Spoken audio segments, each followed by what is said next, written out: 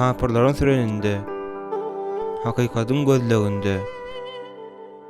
Adaşan oglum, salgymy uğruna maksatsyz köp aýlanyp ýören soň, epesli wagtlap bitip gidip, ahlaksyz durmuşda ýaşandan soň, kakasyň ýanyna dolanyp gelişi ýaly.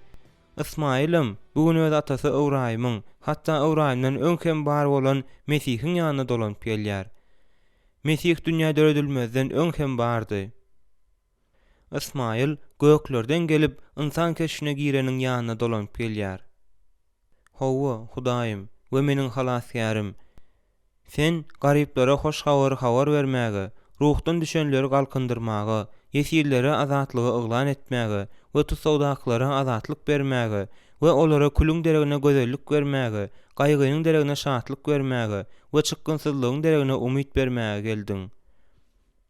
Sen gadymky harawaçylyklary galdyrmagy we öňden bäri boşap duran köşkleri dikeltmäge, köp ýüzyllyklar mundan ozal ýer bilen ýeksan edilip weýran bolanda boş galan şäherleri täzelemäge hem de azatlygy, parahatçylygy, şupany we söýgüni yglan etmäge geldiň.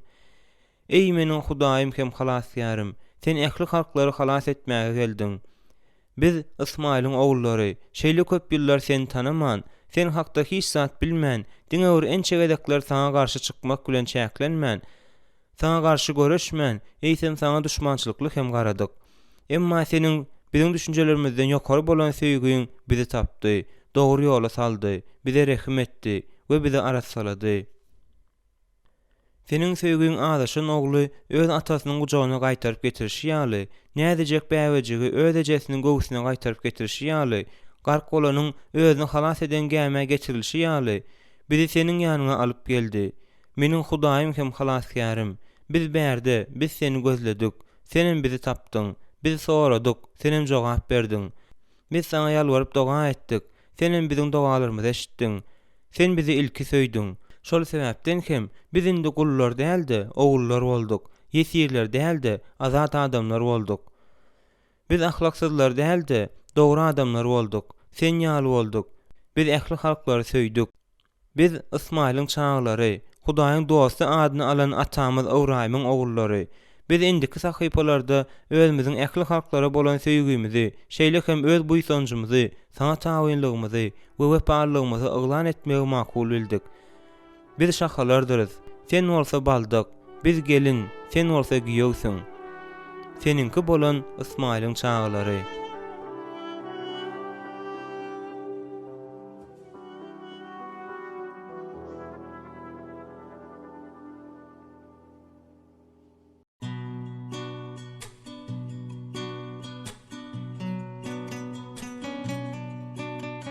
Meçidiň öňündäki towa geliş. Bu meniň Mesihlige gelişimiň taryhydyr. Meniň adym Öwraýym. Men özümiň arap adyma diýsem gowanýaryn. Sebäbi bu beýik nesil başynyň ady. Meniň täze adym Timoti. Ýöne bu meniň Abu Halil lakamly Öwraýymdygymy. Ýönekey daýhanlaryň çağasydygymy üýtgetmeýär. Meni ýönekejje, garypça öýde terbiýelediler. Bu öýde gamış haly bolup hyzmat edýärdi we kirasinçiraýan ýardy. Men sapaklarymy kiçijik derýajygyň boýunda edýärdim we ak geýim giýýärdim. Onu häzir emmeýärin. Men kiçijikkäm, ejem elimden tutup meni kattap owasyna alyp gitdi. Ol ýerde şyh bize okamagy, ýazmagy we Gurhany ýatdan aýtmagy öwretdi. Ol her hepdäniň ahyrynda bizden 10 götürüm tele galýardy. Kattapda meniň aňym we kalbym Hudaýyň, göğüň hem ýeriň ýaradyjysynyň öňünde tawynlykdan doldy. Men orta mektebe geçenimde meçitdäki mistika gulluklar bilen köprek gyzyklanyp başladym. Men sufiýleriň toparlarynyň mistika sapaklaryna gatnap başladym. Biz ey Hudaýyň peýgamberi, kömek et diýip gaýtalamadan ýaňa özümiziň nirdedigimizi unutýançak Muhammed peýgamberi şöhratlandyrýardyk. Bir gezek akşamky namazdan soň meniň ýanyma 2 sany erkek kişi geldi-de özlerini tanıştyrdy. Biriniň ady Muhammeddi, beýlekisiniň ady Süleymandy. Olar takwalyk bilen maňa salam berdiler. Men olarda aňyrbaş mähirliligi we ýürekden çykýan Hudaýyň gowundan turma islegini gördüm. Olar meni öz dostlary bilen tanıştyrdylar. Olar bir-birlerini gowy görýärdiler we bir-birini Hudaýa tawyn bolmagy ruhlandyrýardylar. Olaryň agzy birligi meni haýran galdyrdy. Olar biziň şäherimizdäki ýaşlaryň ýokary gatlagyndandylar. Olar meniň wepalygymy we gurlama okuyumy görüpdirler. Biziň toparymyz her aýyň 1-nji duşanbe gününde duşuşýardy. Şonda emiriň wagzyndan soň men çykyş edýärdim. Men bary ýogy 14 ýaşymda kam meçhitlerde gün wagz edip başladym. Men wagz etmeklik gowy zatdyr öýdýärdim. Şafai imam bary ýogy 6 ýa-da 9 ýaşlarynda dini maslahatlar beripdir. Meçhitdäki ilkinji wagzymyň Peýgamberiň doglan gününi hedip gowy bayramçylyk edip bellemeligi hakda bolan ýadyma düşýär. Biz iň owny uşak zatlarda, mysal üçin ýöreýiş hereketlerde, gurlemekde, namaz okamakda, iýmekde, içmekde, geyinmekde we şoňa meňzeş zatlarda Muhammed Peýgamberi eýerip orada tutduk. Meçhitde bilen aharlandyk. Men ol adamlara köp zatda bergildirin. Sebäbi olar meni köpräk okamaga, gözlemäge we seljermäge ruhlandyrdylar. Bu bolsa meni häzir nirede duran bolsam şol ýere hem getirdi. Bir gezek dostum meniň kakama Owraýym sünni toparynyň daklaçylarynyň biri. Ol açyk ýörüşlerine we gizlen duşuklaryna gatnaşýar diýdi. Men muňa gaty haýran galdym we gynandym. Sebäbi bu adamyň özü meni islamyň çağırşyny edip musulman doganlar toparyna girmäge ilki bolup çağırypdy. Biz bir meçhitden beýleksine baryp islamyň çağırşyny wagz edýärdik. Men öz edýän wagzlaryma kakamyň hem gatnaşmagyny mydama isleýärdim. Meniň syrym paş edilenden soň kakam pikirimi üýtgedip, bu topardan gitmegime umyt baglap, maňa köp duýduruş berdi. Hatda haýwatym atdy. Biziň toparymyz Muhammed atly habarça belli boldy. Ol biziň ähli duşuklarymyzy synlaýardy we topardaky täzelikleri bilýärdi. Döwlet howpsuzlyk bölümine habar berýärdi. Ol biziň eden gurulmalarymyzyň hemmesini plonka ýazyp, ýerli bölüme berýärdi. Men özümiň meçhitdäki çykyşlarymy Muhammediň ýazýanyna gowanýardym. Başga bir tarapdan kakamam, menim döwlet howpsuzlygynyň öz adymy bilende nägile bolýardyk. Kakam meniň howpsuzlygym üçin gaty beýinçilik bolan sebäpli meçhide musulman doganlar toparynyň ýanyna baryp, ol ýerdäkilerin hemmesiniň üstüne gyýgyryp, meni günüme goýmaklaryny sorady. Soň hem meni urup diýişlerimi döwdi. Alyn diýişlerimiň biri musulman doganlardaky günlerimden ýatlama hökmünde entegam döwülgidir. Kakam ömrüne 1-nji gezek meniň dini kitaplarymyň hemmesini ýakdy. Ol meni juda alad edýärdi we sünni topar sebäpli ezet çekmegimiň mümkindiginden gorkýardy. Ol hatda eger men mundan beýlek sünni meçhidine gitsem, onda ejem bilen aýryşakdygyny aýdyp maňa haýwat atdy. Men ondan meçhide girmän musulman doganlarynyň şeýhlarynyň aýdan zatlaryny eşitip biler ýaly meçhidiň ýanynda oturmaga ruhsat bermegini soradym. Ol meniň bilen özüniň hem gitmeldigi şerti bilen muňa razy boldy. Biz gapynyň ýanynda oturduk. Şeýdibem, men aýdylan zatlary ünsli diňledim.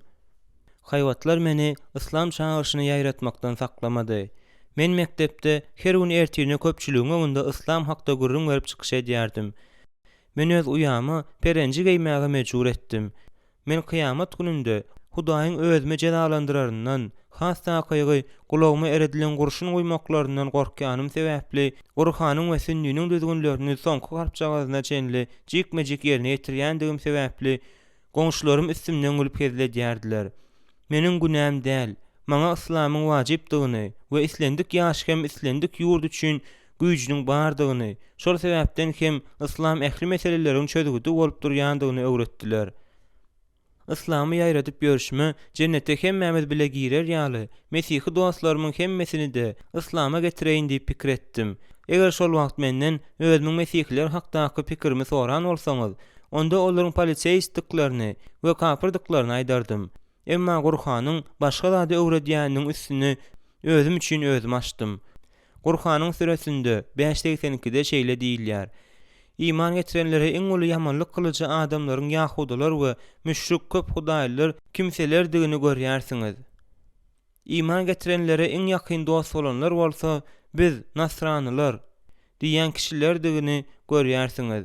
Onuň sebäbi hem olaryň arasynda alymlar we rahyplar, manahlar bardygy we olaryň kibir, howa öwünjeňlik kılmazlyklarydyr. Şu ayetden çen tutsaň, Gurhan mesihleri imansyzlardan tapawutlandyrýar. Eger mesihler kapyr bolan bolsalar, onda Gurhan olary da imansyzlar bilen deň derejede goýardy. Gurhanyň süresinde 2:62-de şeýle diýär. Elbetde iman getirenler ýahudi bolanlar, nasranlar bolsa sawlar, periştelere sığınýanlar, olardan haýsylary Allah ahiret gününe inansa we ýaşy amallar kılsa, şolara Perwerdigar öňünde serpaý bardyr we olar üçin hop hatar, gam teşwüş ýokdur. Men mektepde duş gelýän, goňşulykda ýaşaýan mesihlileri islamyň hakyky dindigine inandyrmaga çalyşýardym. Men hatda olary islama getirme maksady bilen mesihlilerin käbirleri bilen hat hem ýazýardym. Netijede nämeň dogrudygyny, nämeň nädogrudygyny, nämeň Hudaýyň ýoldugyny, nämeň şeytanyň ýoldugyny bir gedekde hemişelik öwrenmek üçin islam bilen mesihligi deňeşdirmek howasy uludan döredi. Men 2 ýyl göreşdim. Men bu içki töweşiň soňuna nokat toýma, mesihlik kitaplaryny okamagy besetme we Muhammed peýgamberiň göreldesine eýerip, her gün irden Gurhany okama kararyna köp gezek geldim. Men asudalyk tapyp, diňe hakyky diniň üstünden Hudaýa tawyn bolmagy isleýärdim. Şonuň üçin men ýekete Hudaý Allah we paly bolan hakyky musulman bolmak üçin özüň mesihlik kitaplarymyň hemmesinden saplandym. Emma Hudaý meni günüme goýmady. Onuň mukaddes ruhy meni ýatmaga goýmady. Men ýatan wagtymda gaharlanýan boldum. Meni wujdanym howsala salýardy.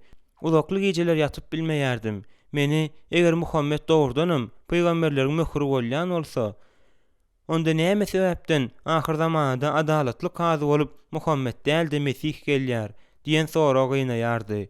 Şunuň ýaly ýagdaýda Mesih däl de Muhammed hökümlüğünün alamatlarynyň biri bolardy. Men Mesihiň beýleki peýgamberleriň hemmesinden beýik bolmagynyň syrynyň nämedigini, onuň näme sebäpden taryhyň merkezi bolandygy hakda pikirlendim. Eýsen biz haýsydyr bir taryhy wakanyň Mesih dogulmazyndan öň ýa-da ol dogulandan soň bolandygyny aýtmaýarsmy? İsa, Meýremiň ogly, seniň şöhratyň syry nämede? Şu we başga da köp soraglar meni Mesih bilen Muhammedi deňeşdirmäge mejbur edýärdi. Men olary deňeşdirip, telim wagtymy geçirýärdim. Şonda bu deňeşdirmäniň hatda Gurhanyň özünde de adalatsyzdygyny düşündim. Gurhanda biz Mesihiň beýleki peýgamberler we wagtçylar ýaly Hudaýdan güne ýa-da ýazyk üçin ötünç soraýany tapmaýarys. Mesih, siziň haýsyňyz maňa günä ýönkäp bilersiňiz. Yahya 8:46 diýip soramak bilen Yahudi ýolbaşçylaryň garşysyna çykanda mamlady. Yahudiler zynada aýplanylýan aýal tutanlarynda hem İsa olary ýalan takwalykda aýplap, siziň araňyzda kimiň günäsi ýok bolsa, bu aýaly daşy ilki şol assyn, diýdi. Yahya 8:7. Başga bir tarapdan Muhammediň öz günäleri, imansyzlara bolan düşmançylyklary bolan beýleki adamlar ýaly adam bolandygyny men Gurhandan bildim. Ol ölümli adamdy. Gurhanda şeýle diýilýär. Süre 47:19. Biz, ey Muhammed, hiç hili ilah ýok. Meger diňe Allahyň bardygyny biliň we öz günäňiz, müminleriň we mümin aýallaryň günäleri üçin geçirim soraň. Süre 48:2. Öz merhemetini sende tamamlamak üçin we sana gönümel buyruk bermek üçin Allah seniň günäleriň sebäpli bolan zatlary, soňraky bolan zatlary bagyşlady. Süre 17:74. Eger biz sizi hak ýolda gutluk adam etmedik bolsak, siz olara bir salym maýyl bolmagyňyz ahmaldy. Imam El-Suwati özüniň Gurhana beren düşündirşinde bu sürede 17:74'de näme sebäpden şeýle diýilýändigini düşündirýär. Kars taýpasyndan bolan Kabyň ogly Muhammediň aýdyşy ýaly Muhammed peýgamber 73-nji süräni getirip, siz Lotu we Uzany gördüňiz diýär. Butlaryň atlary. Soň şeytan onu musulmanlaryň oňa tagzim edip we butlardan gorap saklap biljekdiklerini aýtmagy mejbur edýär. Şeýdip, bu Gurhanyň aýaty bolup galýar. Muhammed peýgamber bolan zada gaýgylanýar. Hudaý onu başga aýat bilen ruhlandyrýar. Süre 22:52. Ey Muhammed, bizim sizden öň iýeren her bir peýgamberimiz, ilçimiz bar bolup, haçan olardan biri özüne hasyl kılınan aýatlary kıraat etse, şeytan onun kıraatyna aýat bolmadyk sözleri oklandyr, goşşak bolandyr. Biz Allah şeytanyň oklan närsesini bikar eder. Sonra Allah öz aýatlaryny mustahkam kılar, putalandyrar. Allah ilim we hikmet eýesidir. Bu 17-nji süräniň 73-74-nji aýatlarynyň esasy boldy. Ey Muhammed, müşrikler sizi bize garşy waýakdan özge zatlary toslap aýtdyrjak bolup, bizim size iňdiren aýatlarymyzdan aldap sowmaga golaýlaşdylar. Ol ýagdaýda, ýagny olaryň ýol ýorgutlaryny eýerseňiz, sizi dost tutunardylar. Eger biz sizi hak ýolda gutluk adam etmedik bolsak, sizin olara bir salym maýil bolmagyňyz ahmaldy.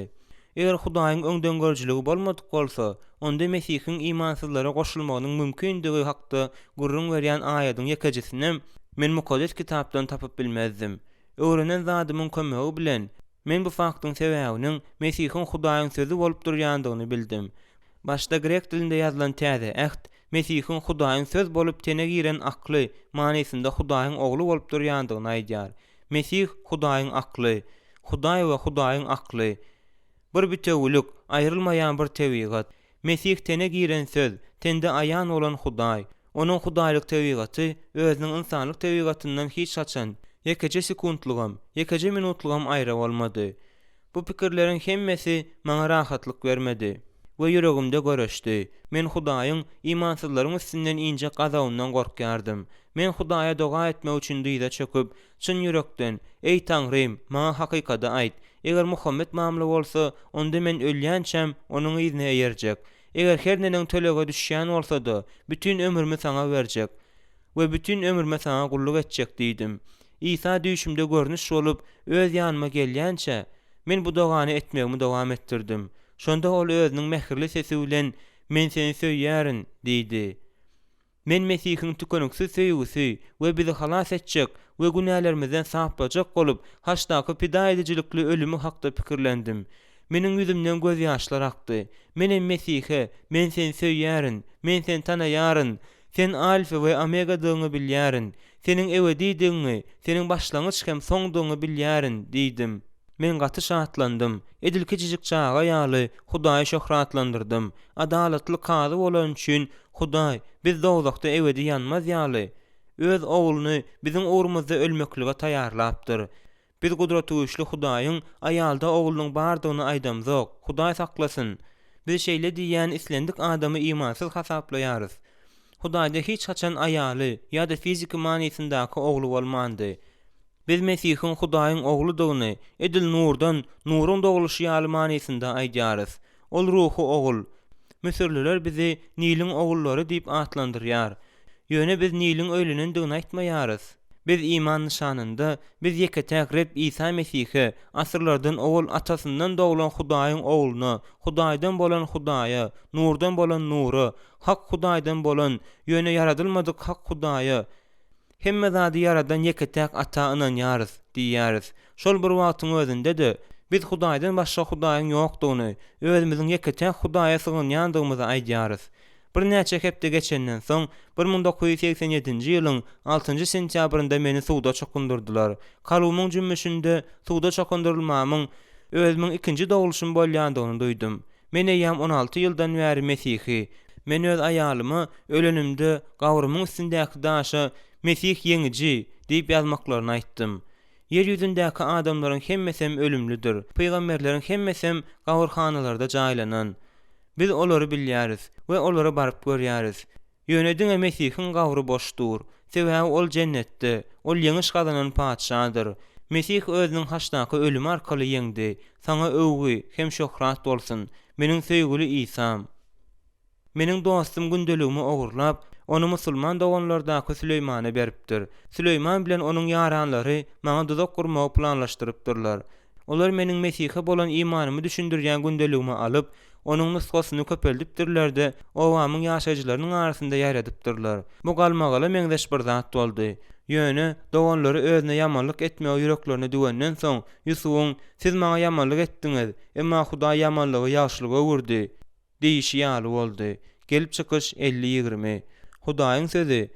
Biz ähli zatlaryň, Hudaýy söýýänleriň, onuň maksadyna görä çağırlanlaryň bähüli üçin birlikde işleýändigini bilýäris diýýär. Rimliler 8:28. Meniň maşgylamyň agzalary meniň şeýledigim üçin utandylar. Ejem adamlaryň arasyna baryp bilmedi. Adamlar oňa barmaklaryny çommaldyardylar. Sebäbi onuň ogly Mesihi bolup, onu maskara edipdi. Ejem kıyamat gününe çenli meni öz oglu hasaplamajakdygyny aýtdy. Öz maşgylamyň Allah aýtady, ejemiň başyna indiren kemsidilme we biýagryçylykdan başga hiç zady meni beýle gynandyryp bilmedi. Ýöne men munyň üçin Mesihe bolan imanymdan ýüz öwrüp bilmedim. Bir gezek ol meniň kelläme öz kowuşy bilen urdy. Soň hem ol gara şyk giyip öz ogly Owraýmyň ýasyny tutýanyny hemmelere aýtdy. Bir gezek meniň ýene islama gaýdyp gelmegim üçin meni ýenşek hem gynajak bolup owamyzyň ähli ýaşaýjylary ýygnaşdylar. Olar meni bütün maşgalamyň öňünde ýenşdiler we depdiler. Ejem meni urmazlyklaryny ýalwaryp sorap dyýda çökdi. Emma olar ony beýlek açyp goýberdiler. Görgüli ejem ýerde aglap ýatdy. Olar bolsa meniň maşgalamdakylary siz bizi maskara etdiňiz diýip goýgyrdylar. Bu bulanmajarlygyň içinde owanyň şeýhlarynyň biri dinsizleriň ýoluna saýlasa ogly saýlapdyr. Bu görgüli aýalyň günäsi näme diýip goýgyrdy. Men Rebbe minnetdar. Eger ol bolmadyk bolsa, bir eýýäm ejir çekip ölen adam bolardım. Mundan soň dostlarymyň hemmesi menden gaçyp başladylar.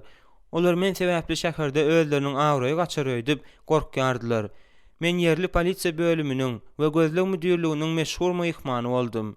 Men öz janyma gaýgy edip, köp gijeleri polisiýa bölüminde geçirmeli boldum. Bir gije owamyzyň ýaşaýjylary maşgalamyň ýaşaýan jaýynyň daşyna ýygnanyp, ony ýakjak boldular. Olar meniň mesihlik kitaplarymyň käbirlerini ýakdylar. Polisiýa bolsa, edilneşe söwdegäriniň hususy zatlaryny konfiskasiýa edýän ýaly kitaplarymyň galynlaryny konfiskasiýa etdi. Men hiç hili mesihlik materialyny alyp bilmez ýaly. Polisiýa bütün gije gündüziň dowamında biziň öýümizin töwereginde noňçylyk etdi. Hudaýyň sözi meniň elime öz iýje huruşlarym dolanan gazet sahypalary görnüşinde geldi. Bu kop papasy Şenowudyň makalasynyň çap edilen ýeri bolan birinji sahypady. Ol gorkma, men seniň bilendirin. Gelip çykyş 26-24 we Rebbin özi seniň öňünden gider. Ol seniň bilen bolar. Ol seni hiç wagt ýeke taşlamaz, terk etmez. Gorkma we dogla düşme. Kanun taglimaty 31-8 diýen ýaly köp aýatlar ýatladýardy. Bu gudratdy we gökden gelen alamatdy. Bu gazeti maňa öýümizin töweregini gurşap duran polisiýalaryň synçy nazarlarynyň astyndan geçirip getirip berdiler. Bu özümi hut çykgynsyzlyga düşürip, Hudaýyň kömegine şeýle mätäç bolan wagtymda meni ruhlandyrdy we keýpimi göterdi. Gazetiň bu sahypasyny okap bolan wadymy polisiýa gapyny kakdy. Maşgala agzalaryndan biri meniň janymyň aladasyny edýän üçin gazeti elimden silkip aldy-da ýakyp goýberdi. Özümiň teselli çeşmämden mahrum bolanym sebäpli men diýsen gynandym. Ýöne ertesi gün köçe bilen barýarkam, Edilşonyň ýaly gazetiň bir sahypasyny tapmagym meni haýran galdyrdy. Ol ýerde ýatan eken. Men her gün säher bilen saat 4-de ejem meni islama gaýtaryp getirmegini dilep, Allahyň çagyranda oýanýardym. Mesihler maňa ejemden gymmat däl. Ejem dogrudanam, meniň üçin islendik musulmandan, islendik mesihiden gymmat. Başga bir tarapdan mende ejemden-de, janymdan da gymmat bolan biri, Rebbim İsa Mesih bar. Eger men ony özümden-de gowy görmedik bolsam, onda onuň kameňdeş ykwaly munasip bolmazdym. Ejem meni islama getirijek bolup, elinden gelen zatlaryň hemmesini etdi. Ol meni jadylamak üçin jadygoýyň ýanyna gitdi.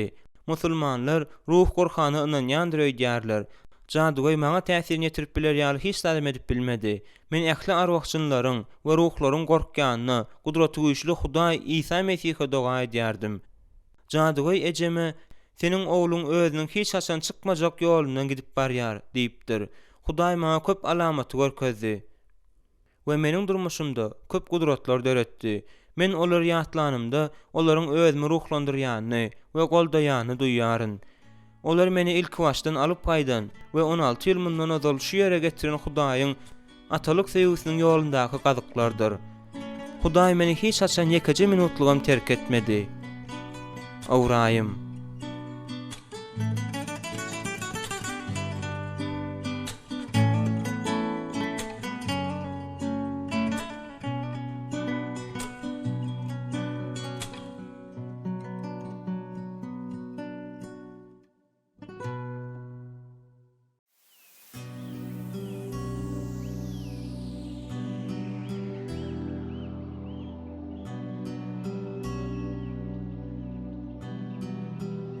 Bereket tap, Misiriň halky.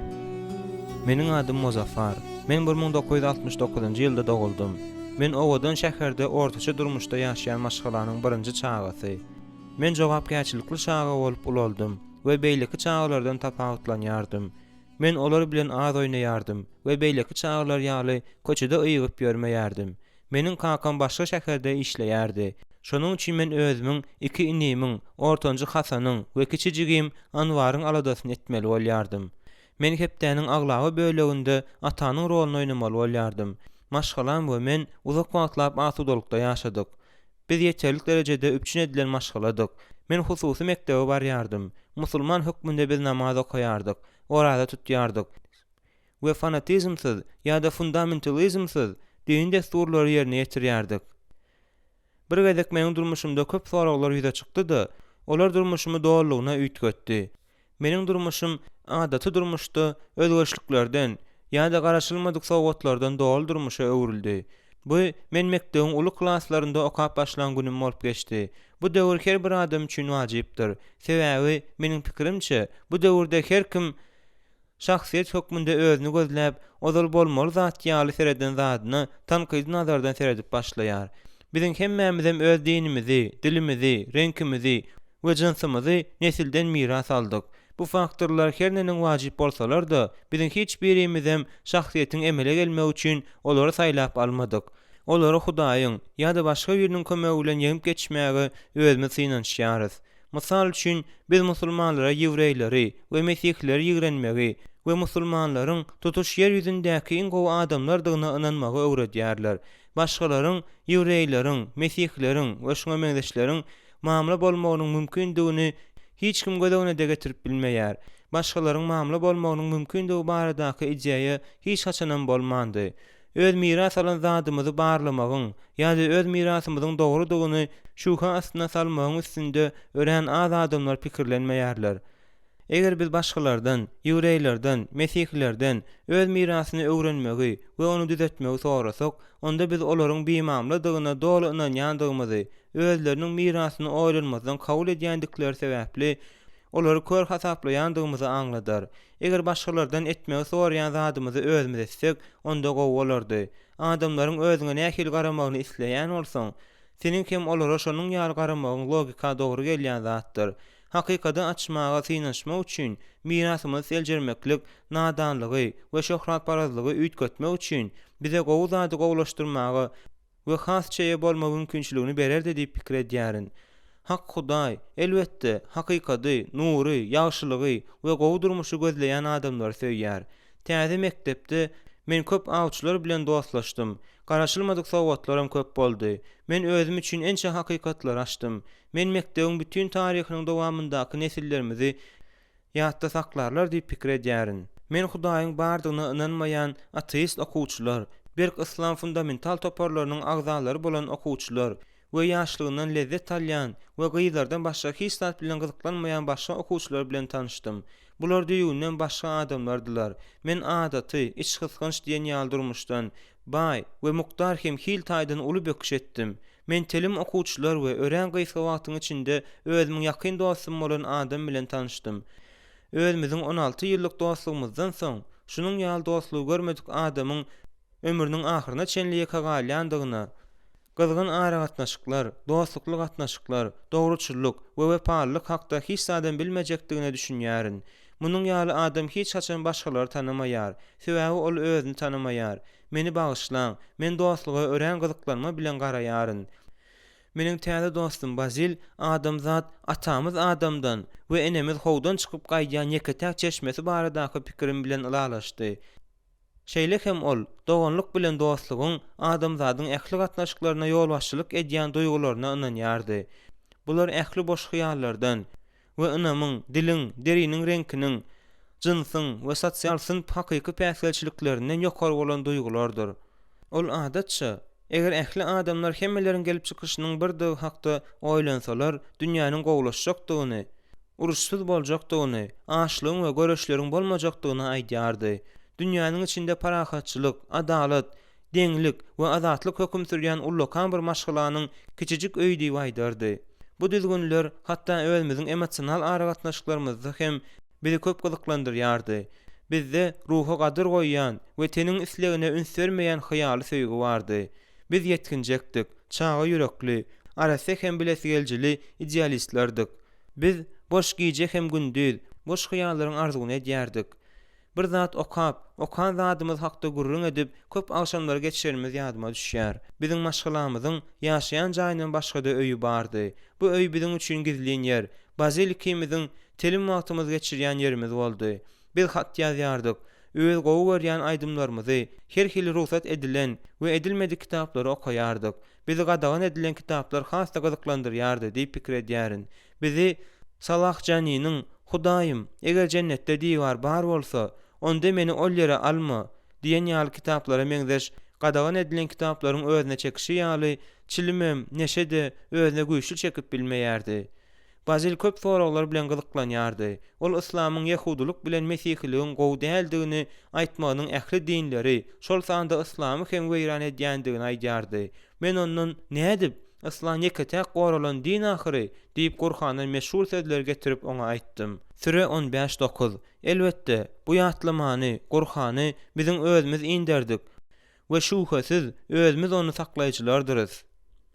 Biz bu sözlere özümüz musulman bolanymyz üçin inanýarys. Biziň hiç haýsymyz hyýanatçylyk ýagdaýyna obyektiv garamak islemeýäris. Mysal üçin Tewraty, Köne Ähdi, Zebury we Mukaddes kitaby, Täze Ähdi Hudaý berdimi? Diýdi. Men Howwa diýenimde, bazil kimdir biri Hudaýyň sözüni dolu ýa-da böleklerini ütkedip bilermi? Diýip sorady.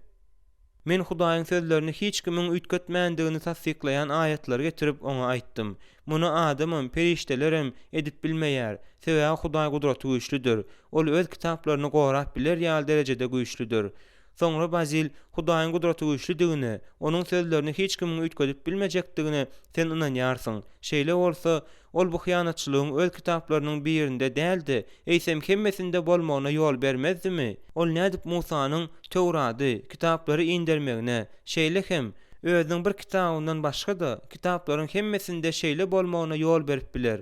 Ol nädip Musa Tewraty berilmegine ýol berip bildi? Onu ütgetmekleri üçinmi? Ol Dawuda Zebury adamlaryň onu ütgetmekleri üçin berdimi? Galy bersede Hudaý Isa Mesihe Täze Ähdi, Injili adamlaryň ütgetmegi üçin berdimi?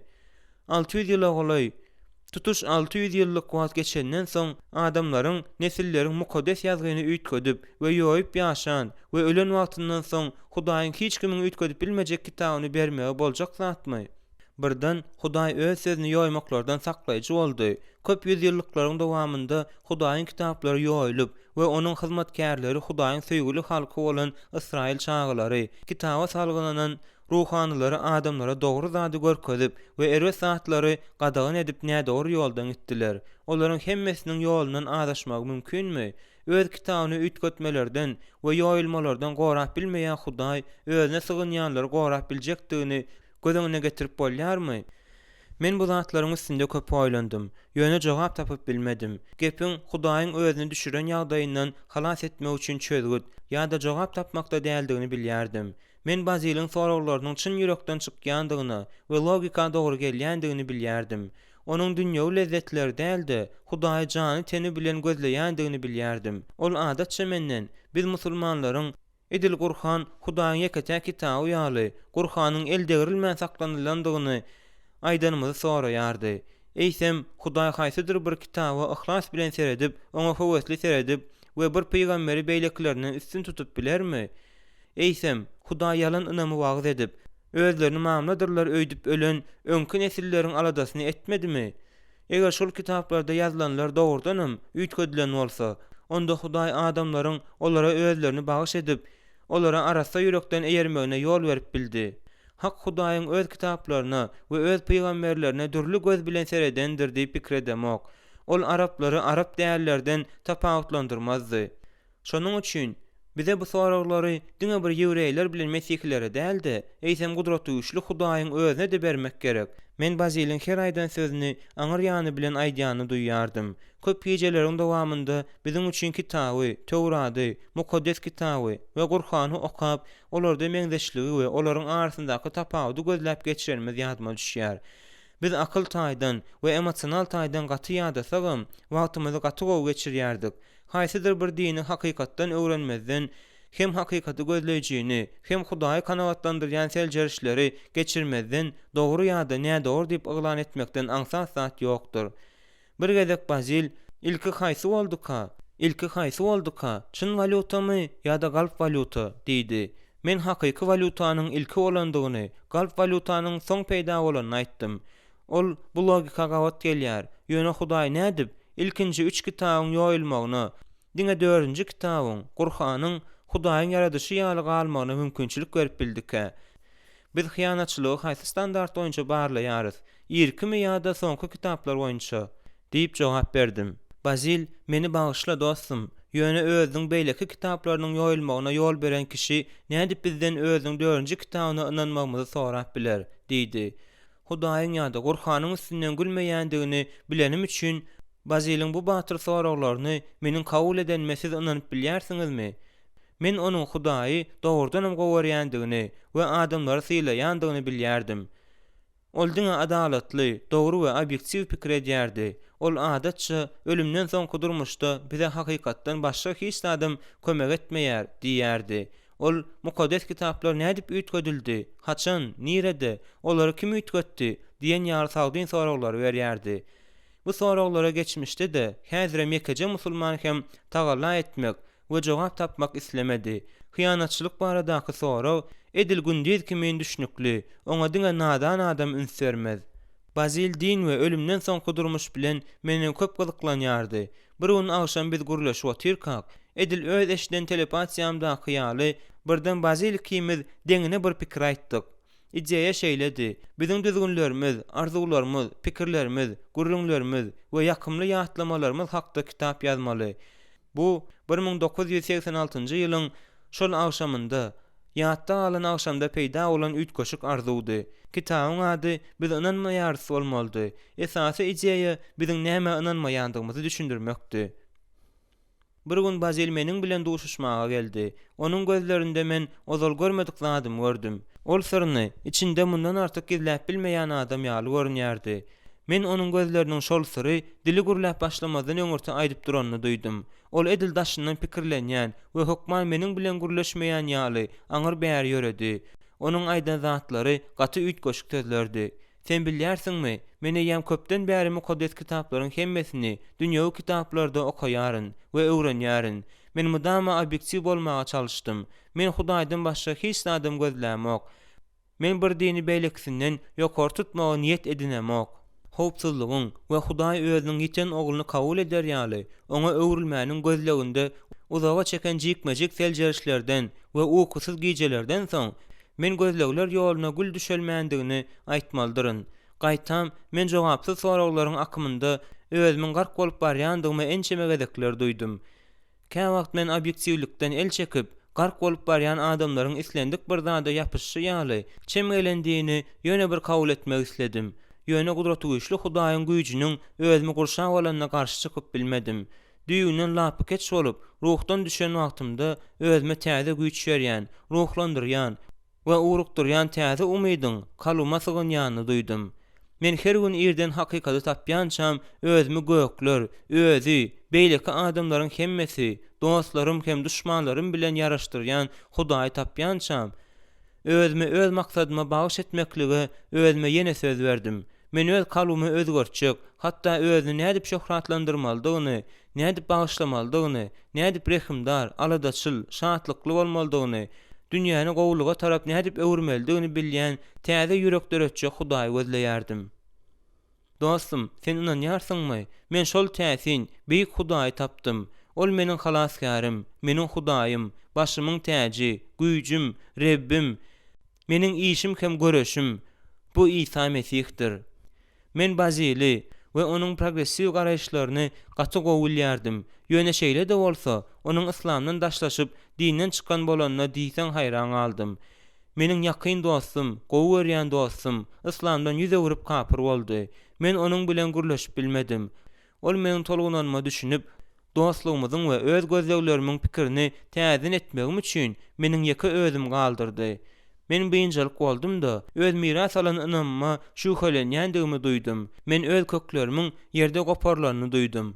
Ýüregimde men öz dinimi öwrenmändigim we oňa eýermelisi ýaly eýermändigim üçin şuhalar özümi tike-tike edýändir öýtdim. Eger men islamy öwrenip, onuň kanunlarynyň we hökmany bolmadyk düzgünleriniň hemmesini ýerine ýetiren bolsam, onda öz soraglarymyň hemmesine jogap alardym diýip pikir etdim. Diňe şonuň ýaly bolanda şuhlar gaýyp bolup, ornuny islama, öz dinime, atamyň dinine bolan çyň ynamy berer öýtdim. Bundan soň öz dostum ýolundan adaşyp, kapyr bolan dostum Bazili dogry ýola getirip bilerdim öýtdim. Men Baziliň ýanyna baryp, özümiň pikir edýän zadymy aýtdym. Onuň beren jogabyny eşdenimde aklym hayran boldy. Ol meni we aýdan zatlarymy inkar etmedi. Ol hatda gynanmadym. Ol edilmeniň islamy öwrenmegimi oňa eýerip, sözüň dol manysynda hakyky musulman bolmagymy isleýän ýaly meniň duýgularymy eşdenine begendi. Bazil hakykat adamdan däldir, adam hakykatdandyr. Hudaý özüni ýürekden gözleýän adamlaryň ýolundan adaşmagyna hiç haçanam ýol bermez. Şonuň üçin men seniň hem aladaň edemok, özümiňem. Islamyň ýoly bilen gitmegiňi dowam ettiriwer. Öz planlaryňy ýerine ýetir. Goý Hudaý sana üstünlük gazanmaga kömek etsin. Ýöne mazafar, ýatda sakla. Hakykatyň kenaryna ýetmek üçin diňe ýagşy niýetler ýeterlik däldir. Gowy niýetler yüz görmezek hem adalatly gözlegler, erjellik hem aýgytlylyk seni maksada alyp barar. Hudaý sana ýoly, hakykaty görkezerdi, has gowdurmuşa alyp barar. Diýende aslında ol meni ruhlandyrdy. Şeýlelikde men özümi islamy çyň hem çynlyky öwrenmeklige bagyş etdim. Men ata-babalaryň topary atly islam toparyna girdim. Biz bilelikde meçitdäki hökman namazlaryň hemmesini okuduk we ýaşlary özleriniň durmuşyny islama bagyş etmeklige çağırdyk. Käme wagt doganlar bilen men beýleki şäherleriň meçitlerinde namaz okamak we Hudaýa sygynmak üçin bir näçe günlük kä halatlarda bolsa hepdelik gidýärdim. Biz şäheriň daşyna gidenimizde çadyr gurup Gurhan okaýardyk. Döwrewap dini hem syýasy meseleleri ara alyp maslahatlaşýardyk.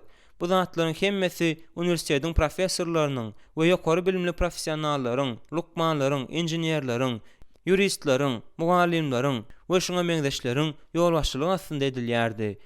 Täze güýmenjelere we öz durmuşymyň telim ulgamynda uly özgörşikleriň bolanyna garamazdan men entegam telewizora seretmeýärdim, aýdym diňlemeýärdim we din çalyş şäherlerine gatnaşmaýardım. Mende öz ejemi we ýakynlarymyň zenar maşgalalarynyň hemmesini perenji geýmege buyruk berme endigim bardy. Men dostlarymy namazy bellenlen wagtynda okamaklyga çagyrýardym. Bazil bilen dostlugymdan başga gatnaşyklarynyň hemmesi üýtgedi. Biz aýratynam öz ynamyzda iki türlü polis ýaldyk.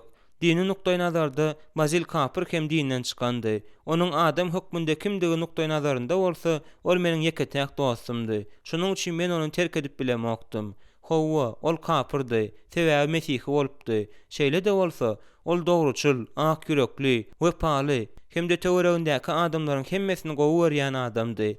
Men Baziliň islama gaýdyp gelmek üçin Hudaýa doga edýärdim.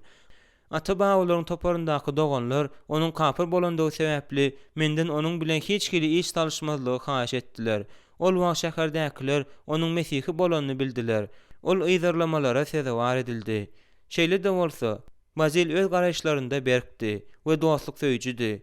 Ol hatda özüni ýyzarlaýjylary söýdi we bagyşlady. Bu bolsa meni diýsen geň galdyrdy. Aklymy hayran etdi. Köp soraglar maňa rahatlyk beren okdy. Ol kapyr bolsa-da, nädip beýle asuda hem söýýän adam bolup bilýärkä?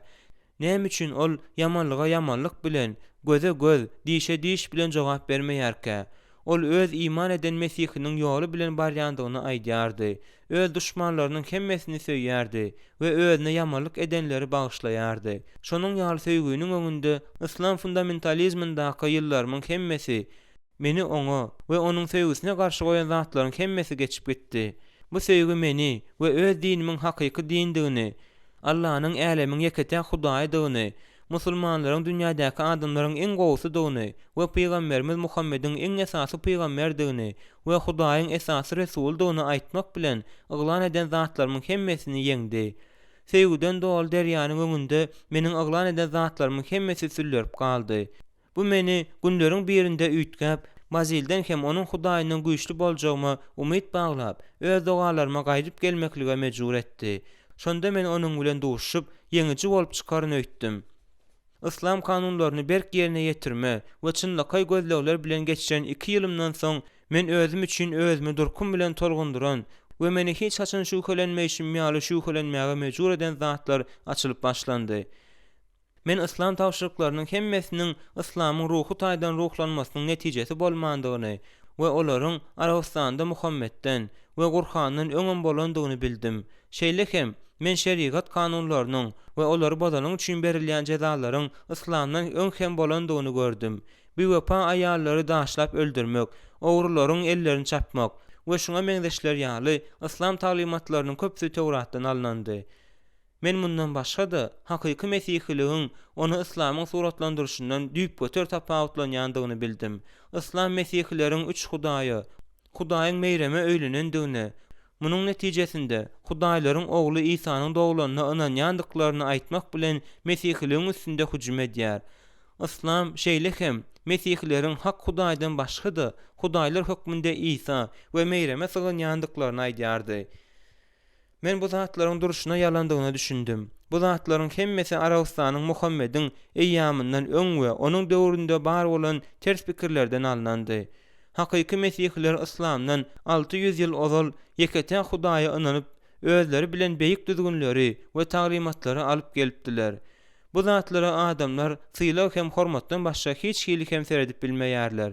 4 ýyllyk okuwdan, gözlegleriň we ata-babalaryň toparynyň öňündäki boğaçlardan, gijelerine yatman, göz ýaşlar bilen Hudaýdan özüme dogry ýol görkezmegini soranymdan soň men öz durmuşymdaky hemme zada täzeden göz aýlama kararyna geldim. Başga bir tarapdan mende başga bir mesele ýüze çykdy. Men öz toparym bilen Hudaýa doga etmek we okamak üçin her gün mescide gatnamagy borç edinipdim. Men nädip ol ýere gatnamagymy birden besetdireýin. Men nädip sakalmy syýraýyn we islam eşigini geýmeýän ýöreýin. Başga da köp meseleler. Meniň Mesihi bolan Bazil bilen dostlugymy bilseler, olar näme pikir ederler? Olar meniň hem Edil Bazil ýaly Mesihi bolandygymy aýdarlar. Munyň üçin mende köp kynçylyklar ýüze çykar. Meni ýyzarlap başlarlar. Mende öz gorkularymı ýeňip geçmek, hakykatyň, aň ýetirişiň we akyldarlygyň gözüne seretmekden başga saýlaw galmady. Janipkeşlik bilen seljerişleri geçiren 4 ýylymdan soň her näme bolsa-da netijeleri boýun almakdan başga ýol galmady. Men ol ýere gatnamam besedip, Hudaýdan özümi dogry ýola urukdurmagymy haýyş etdim. Şol wagt men islama gitdigiçe köp şükelenip, gitdigiçe Mesihe köp inandym. 4 ýylyň dowamında öz dostum Bazil Mesihili öwrenenimde meniň duş gelen kynçylyklarymy we meselelerimi düşündirmek üçin elinden geleni aýamady. Ol her gün ýadaman we ynam bilen maňa Mesih hakda gurrun berdi. Men Mesihi Hudaý hem halasýar hökmünde kabul etmäge taýýar diýen ýaldym. Ýöne içimde nämedir bir zat bu ynamy entek kabul etmeýärdi. Meni entek Mesihe bolan ynam doldurmandy. Men Bazil'a munyň sebäbini bilmeýändigimi aýtdym. Ol menim bilemok, ýöne sen Hudaýyň hemme zady bilýändigini, saňa diňe onuň jogap berip we seniň hakykata bolan teşneligiňi gandyryp biljekdigine ynanýarsyňmy diýdi. Menem howa diýdim. Menem gel Hudaýa doga edelde, Hudaýdan saňa hakykata açyp görkezmegini soraly. Biziň ynanýan Hudaýymyz hakykatdyr we ýakyndyr. Ol biziň dogalarymyzy eşidýär we biziň bilen gürleşýär. Hudaý diri, şonuň üçin hem ol biziň bilen bile hereket edip bilýär. Ol boş hyýal däldir. Men Bazil bilen alalaşdym-da, Hudaýa doga edip, Hudaýdan özümi hakykat ýoluna salmagyny we meniň hakykaty bilme islegimi kanagatlandyrmagyny sorap dilek edip başladym. Bir gün 1988-nji ýylyň soğuk mart gecesi uzak gece daňatýança ağlap doga etdim. Men öz ýüregimi açdym. Agrynyň we göreşiň 4 ýyly hakda gurrun berdim. 11 ýyl mundan ozalky şol agşam edildiň bolan ýaly entegem meniň ýadymda. Bu 4 ýyl dowam eden ynamsızlykdan we surnukmadan soňky iň mukaddes gecedi. Men Hudaýyň özüm bilendigini we ýekece minutluk bolsa-da özüme ýakyndygyny duýmak üçin mudama onuň gowundan turmaga çalışdym. Emma özümi islama bagyş etdigimçe özümi ýeke duýdum. Tawyn boldugymça bynjalygym artdy. Dindarlaşdygymça da gorkym köpeldi. Bynjalygyň, ynamsızlygyň 4 ýyly. Men 4 ýyllap özümi howpasynda duýdum. Men islamyň Hudaýyň bize özümizden de ýakyndygy barada aýdan sözlerim esassız bolup çykdy. Entek Mesihi öz Hudaýym hökmünde yglan etmedik bolsam da men oňa golaylaşypdym. Onuň taglimatyny elime ýetiripdim. Ol meni gujurlandyryp, garyplyk, ýekelik we öýkeli ýyllarymyň öwezini doldurypdy. Ol meni şahatlykdan, rahatlykdan we özümiň düşündirip bilmejek üýtgeşik asudalygyndan doldurypdy. Ol meni ozal ömrümde hiç haçan hem duýmadyk zadymdan doldurdy. Şol ir seherde men öz maşgalamyň, dostlarymyň we tanışlarymyň ýanlaryna ylgap baryp, öz tapan hazynam, özümi söýýän, özümiň hem söýýän İsa Mesihimde tapan hak Hudaýym hakda gurrun bermek isledim. Men bazylyň ýanyna ylgap baryp, öz taryhynyň baryny oňa gurrun berdim. Ol meni diňländi, gözlerinden ýaş akdy. Ol edil öz çağasyny kabul edýän eni ýa-da 4 ýylyň dowamında ýiten ogluny garaşýan ata kimin meniň üçin Rebbi şöhratlandyrdy. Siziň mazafaryňyz.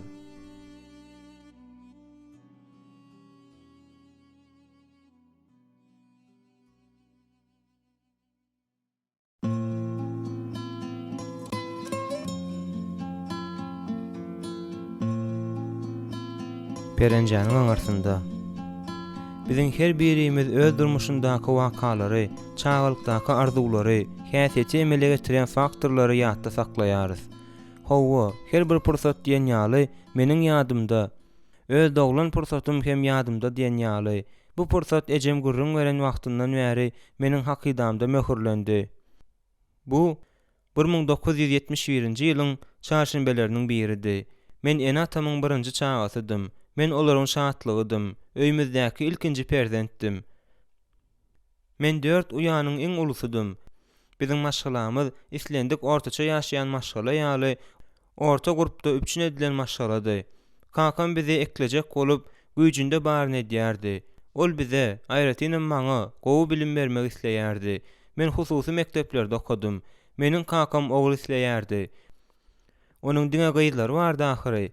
Din bagatda isem bizi dini ruhda terbiýelediler. Ahlak kadrlaryny bizde östirdiler. Kakam hakyky musulman. Ol owada öňüsipdir. Ol dini däpdi surlaryň hemmesini berja edip adatlary saklaýardy. Ejem barada isem ol kakama garanda az derecede ösendi. Käwagt ol Hudaýa doga ederdi. Ejem bilen kakamyň ýygy-ýygydan jedelleşýändikleri ýadyma düşýär. Kakam özleriniň ikisiniň hem dini işleriň hemmesinde bize görelde bolmagyny isleýärdi. Kakam irden turup golaýdaky mesçide ertik namaza gidýärdi. Käwagt men okolýan namazyň sesine oýanýardym.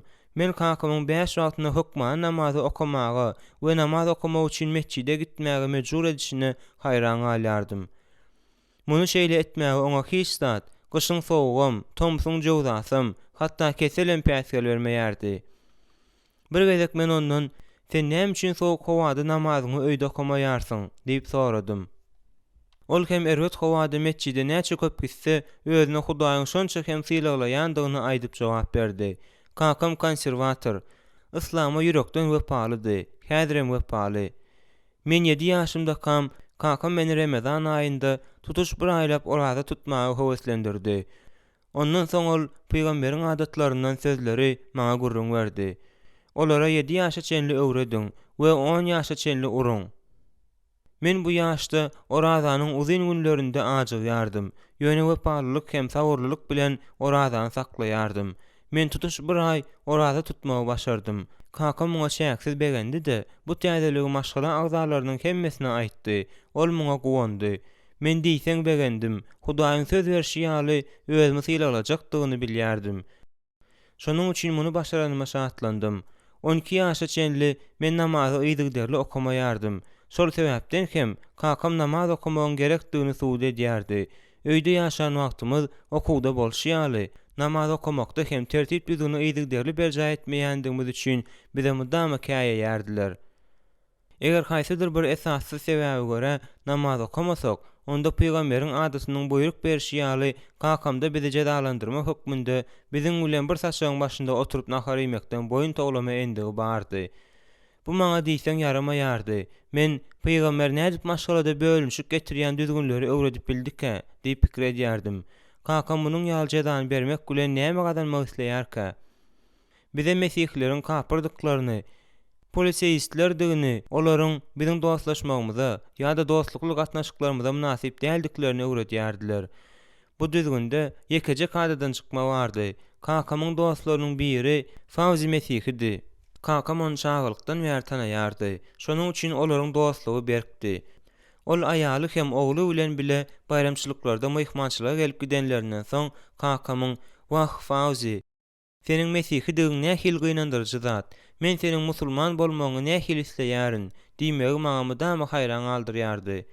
Men 13 ýaşyma ýetenimden soň taýýarlaýjy mektebe okuwa gitdim. Mektebe barlan ilkinji gün okuwçylaryň hemmesi adatça gowy ýer tutjak bolup klaslara ylgap girýärdiler. Meniň ýanymda özümiň tanamaýan bir gyzym oturdy. Onuň ady Marcelady. Bu meniň üçin täze başdan geçirmedi. Men özüm bilen bir partada tutuş bir ýyl oturan Kapır Mesihi bilen iş talşmaly boldum. Tizara men onu ýakyndan tanadym-da, oňa gaty haýran galdym. Onuň ýüzünde öwüşin atan türkanalyk şu wagta çeninde meniň ýadymda. Hatda köp ýyllar mundan ozaldy. Edildüň bolan ýaly onuň näzikligi häzirem ýadymda. Bir gezek ol menden iýme üçin meniň nähili hurşluk getirenimi sorady. Men peýnirli çörek getirenimi aýtdym. Marcela özüniň duzlanyp kakadylan doňuz etinden hurşluk getirenini aýdyp, çöreklerimde çalışmaklygy teklip etdi. Men onuň teklibine erwet bolup, oňa musulmanlar doňuz etini iýmeýärler, islam muny gadagan edýär diýip düşündirdim. Ol menden näme sebäpden beýle edilýändigini sorady. Men oňa Hudaýyň bizi bu etden goraýandygyny, sebäbi onuň saglygy üçin erwetdigini aýtdym. Ol maňa seretdi. Soňkam gözlerini menden aýryp sesini çykarmady. Men jogabymyň dogrudygy, ýa hyýal zada gawat gelýändigi hakda pikirlendim. Näme üçin Mesihleriň hemmesi her ýyl doňuz etini iýýärler? Emma bu olaryň saglygyna zelal ýetirmeýär. Mende jogap ýokdy. Men jogap tapjagam bolmadym. Şonuň üçin onu tizara ýatdan çykardym. Mekdebiň 1-nji ýyly geçdi. Biziň hem ýöneköý, gowy dostlugymyz berkedi. Indikil Marcelanyň bir zat gözlände sumkasyndaky kitaplaryň hemmesini stoluň üstünde goýan ýadyma düşýär. Şonda men onuň mukaddes kitabyny elime alypdym. Men ozal duýmadyk duýgumy duýup, onuň nämedigini biljek bolup, bilesigeljiligim artdy. Bu bilesigeljilik gün geçdigiçe ösdi. Men ondan öz mukaddes kitabyny görsem bolýandygyny soradym. Men bu kitabyň sahypalaryny agdaryp otyrkam, Nasiraly İsa ýagşylyk edip gezdi diýen sözleri gördüm. Men Marceladan İsa'nın kimdigini soradym. Ol adammy? Şonda men onuň adyny birinji geze geçdim. Marcela onuň Mesihdigini aýtdy.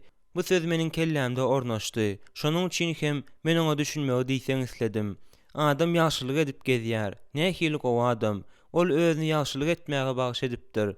Men bu adamyň kimdigi hakda köpräk bilmek üçin mukaddes kitaby alma islegi bilen öýe gitdim. Men kakamdan maňa mukaddes kitaby satyn alyp bermegi haýyş etdim we näme üçin muny isleýändigimi oňa gurrun berdim. Näme bolany siz gözeňne de getirip bilmersiňiz. Kakam gaty gaharlanyp, gaýta-gaýta Mesihler kapyrlar, mukaddes kitap hem ýoýlan diýip gaýtalap duruşyna meni gögaly bolýan çam ýenişdi. Men eden zadyma gynanyp agladym we ökündüm. Şeýle de bolsa, tizara bu isleg ýene gaýdyp geldi. Men Marceladan maňa İsa hakda gurrun bermegini haýyş etdim. Ol maňa İsanyň hemmeleri söýendigini we adamlara kömek etmek üçin gudratlar görkezendigi hakda gurrun berdi. Bir gezek men dini sapakda islam sapagyndadım. Mugallimimiz maňlaýyna namaz belgisi çekilen ýaş oglandy. Men eýýäm köpden bäri pikirini edip gelýän soragymy oňa bermek isledim. Ýöne ikirjiňlendim. Sorasam mukam ýa soramasam mukam. Sebäbi munyň ýaly soragy bermek gadagandy. Ýöne men saklanyp bilmedim. Ahir soň men batyrlygymy bir ýere jemläp, "Mugallim, soragy bersem bolýarmy? Ýöne men bir zady bilmek isleýärin. Hudaý meni bagyşlarmyka?" diýip soradym. Şol wagtam dilim açyldy. Şeý diýen men, eger Muhammed peýgamber kyn ýagdaýa düşen aýallara öýlenmän, olara kömek eden bolsa, onda bu has baýhaslyrak bolmazmydy? Eger ol özüne durmuşa çykma şertini olaryň öňünde goýman, olara kömek eden bolsa, bu has baýhaslyk bolmazmydy? Belki ol köp gezek öýlenmedik bolsa, has gowy bolardy, diýip sorag berdim. Ýaňagyma şarpyk çalynyp, "Kapyr" diýilmegi soraglaryma berilen jogap boldy. Meni mektepde 1-nji gezek urdular. Men özümi kemsidilen duýdum. Men mektep müdüriniň ýanyna baryp arz etdim-de, bolan zatlaryň hemmesini gurrun berdim. Men oňa özümiň soragyma dolu hukumyň bardygyny aýtdym. Bu sagdyn pikirli soragdy. Ol dini mugallim bolan üçin maňa jogap bermäge borçludy. Onuň näme üçin maňa kapır diýmegi täsin zatdy. Mektep müdiri fanatik aýaldy. Ol bizi perenjigeýmeýänmiz üçin bizi mydama ýazgar ýardy. Ýöne ören akylly aýaldy. Müdir maňa eger peýgamber olar bilen diňe kömek etmek üçin gatnaşyk taklan bolsa, onda olary şu hasyna salyp gıýbata sezewar etjekdigini aýtdy. Men başym attym. Ýöne ol meni inandyryp bilmedi. Onuň beren jogaby meniň kemsidilmäm tekizlemedi. Bu peýdasyzdy. Şonuň üçin men ýene ökünüp mundan beýlek pikir etmelik kararyna geldim. Kakam bizi mydama namaz okumaga mejbur edýärdi. Şonuň üçin men özümi namaza bagyş etmegi makul bildim. Men çekeleşmeleriň we oýlanmalaryň peýdasyzdygyna düşündüm-de, kakam käýemez ýaly öz borjum hökmünde 5 wagtda namaz okuma kararyna geldim. Men özümiň muny mejbur edýändigimi duýdum. Men birinji gerekli çökönümde Hudaýdan namazymy gutarmaga kömek etmegini soradym. Men Hudaý hakda pikir etmeýärdim. Şonuň üçin okaýan namazlarym meniň häsiýetimi üýtgetmedi. Meniň mesihlere bolan gatnaşygym entegem düşmançylyklydy.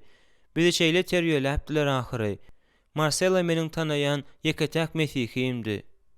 Men hatda öz öýümüziň ýanyndaky wadathananyň deňinden hem geçmezlige çalışýardym. Ýene bir näçe ýyllap öýdäki zatlaryň hemmesi öňkülügine galdy. Kakam bilen ejemiň arasyndaky jedeller özleriniň durmuşyny üýtgeden karara gelýän çäler gün saýyn güýçlendi. Bu olaryň özleriniň aýdyşlary ýaly kanuny zat hökmünde edilýärdi. Olar aýrylyşma kararyna geldiler. Men öz maşgylamda täze rol ýerine ýetirip başladym. Kakamyň deregine maşgylanyň başy bolup, o ýolarymyň aladasyny edip başlanymda men 16 ýaşymdadym. Men ine näme-de ünsüm jemlemelidim. Mektepde gowy okumaly, öz uýalaryma gowy eje bolmaly we kakamyň borçlaryny öz üstüme almaly. Men özüme başga zatlar hakda pikirlenmäge ýol bermedim. Men taýýarlaş mektebini ýokary bahalar bilen tamamladym. Uniwersitete gutarmak meniň öňden arzu edip gelýän zatymdy. Ýöne maddi ýagdaýlar sebäpli kakam orta mektebe gitmäge maňa ruhsat etmedi. Maňa maşgylanyň aladasyny etmek zerur gerekdi. Men hemme zadyň özüme garşydygyny duýdum. Bu garşylyk görkezme duýgusydy. Emma bu erwet ýagdaýdan çykalga ýokdy. Her ýyl köp hasrat bilen gaýgy getirýärdi. Çykalga ýokdy. Bu gezek men Hudaýda teselli tapdym.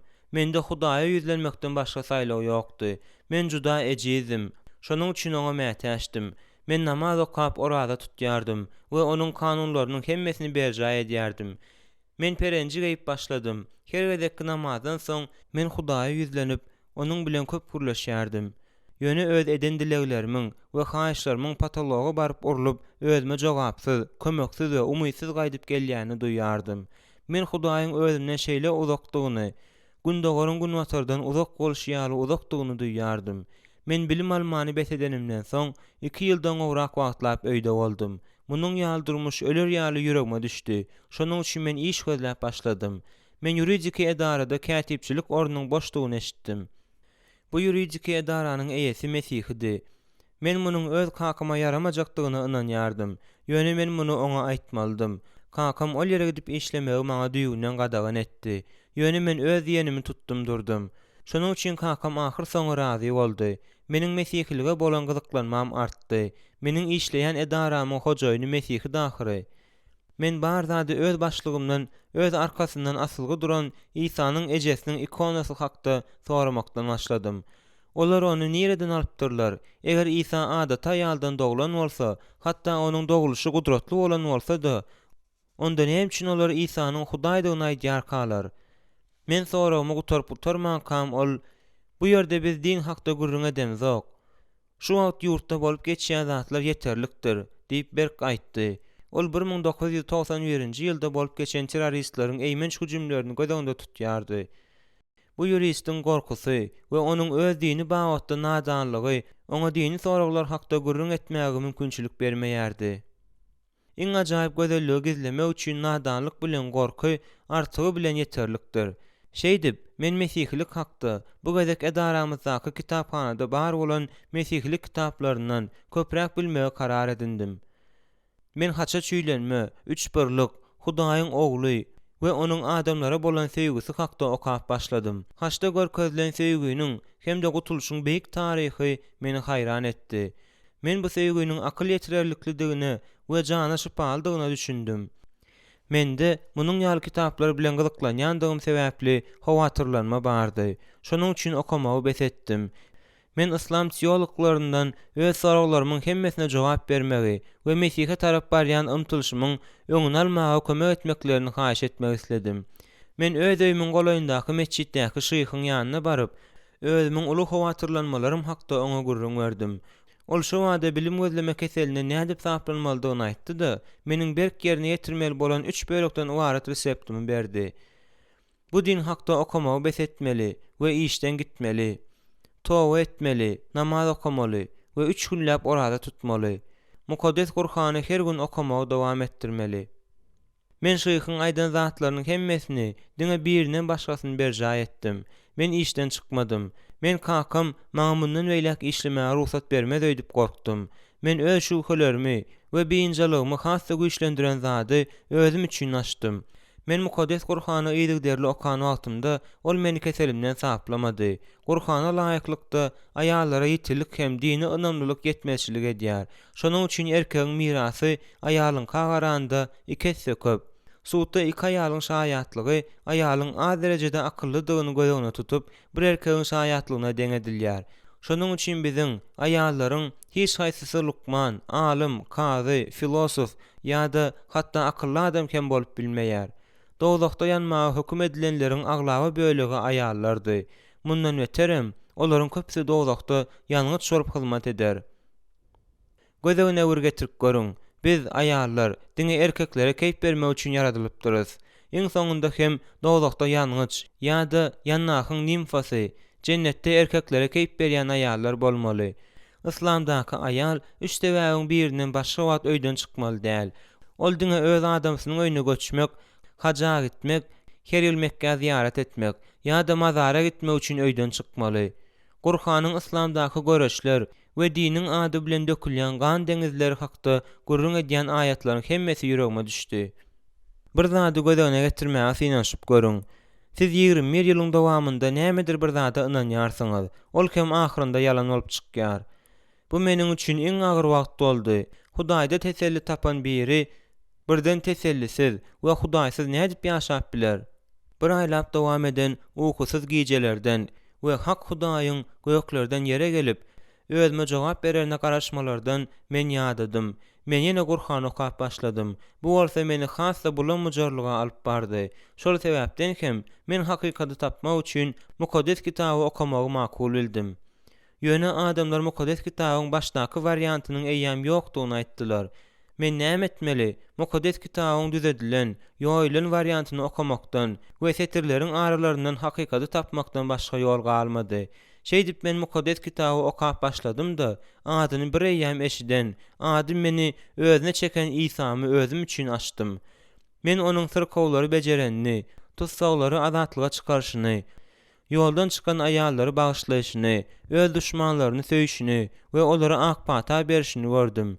Şonda men ömrümde birinji gezek hiç haçan duymadyk zadymy, atalyk ýüregini we enelik aladan duydum. Sebäbi ejem bilen kakam bir eýýäm aýryşypdylar. Menem olaryň ulygyydym. Häzir bolsa men İsanyň öz kakam hem ejemdigini duýýaryn. Onuň özüme gujaklaýanyny, ellerinde edil bäwek saklaýan ýaly saklaýanyny duýýardym. Ol meniň öz eginlerimde götürüp ýören agyr ýükümi eginimden aýyrdy.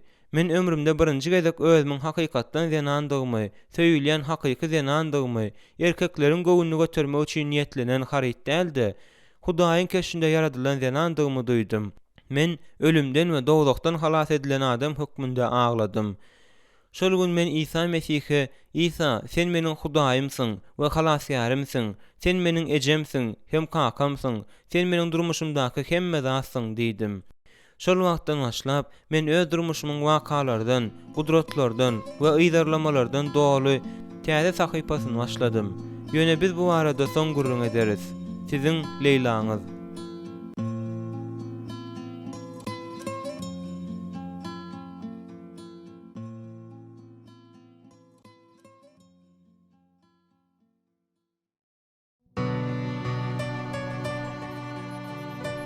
Mesihiň watanyndan size hat ýazýaryn. Men Mesihiň watanynda, söýgüli Palestinada doguldum. Biz Gunwatar kenaryň araplary diýilýänlerdiriz. Men 50-nji ýyllaryň ahyrynda okupasiýanyň garanky kölegesi astynda doguldum. Men öz watanym bolmadyk ýurtda ýaşadym. Ýöne biziň haýsymyz öz doguljak ýa-da öljek wagtymyzy saýlap bilýäris. Meniň maşgalamda 7 ogul bilen 5 gyz bardy. Kakam men 8 ýaşymda kam dünýäden ötdi. Meniň ýüregim gaýgydan doludy. Öz ýurdum bolmadyk ýerde doguldum. Kakasyz çaga bolup galdym. Göwnüme asman maňa düşman ýaly bolup göründi. Men çagalyk bu biziň her birimizde Hudaýyň keşfini emele getirýän döwürmikä diýip pikir edýärin. Siz belki meniň Hudaýymy göz öňüne getirýärsiňiz. Meniň owam Ýerusalimiň, peýgamberleri öldüren, özüne iýerilenleri daşlan Ýerusalimiň, Mesihi haça çüýlen Ýerusalimiň golaýynda ýerleşýär. Eger sen Ýerusalimde doglan bolsaň, boyun egdirilen esker we ýurdu gawap alan düşmana daş oklayan beýleki çagalara seredende başgaça çaga bolýarsyň. Ýöne jan bilen kalby kim türmä salyp bilýär. Muny okupasiýanyň edip bilmeýşiýaly türmede edip bilmeýär. Şonuň üçin mende ruh, jan we daşyň çagalarynyň revolýusiýasy ýaşaýar. Ýogsa men öz owamda ýekeje demonstrasiýada hiç hil gozgalaňam görmendim. Ýöne çaga kam Palestinany azad etmegi arzu edýänim ýadyma düşýär. Azad etme baradaky bu arzuwlar mudama meniň ejir çeken adam bolmagym bilen tamamlanýardy. Okupasiýanyň arap ýaşlary özleriniň köklerini, watanyny we eneleriniň agyrlaryny unutmaklary üçin ideologik taýdan olara öz täsirini ýetirmäge synançyklar edendigine garamazdan men sözüň dolu manysynda hakyky Palestina çagasydım. Gaýgy biziň çagalykdan öwrenen dilimiz boldy. Biz ejizik we hemme ýerde, mektepde, köçede güzeranymyzy dolandyrmak üçin gazanç etme meýillerimizde üstümize jaý tapmakda duzakdadyk. Biz ýewreýleriň çagalary ýaly däl. Hukuklaryň kemsidilmegi hemme zatda mesemälim göze görnüp durdy. Eger okupasiýon goşunlary ýewreýleri gündäger hem Gunwatar ýewreýlere bölýän bolsa, onda olar bize garşy hukuklary kemsitme siýasatyny nädip geçirmesinler. Bu zatlaryň hemmesi meni we meniň Hudaýa bolan ynanmy kemale getirdi. Hudaý meniň ilkinji hem soňky gaçap atylgamdy. Men 15 ýaşyma çel namaz okudum we orada tutdum. Ýönümüň netijesi nähil boldy? Näme boldy? Gudrat gördükmi? Bize ýurdumuzy gaýtaryp berdilermi? Hudaý biziň görgü görüp ölenlerimizi mazardan çykardymy? Hudaý biziň ýiten bagtymyzy gaýtaryp berdimi? We gan döküşmeleriň soňuna çykdymy? Hudaý esirleri watanyna dolandyrdymy? Men ýokardan kesitlenen okwalyň garşysyna gidip özüme millionlarça soraglary berdim. Näme üçin ölüm, genosit, esirlik we türme tutsaglygy biziň okwalymyz boldy. Şonda men kalbymda palajitil jogap eşitdim. Şonuň üçin men bu okwaldan, bu takdyrdan we bu Hudaýdan ýüze wurdum. Men 4 ýyllap hiç hili Hudaýa ynanman ýaşadym. Meniň kalbymda zarynlayan ateizm ýaşady-da, sözlerimde hem hereketlerimde ýüze çykdy. Meniň durmuşym manysyny ýitirdi. Ahlak tutuşlugyna ýitdi. Düzgünleriň hemmesi gurady. Men günah etdim we erwet hereketler etdim. Mundan soň bir zatlar bolup geçdi.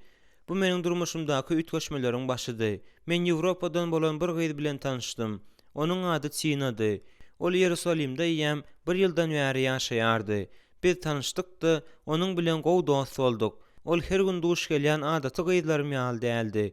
Ol ütgeşik adamdy. Eger şonuň ýaly adamlara duş gelseň, olary hiç haçan ýatdan çykarmaýarsyň. Ol sözüň dolu manysyndaky adamdy. Onda ýaşaýyş şatlygy we sana bolan aýratyn garaýyş duýulýardy. Bu bolsa sana özüň sivilizasiýaly adamdygyňa we wagtyň gymmatdygyna düşünmäge kömek edýärdi. Hawa, ol hakyky zenandy. Onuň bilen sen birden hemme zadyň manysynyň bardygyny we öz gymmatyny duýýarsyň. Çina 4 dilde arasa gürläp bilýärdi. Ol Ýewropanyň ýazyny we güýdüni, Ýerusalimiň ýazy hem güýdi we onuň owadan seýilgäkleri hem gül açyp duran meýdanlary bilen deňeşdirmeli däldigini mudama aýdýardy. Çina özüni musulmanyň özüne çekip barýandygy beýinçalik edip başlady. Ol özüniň ören konserwatiw, adaty Mesihi maşgulatynyň munyň ýaly gatnaşyklary hiç haçan makul bilmejekdigini bilýärdi. Çina öýüne gitmeklige taýýarlanyp başlady. Ol Ýerusalimde ýan bir ýylyny, bir gün kimin geçip giden ýylyny geçiripdi. Menem Ýewropa gitmegi planlaşdyryp başladym. Çin'e muňa diýseň begendi. 1979-njy ýylyň iýun aýynda men Ýewropa gitdim-de Çinany hem baryp gördüm. Ol meniň ýol beledim boldy. Men onuň maşgulasyna bardym. Olar meni gyzgyn garşy aldylar. Bir gezek biz Ýewropalylaryň doňuz etini iýme adaty hakda gurrun etdik. Çina meni ören hayran aldyran bir zady gurrun berdi. Ol maňa rep Isa Mesihiň adamy iýmitiň ýa-da suwuň murdar etmän, eýsem ýüreginden hem niýetlerinden çykýan zatlaryň murdar edýänini aýdandygyny gurrun berdi. Bu sapar biziň gatnaşyklarymyzyň üstüne we içine nokat goýdy. Biz özümiziň ýöne bir dost bolman, eýsem romantik söýgüler hem ekendigimize düşündik. Şol sebäpden de biz durmuş gurma kararyna geldik. Bu karara gelmeklik maňa aňsat bolmady. Ýöne bu köp zady çözmesi gerek bolan uzak durmuş ýolundaky ilkinji bellik gazygy boldy. Men toýa taýarlanmak üçin Ýerusalime gaýdyp gelenimde ejem biňjelik bilen maňa garaşyp oturan eken. Meniň ejem konserwatiw musulman we güýçli şahsiýet. Ol öýlenmek üçin meniň Ýewropa gitmegime garşydygyny, Çinanyň Ýerusalime gelmelidigini, toýuň islam adaty, Hudaýyň we onuň peýgamberiň kanuny boýunça bolmalydygyny aýtdy. Palestinada günnatarly aýal musulmana durmuşa çyksa, onuň kanuny usulda musulman aýal bolmagy, perenji geýmegi we arap dili bilen Gurhany öwrenmegi öňden gelýän adatdy. Şol wagt Çina towa gelip, öz Hudaý hem halasgary Isa Mesih bilen ara gatnaşyklaryny täzeden dikeldipdi. Ol sözüň dolu manysynda Mesihi bolup, ýürekden iman edip başlapdy. Men hemme zady taýarlanymdan soň Ýewropa gitdim. Soň biz durmuş gurduk. Biziň nikamyz meniň bütün ömrümde gelen kararlarymyň iň wajibi hem ajaýypdy. Çina imansyz adyma durmuşa çykýan adaty Mesihi aýallaryndan däldi. Ýani ol giýje gündüz maňa dini wagt etmeýärdi we meni öz pikirçe eden erwet zatlarym üçin ýazgyrmaýardy. Ol hatda meniň özüne bir helpes duýmagymy da ýol bermedi. Ol takwa ýaldy. Ol meni üýtgäp we Hudaýyň keşfini görkezip başlamagy edýän synanşyklarymda goldady. Ol maňa tawendi, tekebbir, öz pikirini, özüniň mertebesini we erkeklik duýgusyny goraýan gündegorly erkek bilen nähil gepleşmelidigini bilýärdi. Onuň gowy häsiýetleriniň hemmesi maňa dolu täsirini ýetirdi. Men entegim günäli durmuşda ýaşaýardym. Men serhoş bolup, uzak gecelerimi kafelerde geçirýärdim we öýe gaýgyly dolanyp gelýärdim. Çina menden näçe görgüler çekmeli boldy. Muny hiç kimem çekmezdi. Emma ol hakykatdanam edil Isa ýaldy. Eger diňe içip ýören bolsam hiç dile, men neşe bilenem iş salşýardym ahyry. Meniň ýyllarym şeytany edýän gulluklarym bilen geçýärdi. Ýöne tikenleriň arasynda tükenüksiz söýgüniň berkgülü bolan aýalym Çina bardy. Men onuň ynamyna we ahlakly häsiýetlerine gowanýardym. 5 ýyl şeýdip geçdi. Men edil ölüme garaşýan ýalydym. Edil kemkemden ölüp barýan ýalydym. Çina meniň üçin Hudaýa doga etdi. Ol Hudaýdan meni halas etmegini sorady. Ol dymyp bilmedi we Hudaýyň dymmagyna ýol berip bilmedi.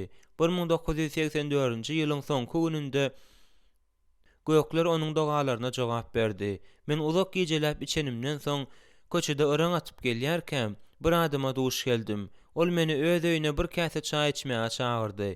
Men serhoşdum. Ýöne onuň bilen gitmäge razylaşdym. Biz 2 sagatdagy, belki ondan hem köpräk gurrun edip oturduk. Ertesi irden onuň bilen eden gurrunmyzyň diňe azajyk bölegi ýadyma düşýärdi. Onuň özümden Hudaýa ynanýanymy ýa-da ynanmaýanymy sorany, meniňem Howwa, men Hudaýa, onuň peýgamberlerine we resullaryna, Musa, Isa we Muhammede ynanýandygymy aýdanym ýadyma düşýär. Ol men jennete barýan ýeketäk ýoly bilýärin. Ol Hudaýymyz hem halasýarymyz Isa Mesihdir. Ol Hudaý bilen adamy ýaraşdyrdy. Isa Mesihsiz her nenen gowy adam bolsaň-da, näçe köp haýyr sahawat edýän bolsaň-da, jennete barmak mümkin däldir, diýdi. Soň ol menden Ýahýanyň hoş habaryny okamagy haýyş etdi. Onuň öýünden aýdan wagtymda özümiň oňa gaharlanandygym hem ýadyma düşýärdi. Ýöne onuň dogruçylygy bilen batyrlygy maňa ýarapdy. Men onu öýümize çagyryp, öý salgymyzy berdim. Biz indiki anna güni duşuşmagy planlaşdyrdyk. Men bolsa aýalymyň mukaddes kitabyny tapyp, Ýahýanyň hoş habaryny okap başladym. Men onu bir näçe gezek okudym. Men özümiň anna günündäki duşuşygymyza gowy taýarlanmaga çalyşdym. Indiki ana gününde men gurundaşlygymyzyň wagtynda düşüje bolmak üçin içmegimi besetdim. Ol adam nel saatly biri bilen öýe geldi. Olar maňa Hudaýyň meni we halklaryň hemmesini söýýändigini, Hudaýyň biziň her birimiziň aladamyz edişini we tekebbürlük bilen etmişleriň yer ýüzündäki günäl dünýädäki adamlaryň hemmesiniň başyna bela iýdirendigini gurrun berip başladylar. Hudaý adamyň etmişlerinden we şol etmişleriň netijelerinden nägile. Hudaý biziň öz başymyzdan indirýän görgülerimizi çekmemizi islemeýär. Adam öz eken zadyny orýandyr. Hudaý hakyky söýgüdir. Ol hiç kimi ýamanlyk bilen synamaýar. Hudaý ähli gowzatlaryň, mukaddesligiň, ýagşylygyň we öňden görjüligiň çeşmesidir. Men olary ünsli diňledim. Kalbym bu zatlara teşnedi. Aýalym ikimiz bu iki adam bilen ýygy-ýygydan duşuşdyk. Şonuň üçin ýitirilen köp ýyllardan soň din meniň bar ünsümi gurşap aldy. Çina meniň Mesihi, köne ähdiň, Tewratyň uzak garaşylan Mesihini tanamagymy isleýärdi. Ol Mesihiň köne ähdiň we täze ähdiň merkezdigini, gudratly ruhlanmalaryň merkezdigini suwd etmek isleýärdi. Çina meniň iwrit dilinde, köne ähdiň dilinde arkaýyn gurlap bilýändigimi bilýärdi. Ol Mesih hakda gurrun berýän peýgamberliklerin hemmesini okap berip başlady. Mesih hakda onuň doguluşy, durmuşy, görgüleri, haça çüýlenmesi, ölümi we gudrat bilen ölümden direlişi hakda 3 ýyl golay peýgamberlik gurrun berýär. Men bu zatlaryň hemmesiniň Mesih gelmedinden yüzlerçe we müňlerçe ýyl ozal bolandygyny özüm üçin açdym. Bu açyş meni haýran galdyrdy. Men ýewreýleriň her gün köne ähdi okasalar da Mesihe, uzak garaşylan Mesihe inanmaýandyklaryna haýran galdym. Ýöne bize aslynda oýlanman okamaklyk däl-de Hudaý gurukdurýar. Men Mesihiň adatdan daşary insandygyna düşünip başladym. Ol köne ähdiň diýip özeni, ýewreýler bolsa entegem oňa garaşyp ýörler. Biz musulmanlar hem ähli halklara suwd etjek adalatly hökümdary Mesihe garaşýarys. Mesihler elbetde Mesihiň tutuş adamzady suwd etmek we şahlaryň şahsy hökmünde paçalyk etmek üçin gaýdyp gelerine garaşýarlar. Ähli halklaryň, ýewreýleriň, Mesihleriň we musulmanlaryň garaşýan bu insany kimke? Eger Mesih adaty insan bolan bolsa, onda köne ähdäki Musa we İslamdaky Muhammed ýaly peýgamberleri bolan beýleki dinler bilen deňeşdireninde özüň munasip bolanyndan has köp zady alardy. Eger ýewreýler Musa, musulmanlar Muhammede garaşýan bolsalar, bu ýerlikli zat bolardy. Ýöne hemmeler entegem İsa Mesihe garaşýarlar. Hatta İsa'nın görkeden gudratlarym, beýleki peýgamberleriň görkeden gudratlaryndan tapawutlanýar. Tapawut velilik edici peýgamberliklerde däldi. Eýsem Mesihiň öz gudratly tebigaty we güýji goýunça Hudaý ýaly bolan ýeketäk peýgamber bolandygyndadyr. Hudaý nädip peýgambere öz statusyny we missiýasyna garamazdan beýle artykmaşlygy, diňewir ygtyýarlyk we mukaddeslik tebigatynda däldi. Eýsem öz söýgüsinde-de Hudaý bilen partner bolma artykmaşlygyny berip biler. Men fanatik musulman bolmadyk bolsamam, içki göreşim güýçlendi. Men ömrümiň köp böleginde kapyr bolupdym. Gündogarda din nähili güýçli, onuň biziň genlerimizde, gan öýjüklerimizde, beýnimizde çuň kökleri bar. Çağalykda özümize siňdiren, içinde terbiýelenen ynamyňa üýtgemekden kyn zat ýokdur. Eger gowy hereket dogurdanam, erwet hereketlerden agyr bolmaly bolsa, onda ýeterlik derejede gowy hereketleri ýa-da haýır sahawat etmek üçin maňa ýene bir ömrüň gerekdigi hakda pikirlendim. Meni öz günälerimden we şöhratparazlykdan kim halas eder? Beýle bolsa, meni kim halas eder? Şol wagt men özümde Mesihiň söýgüsiniň ösýändigini bilmändirin. Ahir soňy men mundan artyk göreşip bilmän, Hudaýy çagyryp, Hudaýym, hakyky hem çyn diniň nerededigini maňa aýt. Hudaýa ynanýan dinler seniň ýeketäkdigini aýdýarlar. Ýöne mesele ine nämede? Sen entegem bizden uzakda, asmanyň 7-nji gatındamy, ýa-da tende gelip biziň aramyzda bolup ýörmüň, diýdim. Men şeýle hem oňa, ey İsa Mesih, eger sen dogurdanam meniň Hudaýym hem halasýarym bolsaň, onda gara ýüregimi agyrt. Ýigrenjimi bolsa, söýgä öwür. Meniň arasda bolmadyk kalbymy mukaddes hem arasa et, diýdim. Şeýdip, meniň durmuşym arzu hem etmedik ýagdaýymda üýtgäp başlady. Men özümi neşesiz we alkogolsuz doldurýan şatlygy duýup başladym. Meniň tutuş durmuşym üýtgäp başlady. Häzir meniň aýdyň maksatlarym, düzgünlerim we durmuşymda täze many bar. Mende ugrunda hemme zada dözgelmäge taýýar bolan Hudaýym bar. Onuň barlygy meniň üçin ýeterlikdir. Ahyr soňa aýalym şatlandy. Sebäbi Hudaý onuň göz ýaşlaryna we dogalaryna jogap berdi. Indi biziň öýümiz ýygnak, Mesihiň gelini boldy. Biz täze durmuşa, İsa Mesihiň şöhraty üçin gulluk etme durmuşyna başladyk. Siziň halilyňyz.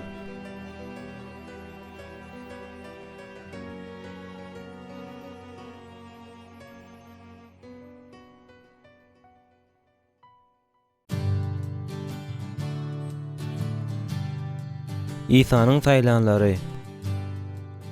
Bizen tek çağa kap. Kakam bize namaz okamagy öwretdi.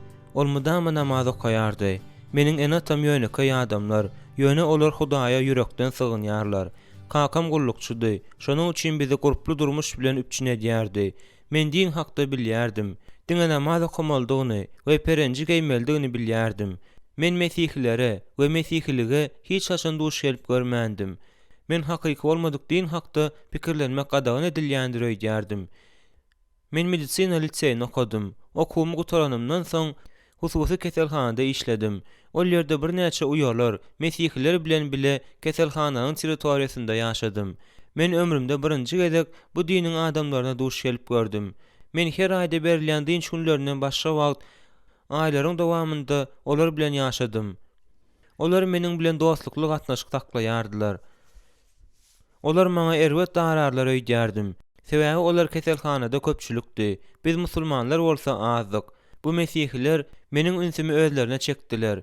Men lukmanlaryň birinden öz ünsümi çeken zatlaryň biri. Mysal üçin Mesihiň haçdaky şekili hakda sorap başladym.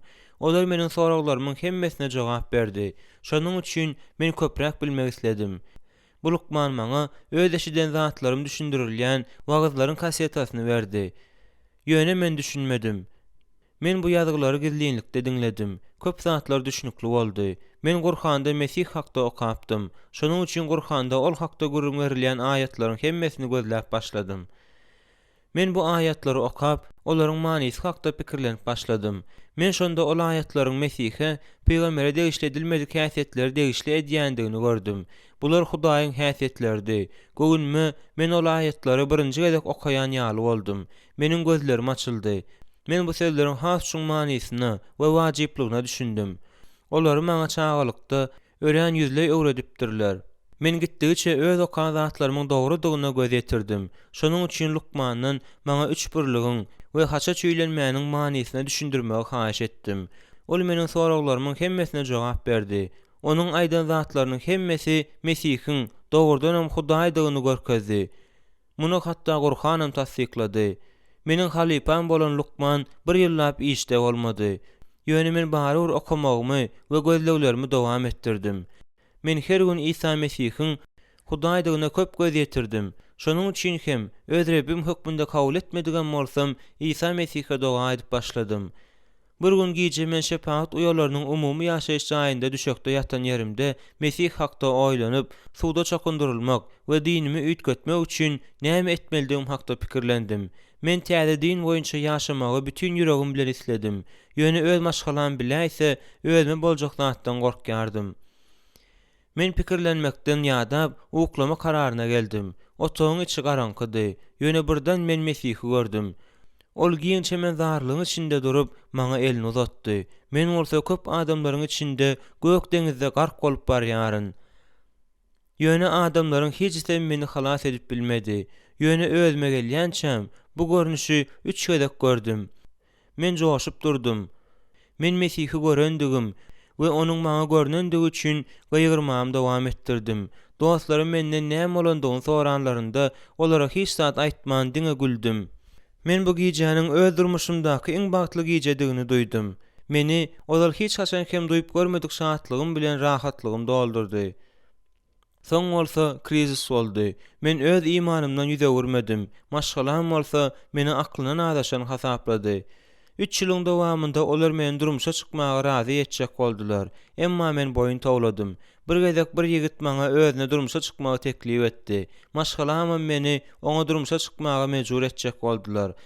Bir gezek biz Aleksandriýada kurorta gidipdik. Şonda oýnap ýörkäk, kakam bilen agam meni deňze itekläp, suwa gark etjek boldular. Men agladym da olaryň näme sebäpden beýle edýändiklerini sorap goýgurdym. Olar, biz seni gark etmeýäris, ýöne özüňe gelip şol adama durmuşa çykmasaň, onda şeýle edip biljekdigimi sana görkezmek isledik, diýdiler. Men edilen zorluk aslında oňa durmuşa çykjakdygymy aýdyp ýalan sözledim. Biz adaglandyk. Şondan soň hem men keselhanadaky işime bardym. Men hemme zadyň üýtgejekdigine ynanýaryn. Men öz maşgalam bilen gatnaşmagymy besetdim. Mundan beýle hem näme boljakdygyny bilemok. Men diňe geljekde özüme nähili kynçylyklaryň garaşýandygyna garamazdan özümiň Mesihi söýýändigimi we onuň üçin ýaşaýandygymy bilýärin. Fatma.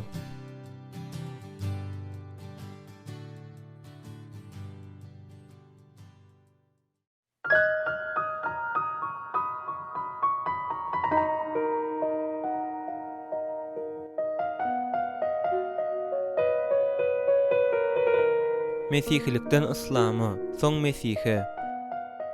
Öz çağlygymyz we eni atamyzyň ýaşaýyş stili bize täsirini hemme zatdan köp ýetirýär. Çağlykda bolan zatlaryň köpüsi köp agyrly ýatlamalar, edildiň bolan ýaly ýadyma düşýär. Men kakam bilen ejemiň arasyndaky bir giden dawa jenjelleriň şaýady boldum. Meniň uýam bardy. Ol ikimiz ejem bilen kakamyň urşandyklary sebäpli köp geceler aglapdyk. Hatta akşamlyk naharyny iýmenem ýatypdyk.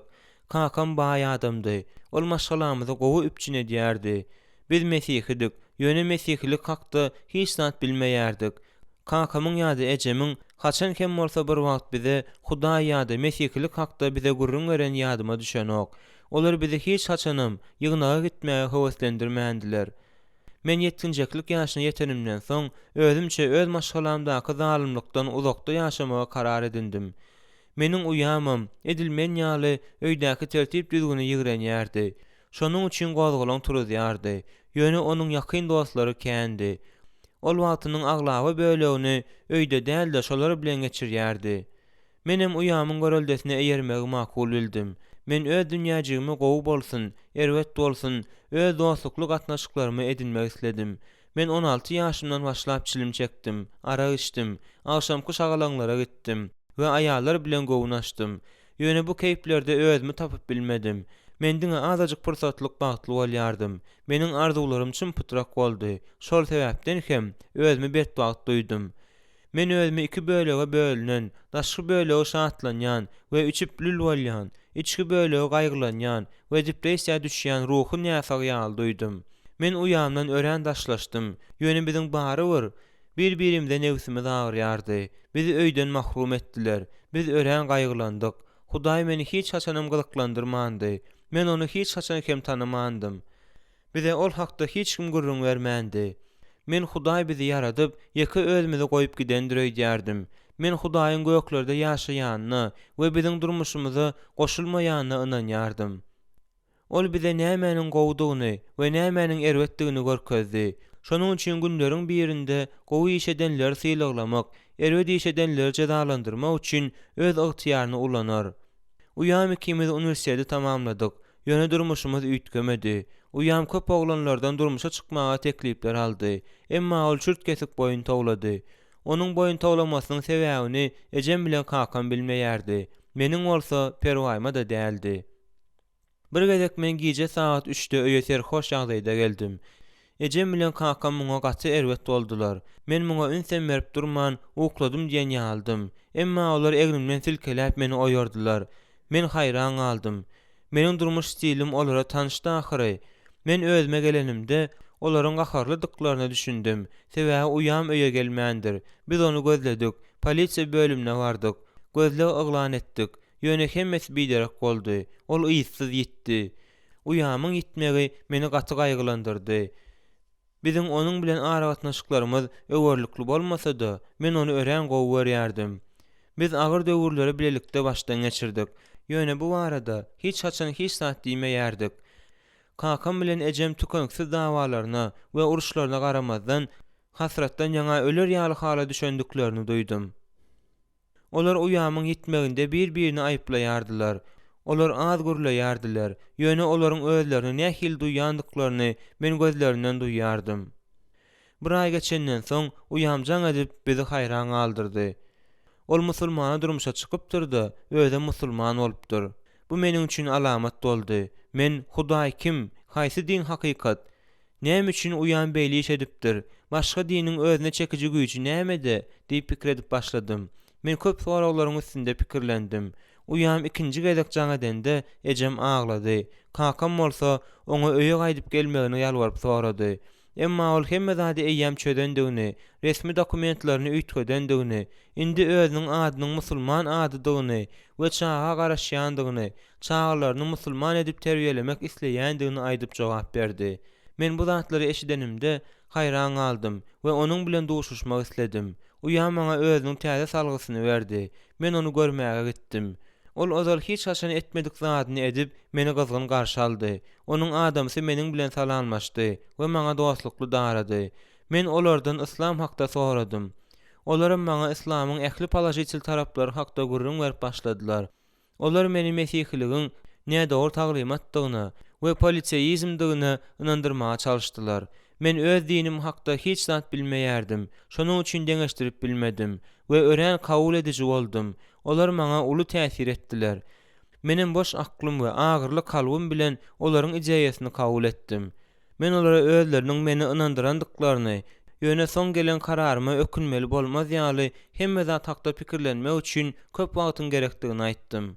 Men bu zatlaryň hemmesi hakda pikir edip başladym. Men öz uýamyň özüniň täze dininde bagtlydygyny gördüm. Men ol dogrudan bagtlymyka? Öz täze dininiň däpleri onu kanagatlandyrýarmyka? Hudaý onuň dogalaryna jogap berýärmika? diýip pikir etdim. Bu pikirler meni horlaýardy. Ýöne muny hiç kim bilmeýärdi. Men bu täze dinde Hudaý we özümi tapmaga umyt baglap, eýýäm karara gelipdim. Men hemme zat hakda gürleşip dokumentlarymy taýýarladym. Men ýatmadymdan öň telefon jaňyrdady. Oňa ejem jogap berdi de meni telefona çağırýandyklaryny aýtdy. Men trubkany alanymda ýakymly mesihi sazyny we denan sesini eşitdim. Siz maňa häzir özüňiz bilen duşmagy ruhsat edersiňizmi? Men haýran galdym da ondan siz meni tanaýarsyňyzmy? Men sizi tanamok.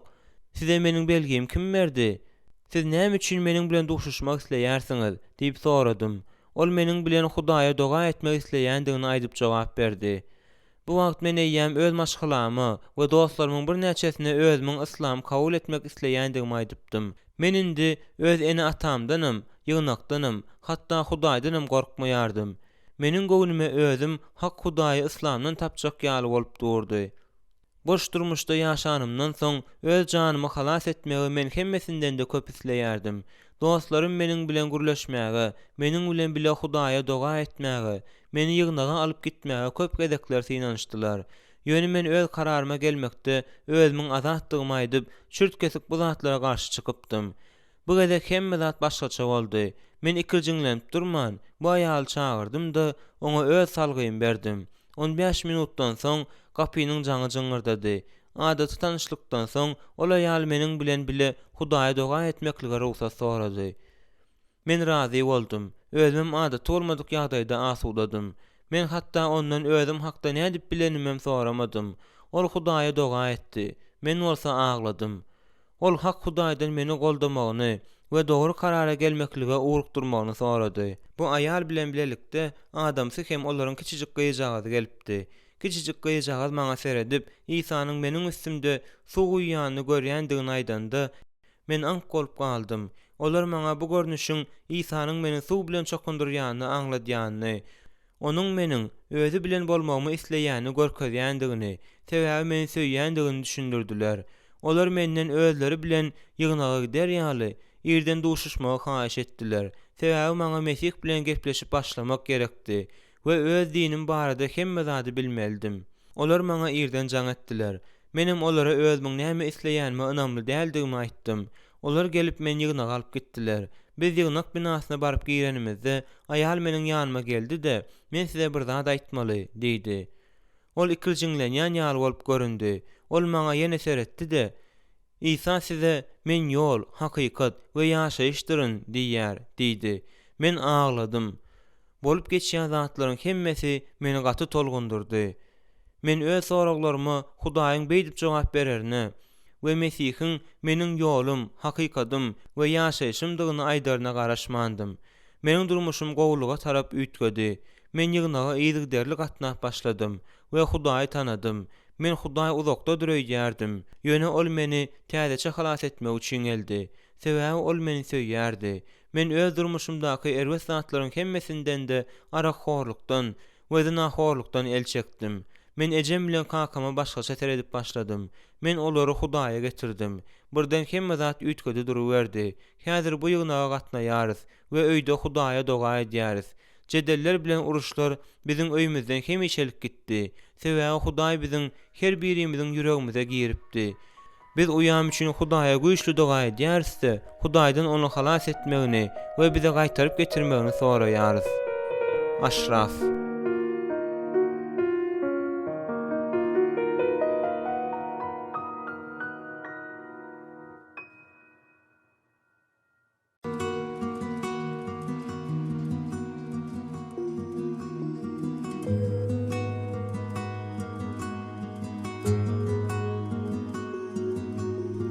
Men ölüdüm, emma indi direldim. Men 14 çağanyň 7-njisi. Biz gur ilatly garyp etrapçyda ýaşaýarys. Bu ýerde musulmanlarym, mesihlerim ýaşaýarlar. Men musulman maşgalasynda uloldum. Kakam güzaranymy dolandyrmak üçin agyr işlerde işleýärdi. Ol bizi eklemek üçin gije gündüz işleýärdi. Biz oglanlar wagtymyzyň aglaby bölegini köçede gyllap geçirýärdik. Bizi açlyk ýygy-ýygydan tekleýärdi. Şonuň üçin hem ýererti ýapyk dukanlaryň öňünde duran çörekleri we süýtli çüýçeleri ogurlaýardyk. Çağalykda men okamagy gowy görmeýärdim. Şonuň üçin meni mektepden kowdular. Ýekşenbe günleri sapak vermek üçin çağalary köçeden alyp gidýän takwa Mesihi aýaly entäge meniň ýadymda. Ol bize İsa Mesihiň ähli adamlara bolan söýgüsi hakda gurrun berýärdi. Bize ruhu filmleri görkezýärdi we mukaddes kitapdan parçalary okap berýärdi. Sapagyň ahyrynda ol bize süýji bilen süýji supaýlaýardy. Ol biziň bilen mülakatly, ýakymly gurlaşýardy. Şonuň üçin onuň ýanynda özümizi erwet alyp baraýsak utanýardyk. Çağlar bilen hiç kim gyzyklanmaýardy. Klubam, gurama da ýokdy. Diňe şu mehirli aýal bardy.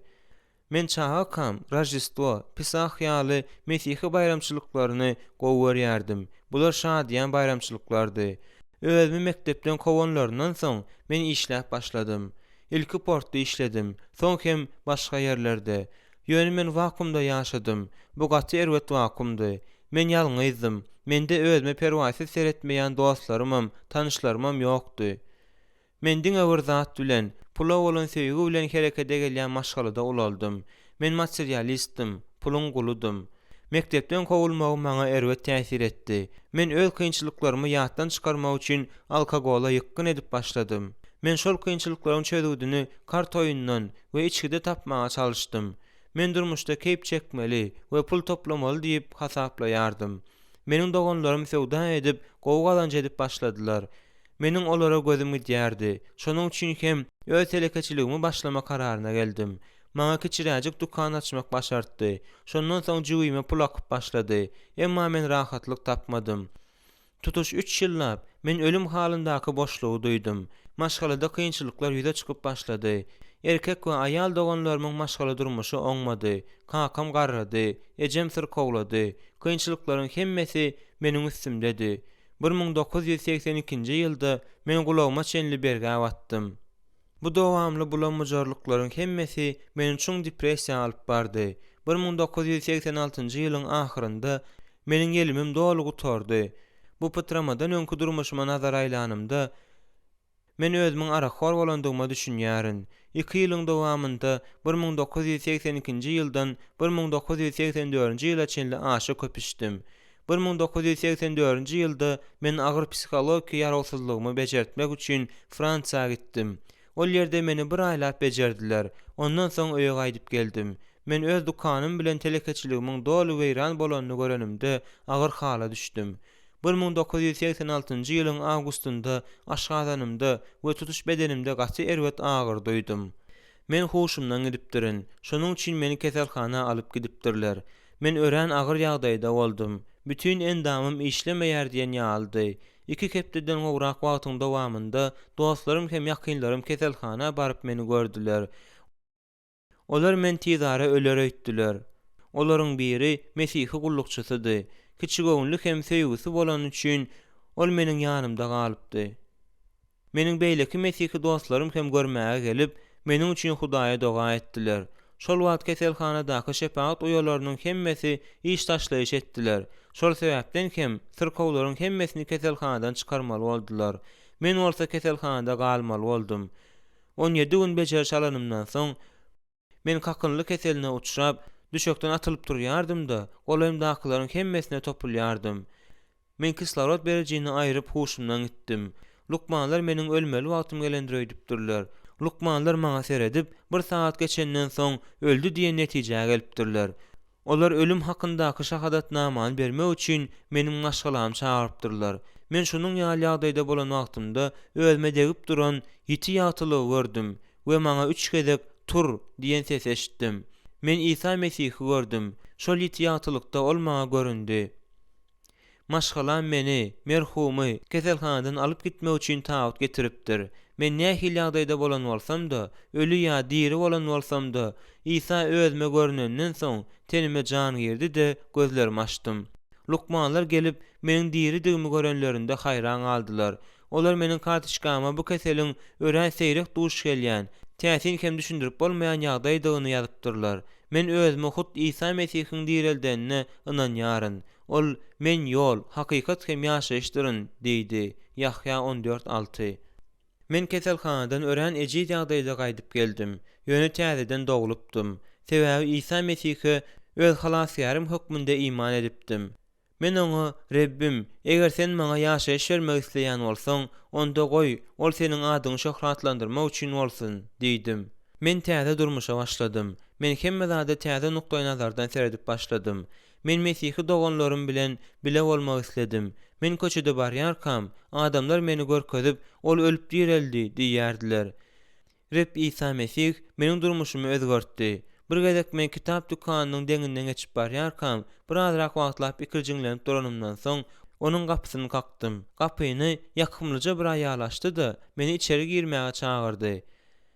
Men beýleki kitaplaryň arasynda Mukaddes kitabı görenimde, oglanjyk kan bize ýekşenbe mekdebinde ders beren aýal ýadyma düşdi. Men bu aýal, şol bize ders beren aýal hakda bir zatlar bilýändir öýdüp, ol hakda ondan soradym.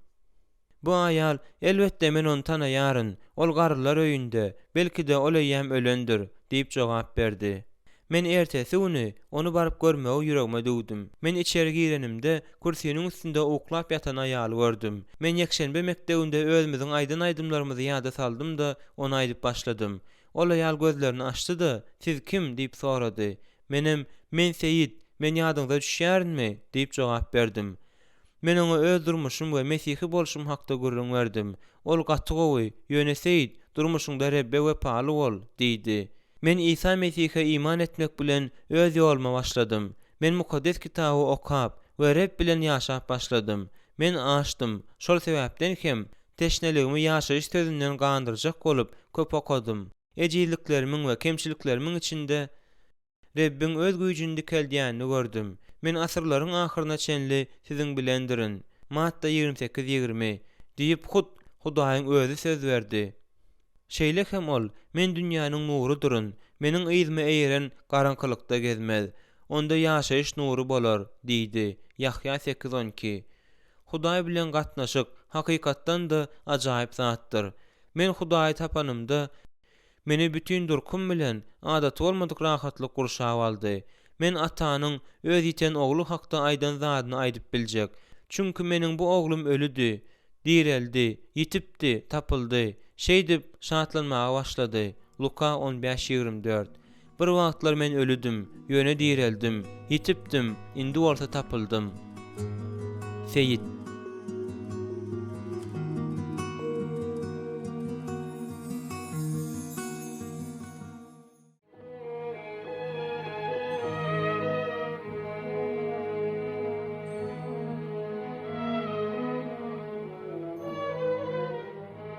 Meniň Hudaý tanaýşym.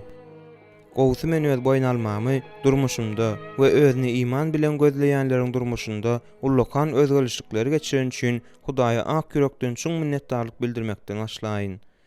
Hudaý meni öz güýji, ygtyýary bilen alyp bardy we ýolbarslaryň gowagyndan halas etdi. Her neneň täsiri bolsa-da, bu özgörlüşik meniň ilk başdaky islegimiň netijesi bolmady. Öz eşiden zatlaryma ýa-da ruhy çopanyň we hoşhabarçynyň wagızlaryna bolan garaýşymyň netijesi bolmady. Gaýtam men öz sözüne we öz adamlarynyň üstüne hüjüm eden wagtymda Hudaý meni içinden çykyp bilmejek tor tutmak üçin hemme zady taýýarlady. Ol özüniň azaşan ogluny gözleýän diri Hudaý. Ol towa gelýän her bir adama öz elini uzatýar. Ol bu dünýäde ýeten islendik adama öz nuruny berýär. Ol içini ruhy baýlykdan, arassalykdan we mukaddeslikden doldurmak üçin weýran bolup barýan her bir görgüli öýüň gapysyny ýuwaşçadan kakýar. Ol sakylyk bilen berýär, ýöne eden zadyna ökünmeýär.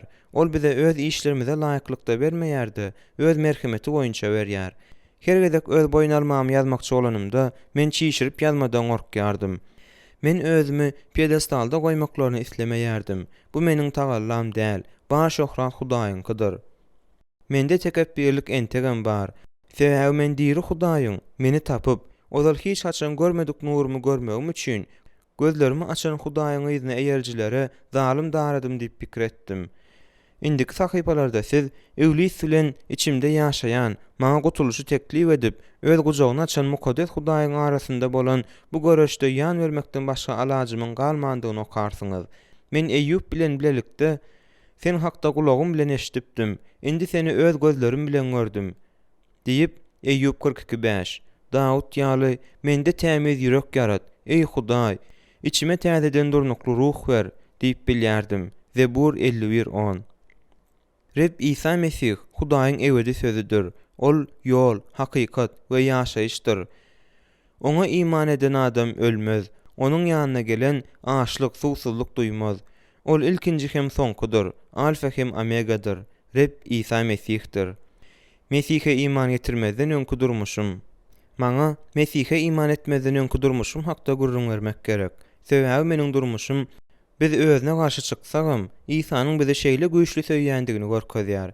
Çopanyň öz ýiten goýuny gözleýişi ýaly, ol hem bizi gözleýär. Men ören dindar maşgalada doguldum we öňüp ösdim. Men olaryň göreldesine öz islegim boýunça eýerdim. Ýöne maşgalamyň maňa täsirini ýetiren bolmagy mahmal. Men ýokarky Müsürüň kiçijik owasynyň golaýyndaky, uzak etrapdaky Kaýyrdan 200 kilometr gün ortada ýerleşýän kiçirek kat tapdy. Islam mekdebinde okap başladym. Ilki men diňe biziň mektep meýilnamamyzda öňden taýýarlanyp düzülen Gurhanyň ayatlaryny ýöne bir öwrenmek bilen gyzyklandym. Kim-kimden gyzyklanmam has şahsy görnüşe eýe boldy. Meni Hudaýyň söýgüsi herekete getirdi. Şol wagtlarda ýokary Islam mejlisi mektep okuwçylarynyň arasynda Gurhany bilmek boýunça her ýyl ýarşlary eglan edýärdi. Muňa respublikanyň mektepleriniň hemmesi gatnaşýardy. Ejem menden bu ýarşa gatnaşmagymy sorady. Men hem oňa gatnaşyp birinji ýere eýeledim-de baýrak 10 Müsür funtyn aldym. Meniň kakam muňa ören begendi. Ol pul bayragyny almak üçin her ýyl bu ýarşa gatnaşmagy dowam etdirmegi maňa maslahat berdi. Men Gurhany tutan ýerlik bilen güýçli öwrendim. Başlangyç mektebe gutaran wagtymda men eýýäm Gurhanyň 15 bölümini bilýärdim. Orta mektebi tamamlanymda bolsa, eýýäm tutuş Gurhany ýa tutypdym. Ol wagtlar men tutuş uly maşgalam, şol sanda 2 dogan oglanym we kakamyň 2 erkek dogany bilen enatamyň öýünde ýaşaýardym. Dogan oglanlarymyň biri fanatik musulmandy. Ol El-Azhar Islam Universitetinde okaýardy. Ol meni kitaplary okamaga yrdy. Käwagt bolsa, olary maňa özü satyn alyp berýärdi. Soň meniň enatam we biz şagylar aýratyn öýe goşdyk. Meniň dogan oglanym hem meçitleriň birinde wagz etmek üçin Arap döwletleriniň birine gitdi. Ol şol ýerde 2 ýyl ýaşady. Ol gaýdyp gelende özüne jennete düşmäge kömek edip biljek hakyky islamy bilmeýändigini, sebäbi biziň ören az bilýändigimizi maňa aýtdy. Şeýle hem ol zalim hökümdardan gaçmagy başaran bir näçe islam ýolbaşçylaryň we imamlaryň duşşan do hakda gurrun berdi. Ol menden imam Ibn Temmiýanyň Şeyhler Said Kot bilen İbn Hazm al-Zahiri'nin bir näçe kitaplarını çoň öwrenmekliği haýyş etdi. Käbir kitaplaryň kyndygyna garamazdan olar maňa diýsen ýarady. Olar eýermek isleýänleriň her biri üçin akla sığmajak derejede agyr bolan ýol teklip edýärdiler. Mysal üçin men kapyrlar bilen bile çörek ýýänler ýa-da ýaşaýanlar hem edilşolar ýaly bolýar diýen sözler tapdym. Şol pursatdan başlap meniň dini durmuşyma täze faza geldi. Men töweregimdäki adamlara ýiti seredip başladym. Kim kapyr, kim musulman, şeýle hem men kimiň hakyky musulmandygyna, kimiň däldigine düşünmekde özüme kömek edip biljek Kur'an ayetlerini saýlap başladym. Men olaryň her biri bilen edýän gatnaşyklarynyň tebigatyny düşünmek isledim. Ahir soňunda men ören agyr ýagdaýa düşdüm. Sebäbi bu sözleriň ölçeglerine laýyklykda meniň kakamyň kapyrlaryň biri bolup durýandygynyň üstüni özüm üçin açdym. Sebäbi çilim çekýärdi we sakal goýbermeýärdi. Ejem namaz okamaýardy. Ol adamlara köp at takýardy. Meniň erkek doganlarym hem kapyrdylar. Sebäbi olar telewizor seredýärdiler we çilim çekýärdiler. Olaryň käbirleri 5 wagtyna namaz okamaýardylar we sakal goýbermeýärdiler. Mesihler ýaly musulman dälere kapyrlar diýen bolsalar da, men öz maşgulamy hem şol derejä tutan ýerlik bilen degişledýärdim. Men öz erkek doganlarym üçin gaty gaýgylandym welin, hatda olara okamaga da päsgel berdim. Şeýle hem men kakamdan ejem bilen aýryşmagyny haýyş etdim. Sebäbi ol maňa tawyn bolmaýardy. Bu bolsa elbetde kakamy gaty gaharlandyrýardy. Men şeýle netijäge geldim. Kakam, ejem we erkek doganlarym kapyrlar.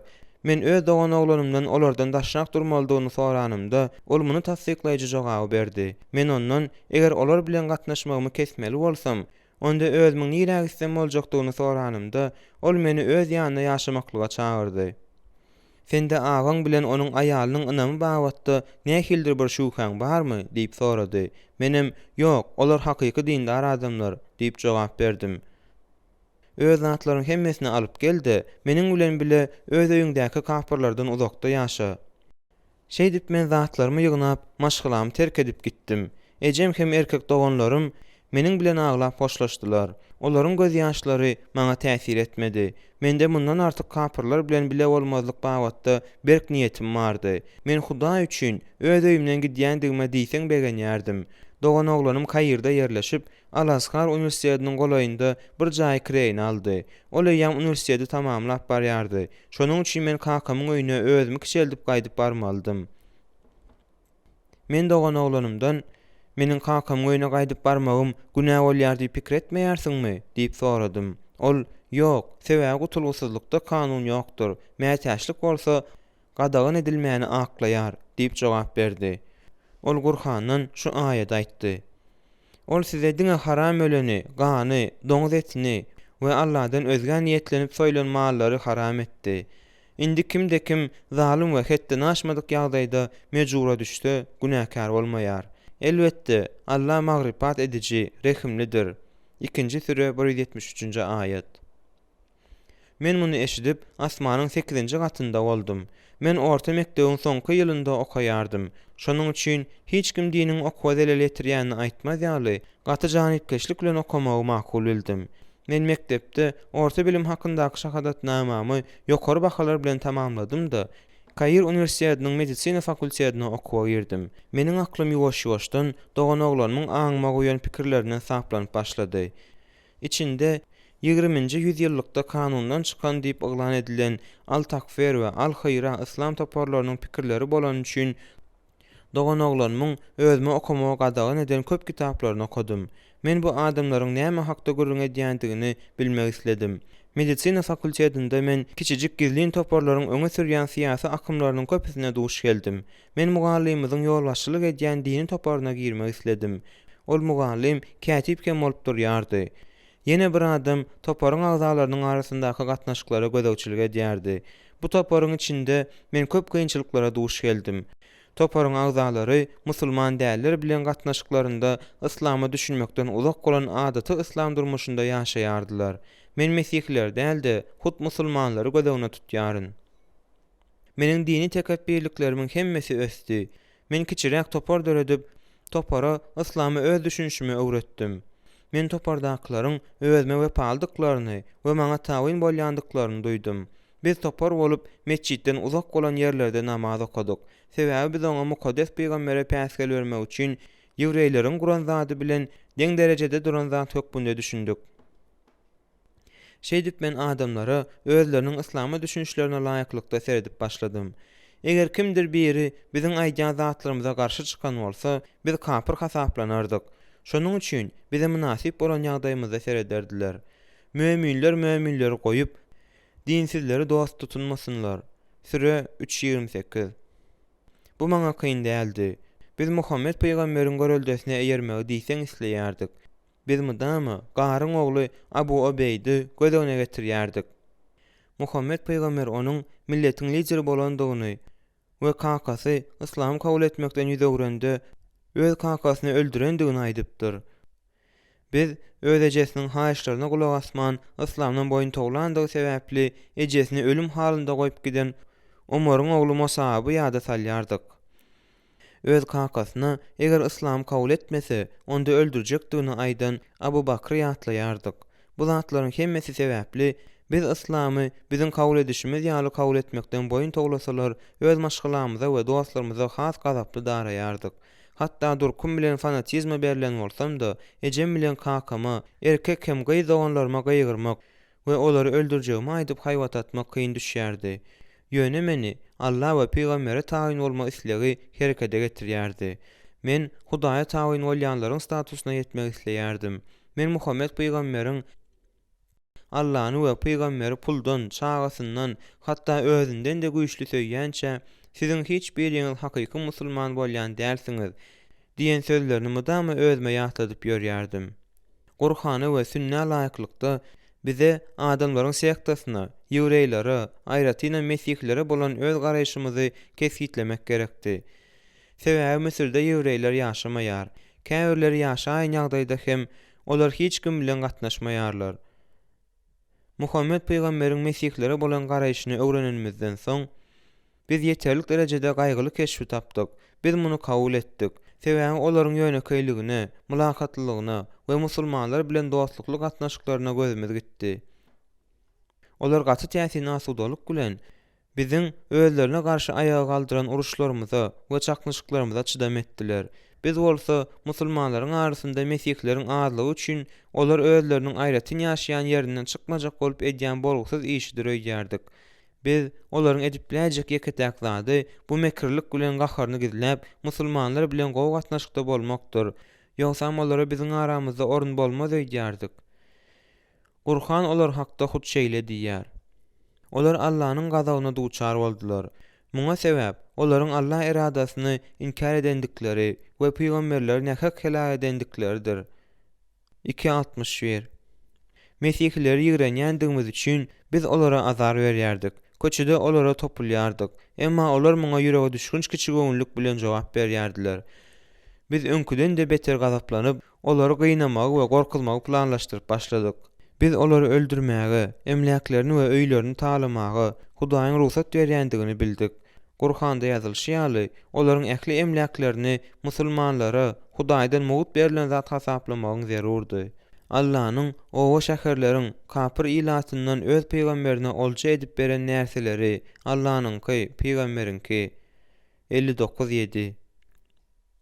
Bu edil peýgamberiň Bani Kurayzahyň ýewreýleriň daşyny gurşap alanda olaryň ýaş ýigitlerini öldürşi, aýallaryny ýesir alşy, ýerlerini gawaýşy we olary şäherden kowşy ýaly olaryň emlaklerini göreşsiz almagyň zerurdygyny aňladýar. Biz peýgamberiň eden zadyny edip bilmedik bolsagam, mesihleriň dukanlaryna atylyp girip olary talaýardyk. Olaryň meniň ýaşan owamyň dürli künjeklerindäki ýygnak binalaryna hüjüm edenimizde ýüreklerimizdäki gazap hem ýigrenç güýçlenýärdi.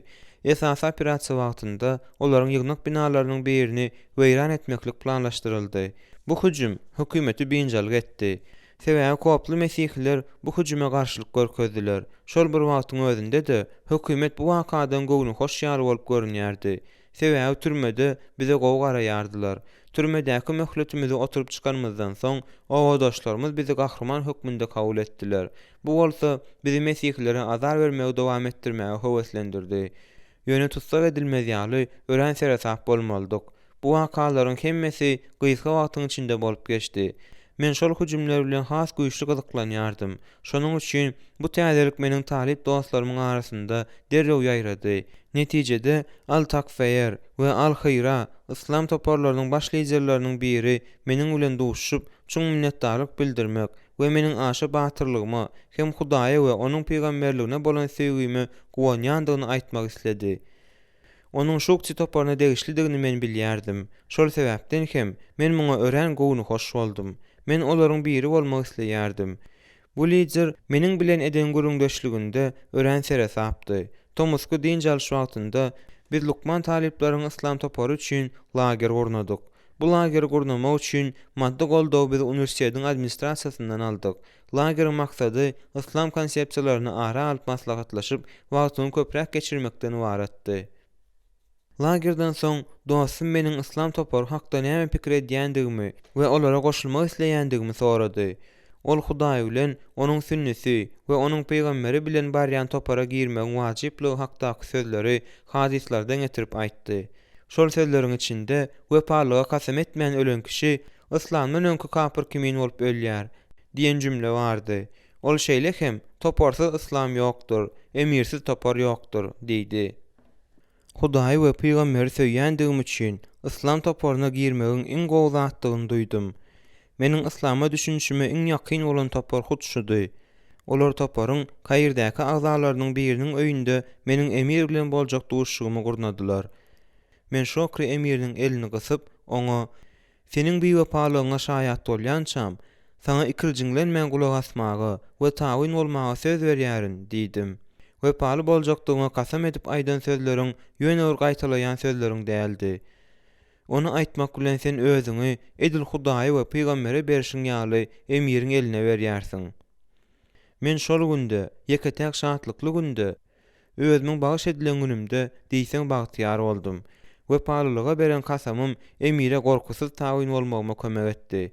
Men onuň isleýän zatlarynyň hemmesini, agyrlary we görüşleri duş geljekdigime garamazdan ýerine ýetirdim. Sebäbi Hudaý we peýgambere tawyn bolýandygymy duýdum. Men gereginden de artyk zady etmäge taýýardym. Men öz maşgalam bilen gödek gepleşip başladym. Olar bilen salamlaşmagy besetdim. Bu zatlaryň hemmesiniň sebäbini soranlarynda men olara aşaky aýat aýtdym. Aýdyň, size eden işleriňden, amallaryňdan iň köp ziýan görjek kimseleriň habaryny bereýinmi? Olar özlerini ýaşy amal edýändirin diýip hasaplaýan kimselerdir. 18-103-104. Kanka menden öz pikirimçe, özüni nämäniň hakyky musulman edýändigini gurrun vermegimi haýyş etdi. Men oňa sakal goýbermeldigini we radio dinlemeli däldigini aýtdym. Ol razy boldy. Şonda men oňa ejem namaz okamaýar, şol sebäpden hem sen onuň bilen ýaşap bilmeýärsiň diýdim. Kakam guduzlan ýaly boldy. Ol sakalyny syýrdy da meni ullakan daş bilen urjak boldy. Ýöne men gaçyp gitdim. Men özümi İslam toparyna girmäge höweslendiren birinji zadyň bu toparyň meni ýigrenýän mesihlerime duşmançylykly garaýşynyň bolandygyny aýtmak isleýärin. Men özümiň günäsizligimi makullaman we wujdanymy arasalamak üçin mudama Gurhandan süre gözleýärdim. Şokry meni kaýryň çetindäki bir kiçi toparyň emir edip belledi. Ol maňa we meniň işe we parlygyma ören gowanýardy. Ol meni Abu Obeyde diýip atlandyrdy. Toparyň agzalarynyň hemmesinde öz lakamy bardy. Biz biri-birimiziň hakyky adymyzy bilmeýärdik. Şokry gitdigiçe maňa köp ynanyp başlady. Ol toparlaryň agzalary bilen gatnaşyk saklamak üçin meni Arap döwletlerine we daşary ýurtlara iýerýärdi. Biz bile işledik. Topara täze agzalar çekdik we olardan Şokry Mustafa emire wepal bolmaklyga kasam ettirdik. Hökümet bizi ýydarlady. Şol sebäpden hem biz Menýanyň golaýyndaky Badarynyň we Asuitsiň töwereklerindäki daglarda gysga wagtlaryň gizlenmeli bolduk. Her gezek bizi tutsak edenlerinde kaýra uğradýardylar da soň goýberýärdiler. Biz özümiziň yerleşýän ýerimizi üýtgetmelidigimizi duýduk.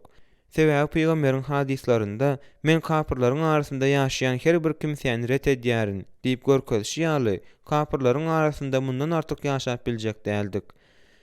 Biz emigrant bolup ýaşar ýaly gowy ýer tapmak üçin öz toparymyzyň bir agzasyny goýbermeli bolduk. Biz mudama ýaşar ýaly ýer gözledik. Ýönediňe Hudaýyň tawşyranlaryny berja etmeýän dünýäwi rejimi jezalandyrmak üçin gaýdyp geljekdik. Bir gezek 1977-nji ýylda men bilen toparyň ýene bir agzasy gur ilatly garyp etrapçyda mebelli jaý tapmalydygy barada buyruk aldyk. Biz göwnümize laýyk jaý tapdykdy. Näme üçindigini hem bilmän onu kreýine aldyk. Biz göwnümize laýyk jaý tapdykdy. Näme üçindigini hem bilmän onu kreýine aldyk. Ertesi güni biz öz toparymyzyň bir näçe agzalarynyň Muhammed Şeýhi owurlandyklaryny bildik. Soň toparyň ýene bir agzasy biziň ýanymyza gelip, bolan zatlary bize gurrun berdi. Muhammed Şeýh mudama biziň toparymyzyň üstüne hüjüm edip ýörýärdi. Ol biz barada näde or zatlar ýazypdyr. Bizi bir aýaly köperkegiň aýaly etmekde aýyplapdyr. Biziň toparymyz oňa hüjümlerini bes etmegini ençegedikler duýdurdy. Emma ol muňa hiç kili üns bermedi. Bize bu operasiýanyň maksadynyň Harut Tehnika Akademiyada bolan waka bilen baglanşykly tutsak edilen bir näçe liderleriň azatlyga çykarmagy hökümeti mejbur etmekden ibaretdigini aýtdylar. Biziň toparymyz hem eden çykdyjylarymyzy ýapmak üçin tölek sormak isläpdir. Bir näçe saat geçenden soň biziň bütün Misir boýunça toparlarymyzyň agzalarynyň köpüsi tutsak edildi. Biziň toparymyzyň işi bilen azajyk tanyş bolan adamlar tutsak edildi. Bizi Kala türmesine alyp bardylar. Bu ýerde bizi 2 ýylyň dowamynda gynnadylar we hökümete garşy topara degişlidigimizi ýa degişli däldigimizi soradylar. Azatlyga çykaranlaryndan soň biz derrew ýurtdan gitmeli boldyk. Biz bölünüşdükdi. Bir näçe Arap ýurtlaryna gitdik. Ol ýerde biz şokrynyň öz ýerine bellän emiriniň buyruguna garaşdyk. Bu toparyň soňunyň başlangyjydy. Eger Muhammed Şeýh operasiýa bolmadyk bolsa, onda biziň toparymyzyň Misiri dolandyrmakda uly ygtyýara eýe boljakdygyny çynym bilen boýun alyp bilerin.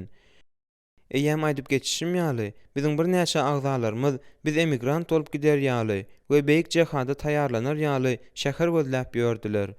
Bize ýeriň tapylandygyny, doganlaryň käbirleriniň eýem ol ýerdedigini aýtdylar. 1980-nji ýylyň başlarynda men toparyň beýleki agzalaryna goşuldum. Bu çöl ýerdi. Töwerekde käwa şol territoriýadan ötüp geçýän beduinlerden, çarwa araplardan başga hiç kimem ýokdy. Biz yer taýýarlap, kiçirek toparlara bölünip gelip başladyk. Sebäbi ýekeje maşinymyz bardy. Biziň topar agzalarymyzyň köpüsi bu ýerlerde öňe gösüpdi. Olar bize bu ýeri we täze jemgyýetimiziň däplerini bilmäge kömek etdiler. Bize öz lagerimizde goýu gazmak başartdy. Bizde lagere girmek üçin parol bardy. Biz lagere nowat goraýardyk. Biz atmak boýunça türgenleşip geçdik we hüjüm edilen ýagdaýynda goranmak üçin her kime bir tüpeň berdik. İlkinji bir näçe gün hemme zat asuda boldy. Biz hem göwünü hoşduk. Biz Muhammed peýgamberiň Medinäge giden wagtyny ýada saldyk. Biz Misire gaýdyp baryp, peýgamberiň Mekkäni basyp alşy ýaly, onu basyp aljak günümüziň gelerine sagyrsyzlyk bilen garaşýardyk. Bizde bir däp bardy. Biziň her birimiz kapır maşgalamyzy taşlap we Hudaýyň adynyň hatirasyna emigrant bolup aşaky şahirana sözler gaýtalaýardyk. Hoşgal ata watanym, belki uzak wagtlyk. Seniň we meniň ýakynlarym Hudaýyň kitabyna eýren oklar. Maňa gitmek kyn düşýär. Ýöne men hakykaty gözläp gidýärin. Biz bu sözleri ruhu welentlik bilen gaýtalaýardyk. Bizi islam çağırşyndan başga hiç zadym gyzyklandyrmaýardy. Biz Hudaýyň adynyň hatirasyna islendik kynçylyklary ýeňip geçmäge taýýardyk. Biz eger ölsek jennete düşeriz, ýagny söwüşi saýlaýarys diýip pikir edýärdik. Bu şahirana setirler biziň kalplarymyzy şahatlykdan we buýsançdan, gözlerimizi bolsa gaýgydan hem göz ýaşdan doldurýardy. Sebäbi biz dostlarymyzy we maşgalamyzy küýseýärdik. Biziň baran şäherimizde asudalyk däldi. Mudama bu ýerde partizançylyk uruşlary we gozgulanlar bolýardy. Şäheriň ähli ýaşaýjylary yaraglanandylar. Şonuň üçin bize jenjelsiz hem çaklyşyksyz yara götürüp ýörmek aňsat bolýardy.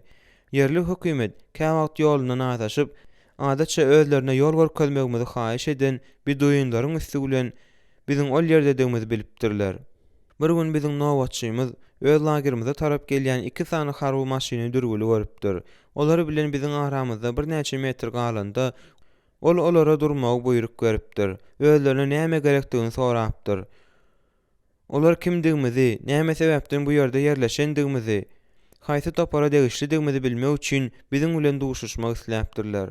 Olar biz dissidentler toparyndan dürýdip gorkupdyrlar. Uzaga çeken söhbetdeşligiň dowamynda olar biziň yerli ilatdan däldigimizi, bu ýere ýaňy ýakynda gelendigimizi bilenlerinde biz hassa şu hasna düşdük. Bu söhbetleşige menem gatnaşdym. Uzak dowam eden çekeleşiklerden soň bir lagirden gussa bilen gitmeli we bu etrapda ýaşama arzuwyndan el çekmeli bolduk. Biziň Misir bilen goňşy ýurtda bolandygymyz sebäpli ýzymyza dolanmak aňsat hem arzandy. Bizde başga saýlaw ýokdy. Biz öz planymyzy ýerine ýetirmege dowam etdirmelidik. Biz Kaira gaýdyp barma kararyna geldik. Ýöne toparyň bir näçe agzasy we men haýsydyr bir öňden görülmedik sebäbe görä ol ýerde az wagtlyk galmaly bolduk. Bu wagtyň dowamynda biz Awganistandaky urşa gatnaşan adamlaryň bir näçesini tanadyk. Olary Awganistandaky urşuň Hudaýyň we islamyň garşysyna bolman ruslara garşy bolandygyna ynandyrmak bize başartdy. Soň olar biziň toparmyza wepaly boljakdyklaryna kasam etdiler-de. 1990-njy ýyllaryň başlarynda Misire gaýdyp gelýänçäk bize köp kömek etdiler. Bizi Kaira giren wadymyza tutup tutsak etdiler-de, içeri işler bölümine getirdiler. Olar bize sonra edenlerinden soň goýberdiler. Biz özümize wepaly bolanlar bilen birlikde öz toparmyzy dikeltmäge çalyşdyk. Biz öz toparmyzyň esasy ideýalaryny öwrenmek we düzgüne salmak üçin aýda 2 kelek duşuşdyk. 1990-njy ýylyň fevralynda bolsa bu zatlary tamamladyk.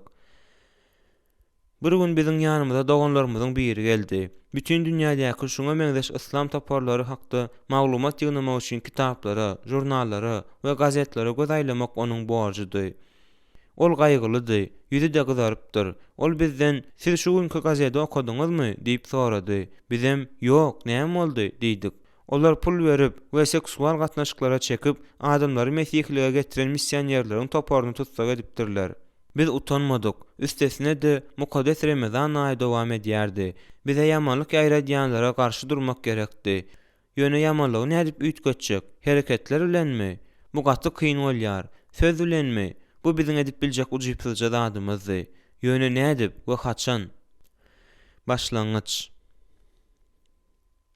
Biz gazete okanymyzda öz pikirlerimizi gorap bilmändigimiz üçin özümizi kemsedilen ýaly duýduk. Biz näme etmelikem bolsa edip mesihligiň ýaýramagyny besetdirmek üçin onuň ýaýramagyna işçen garşy çykmagy karar edindik. Uzaga çeken jedellerden soň biz köp sebäplere görä belli karara gelmedik. Mysal üçin Misiriň döwlet howpsuzlyk sistemasy 1970-nji ýyllarda kasar edende köp zatlarda işçen boldy. Toparmyzyň howpa awanýan, islendik kişini ýurtdan gizlin alyp çykmagy başarýan işçen liderleri ýokdy we olaryň ýerini tutjak adam hem ýokdy. O liderleriň käwirlerine ölüm jazasy berildi. Beýlekleri bolsa ömürlük tutsaglyga hökm edildiler. Şonuň üçin biz harby hereketleri aradan aýryp, mesihligiň ýaýramagyna garşy çykmagyň başga ýollaryny tapmak hakda pikirlendik. Ahir soňy biz pikirleniş gapmaňaçylykda saklandyk-da, Tewratyň hem mukaddes kitabyň ýalan taglymatlaryny paş etmäge we galplaryny suwd etmäge çalyşdyk. Liderleriň hemmesi şunyň ýaly taktikany goldadylar. Şol sebäpden hem biz bu uly jogapkärçiligi hakykata aýdyň şöhrelendirip, kapyrlary ýeňme jogapkärçiligini öz üstüne alyp biljek adamy gözläp başladyk. Men bu ýumuşy özüme ynanarlar diýip hiç haçan hem pikir etmeýärdim. Munyň sebäbi özümiň bu işi etmäge ukypsızlygymda däldi-de. Meniň mesihler nähili ýigrenýändigimi hemmeleriň bilýändigini dedi. Uzaga çeken dartgynly dymyşlykdan soň emir bu iş üçin saýlandan adamyň adyny aýtdy. Men öz adymy eşdenimde tas huşumdan edipdim. Men gahardan ýaňa erkimi ýitiripdim. Olar nädip bu ýewrey we mesihlik kitaplaryny okumaklygy talap edýän işi etmegi menden haýyş edip bildiler. Biziň emirimiz maňa seretdi-de, bu buyruk, sende başga saýlaw ýok. Eger Allah we kıyamat gününe ynanýan bolsaň, onda sen razy bolaýmaly, diýdi. Ol Gurhandan şu aýaty mysal getirdi. Ulug we onuň peýgamberi bir işi hökm eden buýran wagtynda bir müminiň hem, bir mümin aýalyň hem Allah'ın hükmünü goýup öz işlerini etmegi ýerlikli däldir. Kim Allah'a we onuň peýgamberine asy bolsa, bes, ol açyk ýoldan azypdyr. 33-36. Men emiri başga ýerini saýlamalydygyna ynandyrjak boldum. Emma ol boyun toglady. Ol maňa seniň bu işiň höttesinden beýleklere seredende has gowy geljekdigini duýýaryn. Eger sen bu işi gowy etseň, Burakda 2 togşan aglaýarsyň. Birinjiden sen musulmanlaryň hemmesini öwredip, olaryň gözlerini özleriniň görmeýän zadyna açarsyň. Ikinciden sen gaty köp pul gazanarsyň. Sebäbi seniň kitaplaryň bütün dünýäde terjime ediler, diýdi. Onuň bu sözlerinden soň men bu tema bilen meşgullanmagy we derňeglere girişmegi ören isledim. Emir, seniň derňegleриň iki bölekden ibaret bolmalydyr. Hemme zatdan öňürti, sen Tewrada we täze ähde esaslanyp Gurhanda olar şeýle adamlar bolup, ummi, sowatsyz, Peýgambere adyny öz alynlaryndaky Tewratda we Injilde ýazylyşy ýaly tapan ilçilerimize eýerýärler. Ol Peýgamber olary ýagşylyga buýurdy, ýamanlykdan gaýtardy we päk zatlary olar üçin halal edip, näpäk närseleri olara haram edýär. Diýilşi ýaly 757. Muhammediň Peýgamber hukmyndaky hakyky çağrylşyny suud etmelisin. Ikinciden, sen garşydaşlyklary tapyp, adamlaryň häzirki ulanýan Tewratynyň we täze ähdiniň Hudaýyň ruhlandyran kitaplar däldigini, olaryň üýtgedilen we zaýlanandygyny suud etmelisin, diýdi. Men bu ýumuşy howessiz kabul etdim-de, emire, ýöne bu ýumuş meni mukaddes kitaby satyn alyp, onu okumaga mejbur edýär, diýdim. Ol maňa Kaýryň merkezine baryp onu satyn aljakdygymy aýtdy. Biz mukaddes kitap satylýan dükany tapýançak, Gomhire köçesinden ýöredik. Biz özümiziň adaty eşigimizde bu dükana girip bilmedik.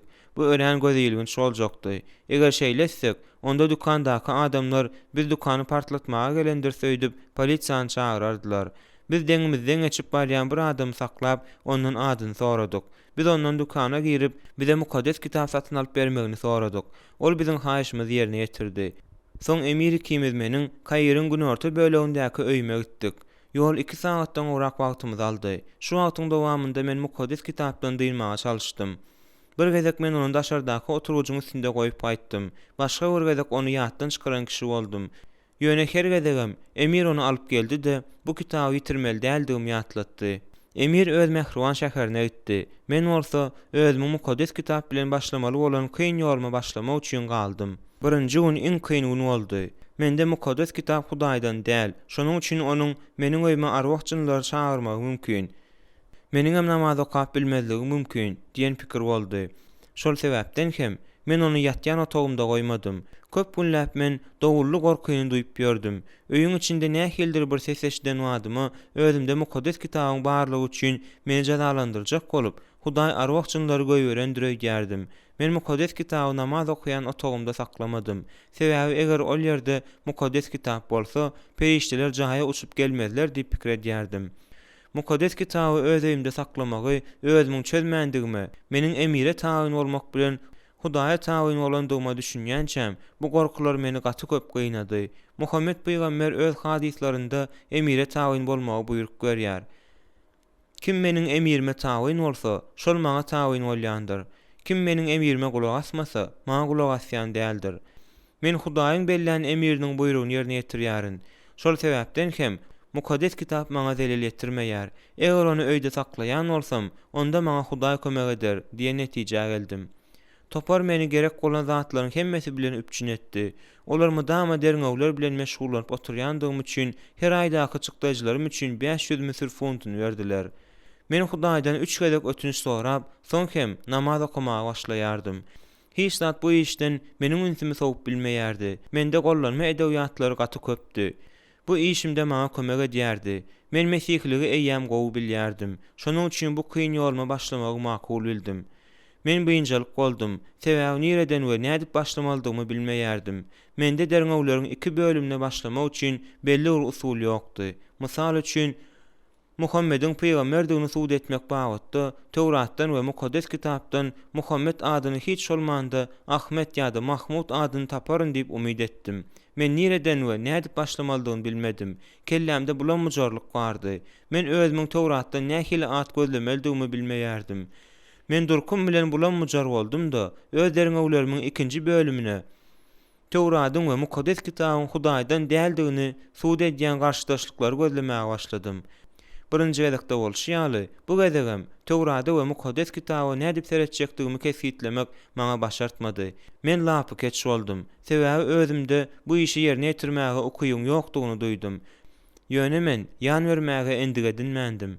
Şonuň üçin hem güýjümi gaýgyrman, maksadyma ýetmege karar edindim. Derňewler hakda gurlaşmak üçin emir ikimiz aýda bir gezek duşuşýardyk. Her gezek men ondan kararyny üýtgedip, bu ýumuşy başga ýerine bermegini haýyş edip, meniň hem oňa kömek etjekdigimi aýdýardym. Şeýle de bolsa, her nening täsiri bolsa-da, ol öz diýenini tutup, bu işi meniň etmelidigimi aýtdy. Men Hudaýa doga edip, ondan özüme güýç bermegini soradym. Men özüme adatdan daşary güýçli duýup, Mukaddes kitaby okap başladym. Ýöne hiç hili meýilnamasyz we usulsuz başladym. Men gelip çykyş kitabyny başladym. Ýöne özümiň näme gözlemelidigini bilmeýärdim. Men özümiň ozal hiç haçan gabat gelmedik atlarymy tapdym da gynandym. Men Mukaddes kitaby burçaklap goýberdim-de, gahary bilen bu ýewreýler bilen mesihler akmak, olar täsin atlardan dolu bolan munyň ýaly bir täsin kitabyň Hudaýdan dygyny nädip aýdyp bilýärkäler? Olar dälirärdiler, diýdim. Men Mukaddes kitaby okumagy besetdim. 2 gün geçenden soň men Mukaddes kitaby okumaga gaýdyp geldim.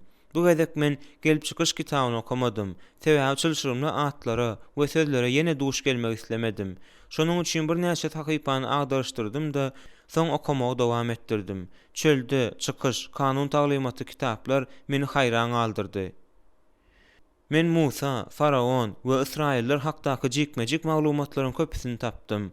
Bu meniň bilesigeljligimi kanagatlandyrdy. Men 2 aýyň dowamynda könäkde okap boldum. Ýöne bu ýüzle ýokaýşdy. Men o diýen bir içine aralaşmandym.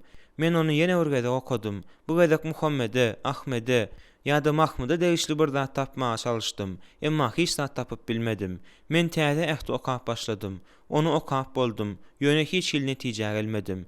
Men muňa çydam edip bilmedim-de, özüme bu derňew bilen meşgullanmaga mejbur eden üçin emire gaharlandym. Emir meniň ýanyma gelende, men oňa özümiň öz isleýän zadymy tapmaga alyp barjak hiç hil hakykaty tapyp bilmeýändigimi aýtdym. Men Tewraty we Mukaddes kitaby okudum, emma hiç zat tapmadym. Emir, daşary ýurtda bolan wagtymyzda okan bir kitabymyzyň bardygyny, işimde maňa şonuň kömek edip biljekdigini aýtdy. Kitabyň ady Hakykata açýaryn diýen kitapdy. Onu merhum Şeyh Elhanji ýazypdyr. Men ol kitaby tapýançam, öz kitaphanamy dökdüm. Hakykata açýaryn kitaby bizim üçin juda gymmatlydy. Aýratynam, islamyň hakyky dindigine inandyrjak bolup, mesihler bilen jedelleşenimizde ol bize kömek edýärdi. Olarda Tewratdan we Mukaddes kitapdan getirilen näme dogry aýatlar bardy. Biz olary islam kabul eden mesihlere aýdyp berýärdik. Biz ol aýatlary üstünlikli ulanýardyk. Men emirin özme beren Şahristanynyň Sırlar we dini inançlar, Ibn Hamzanyň Sektalar we dini kultlar ýaly kitaplarynyň we mesihligi tankyd edýän beýleki taryhy hem terjime haly eserleriň kömegi bilen täze derňege başladym. Men Ibn Hamzanyň garşydaş aýatlar hökmünde getiren aýatlarynyň hemmesini ýazyp aldym da olara Tewratdan we Mukaddes kitapdan seretdim. Aýatlaryň köpüsi başga sözler bilen aýdylandy ýa-da başga adamlara degişlidi. Men içinde garşydaşlyklar bolan başga da köp aýatlary tapdym. Ýöne eger biz şol aýatlary Tewratyň hakyky dälliginiň esasy hökmünde ulansak, onda Gur'andaky käbir süreleriň hem Hudaýdan däldigini boýna almaly bolýardyk. Soňra men Ibn Hamza jogap diýip atlandyrylan işimde öz tapyndylarymy suratlandyrdym. Men öz işimi ak ýürekden dowam etdirdim. Meni işimde Hudaýa we Peýgambere bolan söýgi alyp gitdi. Meniň toparym özümiň Mukaddes kitabyna gitdigiçe köp gowanýandygymy duýdy. Olar mydama menden bu arada soraýardylar. Menem olara ýalan sözleýärdim. Men bahana oýlap tapyp, bizim bir näçe ýaş mesihler bilen duşuşýandygymyzy, olary islama getirmek üçin olaryň durmuşy hakda bilmegiň zerurdygyny aýdýardym. Meniň Tewratdaky garşydaşlygy suwut edip, onuň awraýyny döküp, meşgurlygyny ýatyrmak üçin eden synançlyklaryň puç boldy. Şonuň üçin men öz derňewlerimiň 2-nji bölümine Tewratyň we Mukaddes kitabyň aýatlary boýunça Muhammediň Hudaýyň peýgamberdigine suwut etmekle geçmegi makul bildim. Men Elhanjiň Hakykata açýaryn atly kitabyny seretdim-de, özümiň isleýän zadymy tapanma begendim. Men şatlyk bilen Hudaýa doga edip, özümi bu aýatlaryň üstünden alyp baran üçin oňa minnetdarlyk bildirdim. Men olary aşaky tertipde ýazyp alyp başladym. Gelip çykyş 17-20, 49-10, Kanun taglymaty 18-18-20, 32-21, 33-1-3, İşaya 42-9, 54-1-3, 60-1-2, Zebur 46-1-3, 153, Daniel 2-31-32, Matta 3-2, 13-31, 21, 21-33, Yahya 14-15, Alham 2-27. Elhanji Muhammed'in peýgamberdigini suwd etmek üçin diňe bu aýatlar ulanmak bilen çäklenmändi. Men beýleki aýatlar sanawdan aýyrdym. Sebäbi olar beýle ortakyk däldi. Men aýatlary öğrenjikmejik we obyektiw öwrendim. Biz musulmanlaryň ýeketäk topary hökmünde ygtybarly çeşmesi bolmadyk hiç bir maglumaty hiç haçan kem kabul etmeýärdik. Bu aýatlar ilki seredende islendik musulman üçin ören özüne çekijidi. Olary kabul etmek bolýardy. Ýöne ünsli seredende bu fundamentalist musulmanlaryň usulydy. Bu suwtnama esaslanýan netijeleriň näme dogurdygy, hakykat däldi görünýärdi. Şonuň üçin men öz derňewlerimde kömek eder diýip hasaplanan kitaplarymyň hemmesini ýygnadym. Men öz işim üstünlük gazanandan soňky geljegimi gözegine getirip başladym. Men Hudaýa we peýgambere uly hyzmat edýärin, hem de uly meşhurdäki pul alýaryn. Ýogsa da pul barada. Emirikimiz Asfakas Tünni atly kitap dukanyna baryp, olara meniň kitabymyň ideýasyny düşündirdik. Bu olarda uly täsir galdyrdy. Şonuň üçin olar birinji bagy bermegi haýyş etdiler we awtorlyk hukugyny satyn almagy teklip etdiler. Men bu kitabyň arkasyndan baýha meşhur bolmagy arzu etdim. Ýöne meniň baş maksadym islamyň ýeňişini yglan etmekdi. Men mukaddes kitaby täzeden okap başladym. Men mukaddes kitaby okamaklyga ihlasly boldum. Men Tewrat bilen mukaddes kitabyň Muhammediň peýgamberdigini tasdiklaýan logik kitabydan dolu we tasdiklama bilen suwd etmek üçin köp zat ýazdym. Munyň netijesi gowy bolmady. Sebäbi men Muhammediň Hudaý tarapyndan berilen missiýasyny tasdiklamaga çalyşyp juda jikmejik işleýän derňewçidim. Men Yaqut el-Mamawi'niň ýurtlaryň sözlügi ýaly köp çeşmelere salgylandym. Men bu kitapda Faran şäheriniň adyna duş geldim. Men onuň nerede ýerleşýänini, häzirki adynyň nämedigini barladym. Men şeýle hem arap diliniň lingwistik sözlügini, hatda käwir sözleriň, mysal üçin şelon sözü ýaly sözleriň manisini düşünmek üçin iwrit dilindäki sözlükleri de ulandym. Men hiç kimiň inkar edip bilmejek kitabyny ýazmagy isledim. Gynansam da hiç zada meniň isleýişim ýaly bolup çykmady. Meniň pikirlenmem we lingwistik netijeleriň hemmesi bir-biriniň ýzynyň puç boldy. Men öz teoriýamy tasdiklaýan ýekiji de aýady tapyp bilmedim. Ýogsa da men aýdylmaýan hakykat atly başga kitap ýazdym. Onda men öz öwrenen aýatlarymyň hemmesini getirip, olaryň Muhammede degişli däldi barada netije gelişim beýan etdim. Men bu aýatlaryň hemmesini öwrenmekligi tamamladym, emma gözlän zadymy tapmadym. Şol wagt meniň bar duýan duýgum gaýgy, lapykeşlik, beýinçilik hem kellämdäki bulanmajarlykdy. Muhammediň peýgamber däldigi meniň hiç haçan hem kelläme gelmändi. Men şaýatlykları peýgamberiň şahsiýetine degişli edip bilmändigim bilen özümi köşeşdirmäge çalyşdym.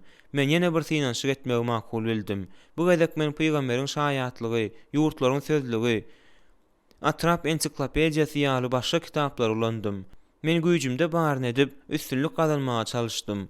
Kynçylyklaryň hemmesinden soň içinden geçen dargaýşym özümiň bütün durmuşymyň weýran bolup barýandygyny aňlatdy.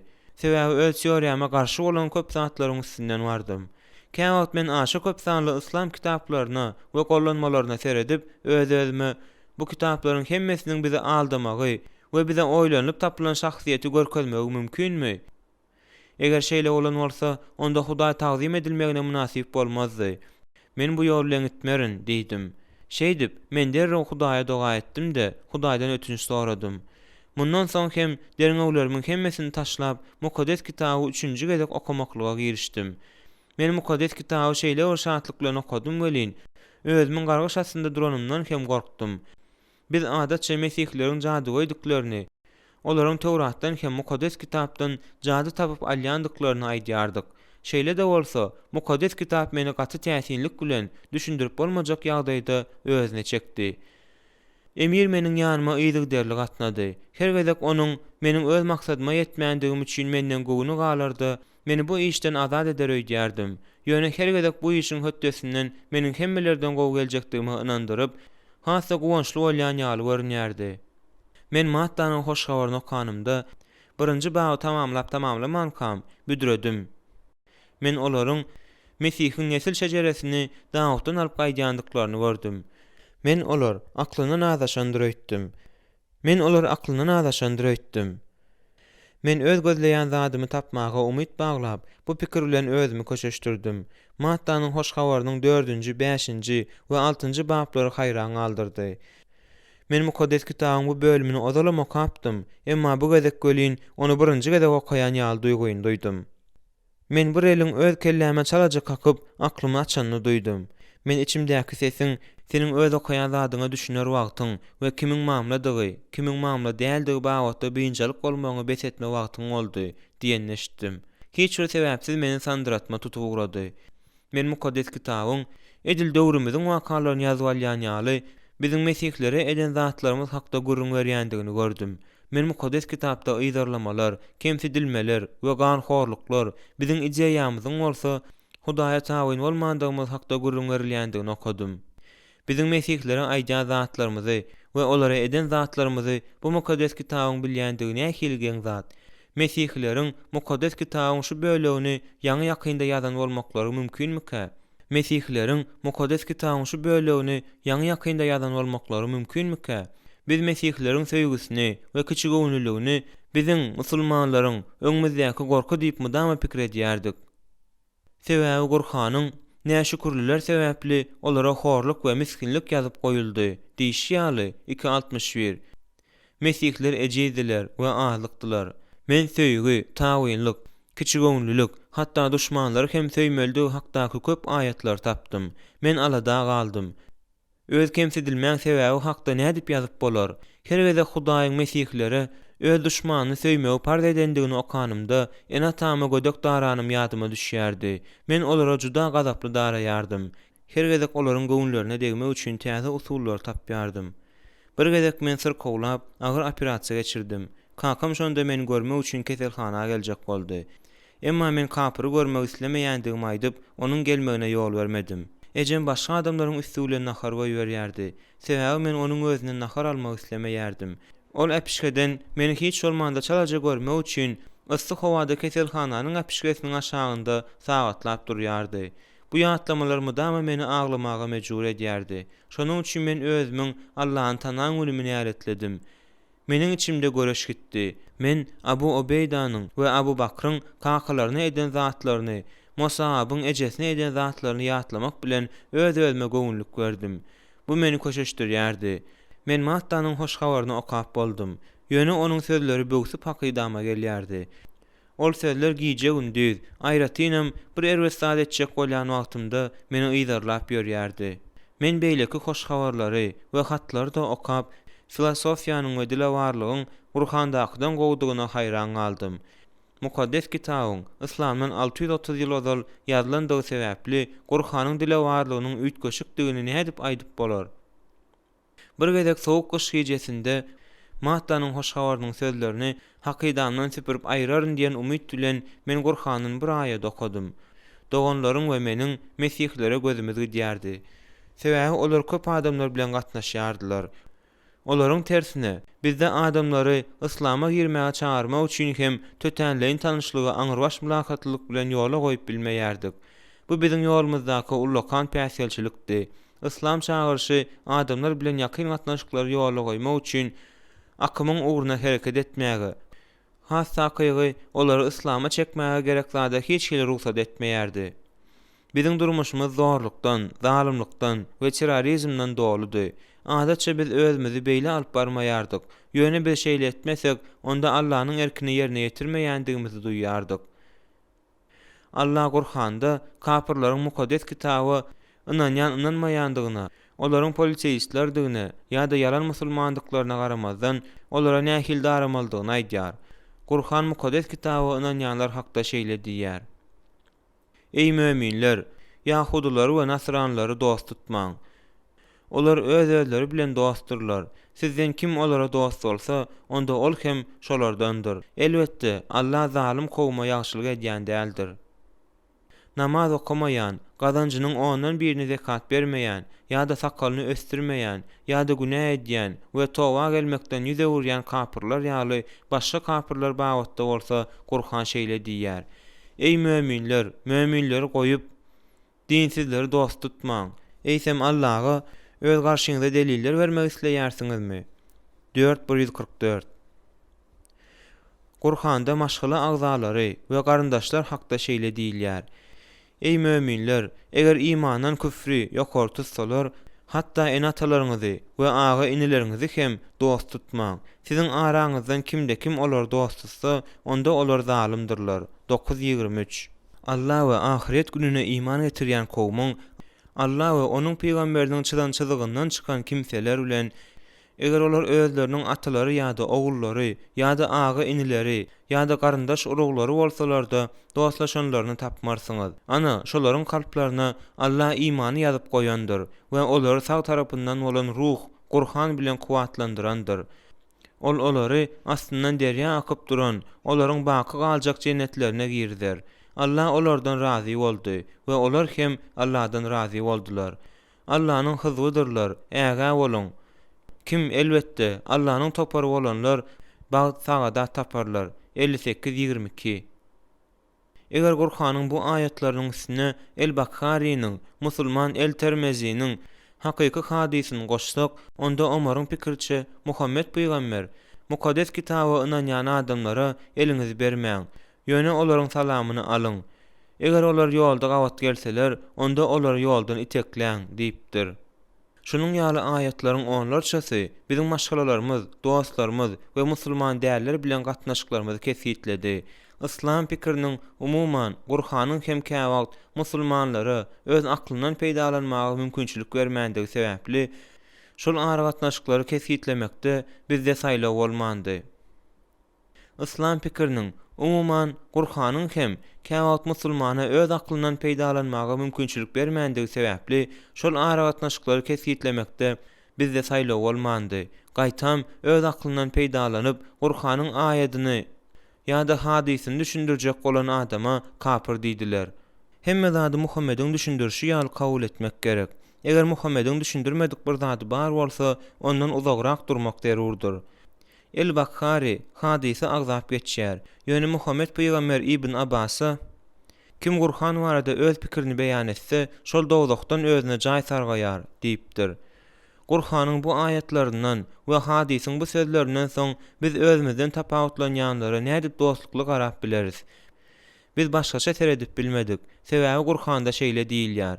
Zulüm ýoluny tutan kimselere berilip gitmäň. Beýle etseňiz, size dowza hody ýeter. Siz üçin Allah'dan özge bir jigam dost ýokdur. Soňra size ýardam berilmez. 11:113.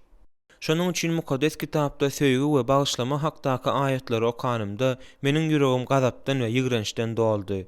Özümiziň zaýlanan hasaplayan mukaddes kitabymyzy okan wagtymda men köp gezekler utanç duýgusyny duýdum. Men öz içimden görsene Mesihliler mukaddes kitaby üýtgediwem, söýgüni we hormaty nähili ulanýarlar. Ýöne biz Hudaýyň sözüni üýtgetmedikler, şunuň ýaly etmegi näme üçin başarmaýarkak? Nämedir bir zada bolmaly ýaly däl diýip pikir edýärdim. Men bu pikirleri taşlamak isleýärdim, emma olar baryr gaýdyp gelýärdiler. Eger özleriňe hiç hil netije gelmesem näme? Meniň içimdäki göre şeýler güýçli dügelin. Her wezek özüme şunuň ýaly pikirleri gurşan bolan wagtynda meni bagyşla Rebbim, Allah'dan başga Hudaýyň ýokdugyny we Muhammediň onuň peýgamberdigini men yglan edýärin diýip gaty gyýgyrýardım. Soň men bu pikirlerden saplanmak üçin Hudaýa doga edýärdim. Men özüme Tewratdan we mukaddes kitapdan suud edip bilmesemem, Muhammed hakykatdanam Allah'nyň peýgamberi diýýärdim. Meniň meselem has çynlyklaşdy.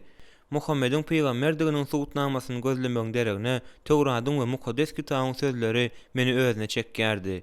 Men olaryň özüme edýän täsirinden nädip saplanmalydygym, Tewrat bilen mukaddes kitabyň Hudaýdan däldigini nädip suud etmeligi hakda pikir edýärdim. Olarda ýazylan zatlaryň hemmesem gowy, olaryň adam tarapyndan ýazylan bolmagy mümkin däl. Adamlar nädip şunuň ýaly ýiti öňden görjülük bilen geljegiň jümmüşini görüp, häzirki döwürde bolýan zatlar hakda 2000 ýyl mundan ozal ýazyp bildikler. Eger jedel edenimizde Tewrat bilen mukaddes kitaby adam ýazypdyr diýip şaklasak, onda bilim hem akyldarlykda adamy Hudaý bilen deň derejede goýardyk. Biz elbetde Hudaýyň hemme zady bilýändigini, gudraty güýçlidigini we oňa taý bolanyň ýokdugyny bilýäris. Men Zebur bilen Süleýmanyň pähimlerini okap başladym. Men 24-nji we 144-nji mezmurlardan aýatlary ýat tutdum da, olary dogalarymda gaýtaladym. Bu aýatlar meniň Hudaýa doga edişimi eşdenleriň hemmesiniň ýüreklerine jünk boldy. Şonuň üçin hem Olar özleriniň edýän dileglerinde ulanar ýaly şol aýatlar ýazyp bermegini soradylar. Men Muhammediň peýgamberdigine we mukaddes kitabyň ýalňyşdygyna suwtnamany entegem tapmaga çalyşýardym, emma hiç zat tapyp bilmeýärdim. Şüpheler we garşylykly pikirler meni gurşap aldy. Men bolsa olara üns bermezlige çalyşdym, emma olar gitdigiçe ýygy-ýygydan peýda bolýardylar. Men Hudaýy söýýärdim. Ýöne meniň alan bilimim we dine bolan söýgüm Islamyň Hudaý tarapyndan berilen hakyky din bolmazlygynyň mümkindigi hakda pikir etmäge mümkinçilik bermedi. Meniň kellem çaşdy, özüme bir rahat boldum. Gijelerine öňküm ýaly berk uklap bilmeýärdim. Bir gezek men ir seherde namaz okudum. Gurhanyň aýatlary ýatdan aýdyp durkam, birden saklandym. Meniň pikirlerim iki baka atsaldy. Men eger mysal üçin Islam jennete barýan ýol bolmasa, onda sen näme derdiň diýip pikir etdim. Men bu pikirden saplanmak isledim, ýöne başarmadım. Men hatta ir seherki namazymy hem okap guturup bilmedim. Men halynyň üstünde uklap galýançam agladım. 1-2 saat geçenden soň meni ejem oýardy. Men işe aljyraňy ýagdaýda gitdim. Nirä ýörenimem, kim bilen gürleşenimem bilmedim. Men öýe dolanyp gelenimde mukaddes kitaby okumagy diýsen isledim.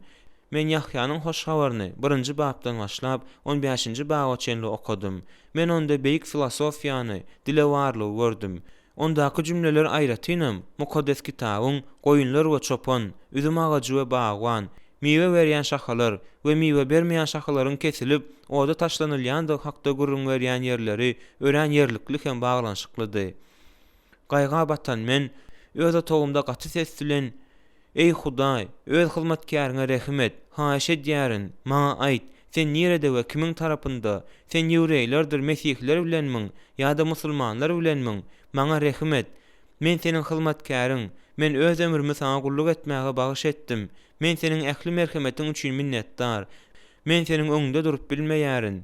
Sen hem öz demiň öňünde durmak üçin aşağı inmeýärsiň. Sen gudraty güýçli Hudaý, men bolsa ejiz insan. Şonuň üçin sen ruhsat edýänçä hiç sadym alyp bilmeýärin. Sen iň rehimdar, iň duýgudaş Hudaýsyň. Men bolsa güýçi hem akyldarlyk bolmadyk seniň hyzmatkaryňdyrin. Meniň bar ömrüm seniň elingdedir. Men çağlygymdan bäri seni söýýärin. Men gökleriň we seniň söýgüň hatyrasyna özümi pida etdim. Men türmedenem, gynamalardanam gorkmadym. Men seni gözlänimde, hatta bütün dünýä de öňümde durup bilmedi. Sen näme üçin meni beýle edýärsiň? Men seni söýdüm we seniň peýgamberiň Muhammediň öwredişi ýaly senin goýnuňdan turmaga çalyşdym. Ýöne ine men güýçden açyp mundan aňyry ýörep bilemok. Her tarap senin öz Hudaýdygyň aýdýar. Men kimiň mamladygyny, kimiň ýalňyşýandygyny bilemok. Ey Hudaý, men näme? Seni söýýändigime and içeýinmi? Beýle etmek gerek däl diýip pikir edýärin. Sebäbi sen hemme zady gowulýarsyň. Seni gözlänimde men nähili görgü gördüm. Men okuw taşladym, maşgalamdan we dostlarymdan ýüze wurdum. Men derwiş kimi sergezançylyk çekdim. Men türmede oturdum. Seniň üçin meni gıynadylar. Näme üçin maňa jogap bermeýärsiň? Eger sen Islamyň Hudaýy bolsaň, onda aňymdan Islamdan başga zatlaryň hemmesini aýyr. Eger Mesihleriň Hudaýy bolsaň, onda maňa ýyzyna düşüp gitmeli bolan nury görkez diýdim. Men gynaldym, yatyp bilmedim, aklymam bulaşdy. Eger Islam Hudaýyň ýoly bolmasa näme? Eger Tewrat ýa-da mukaddes kitap onuň ýoly bolsa näme? Men Mesihleriň ýyzyna düşmelimi? Eger Hudaý bilen adamlar özümi ýazgarsalar, özüme näme boljakdygy hakda oýlananymda sandyradym. Bir gezek men öz gorkularymyň hemmesini taşlap özüme "Sen näme isleýärsiň? Besdir, sen öňküň ýaly däl. Seniň öňünde iki ýol bar. Olaryň ikisi hem dogry ýol ýaly bolup görünýär. Wagtyňy ýitirmedi, güýjüňde bar edip Hudaýyň ýoluny gözle." Bir gezek men öz gorkularymyň hemmesini taşlap özüme "Sen näme isleýärsiň? Besdir, sen öňküň ýaly däl. Seniň öňünde iki ýol bar. Olaryň ikisi hem dogry ýol ýaly bolup görünýär. Wagtyňy ýitirmedi, güýjüňde bar edip Hudaýyň ýoluny gözle. Ol ýoluň ýewreýleriň, mesihleriň ýa musulmanlaryň ýoly bolmagynyň tapagy ýok. Eger sen hakykatdan Hudaýy gözleýän bolsaň, iň esasy zat ol Hudaýyň ýoly bolsun. Bu seniň ykbalyň, şonuň üçin onu kabul etmek gerek. Ynanay, Hudaý sana öz edýän tagallalaryňa laýyklykda jogap berer. Özüň musulmandygyny unutdy, gözlegleriň täzeden açly. Sana näme päsgel berýär diýdim. Men bu arada pikirlenip, "Ey Hudaý, meni ugrukdur we maňa güýç ber. Sebäbi meniň öňümde agyr synaglar dur. Eger sen maňa kömek etmeseň, meni arwahçylar tike eder. Men dünýäde rahatlyk tapman, maksatsız öýüp ýörerin. Ey Taňrym, ýalwarýaryn, maňa kömek et. Men sen nerede bolsaň, hatda ýürekden ýigrenýän mesihlerimiň ýylaryna düşmelem bolsam düşüp, şol ýere hem giderin" diýdim. Men birden özümi asudalygyň we rahatlygyň gurşap alanyny duýdum. Men birinji gezek logika taýdan pikirlendim. Men şeýle netije geldim. Mesihler ýoldan azaşyp iki sebäbe görä kapyr bolupdyrlar. Birinciden olar Mesih meýremiň ogly, Hudaý diýerler. İkinciden olar onuň haçda ölendigi we adamlaryň günäsine tölemek üçin ölümden direlendigini aýdýarlar. Men näme üçin özleriň oglarmy şu iki soragda jemläp, olary islam nukdaý nazaryndan barlamaly dälmişim. Men islamyň taryhyna degişli kitaplara, terjümeharlara we düşündürişlere seredip başladym. Men Mesihi we Kur'anda agzalyp geçilşi ýaly ondaky Hudaýyň häsiýetlerine degişli bolan zatlary gözläp başladym. Men Ibn Kataryň interpretasiýa, Dahabi'nin İslam'ın tarihi, Ibn Kataryň başlangyç we soň, Şahristaniýanyň sektalar we dyny inançlar, Abu Muhammed hökmündeki meşhur bolan Ibn Hamzanyň sektalar we kultlar barada, İslamdan öňkü mukaddes kitaplar we mesihlik logika bilen hekayetlaryň arasynda diýen ýaly ygtybarly çeşmeler ulandym. Täsirli gözlegleriň netijesinde men hatda mesihleriň hem özleriniň kitaplarynda ýazmadyk zadyny, ýani Mesihi tapawutlandyrýan bir näçe häsiýetlerini tapdym. Mysal üçin yaratma ukyby. Kur'an şeýle diýär: "Ana şol perwerdigäriňiz bolan Allah'dyr. Hiç ilah, hiç bir taňry ýok. Diňe onuň özü bardyr. Ol hemme zady yaradyjydyr. Indi oňa bendelik kılıň. Ol hemme zadyň üstündäki wekil, gözewçilik edijidir." 6:102. Elbette perwerdigäriňiziň özü yaradyjy, bilicidir. 15:86. Anyk ki, siziň Allahyny goýup sygynýan butlaryňyzyň hemmesini birleşdirende hem bir çyýun yaradyp bilmezler. Eger çyýun olardan bir närseni çekip alsa, onu şol çyýundan hem gutaryp bilmezler.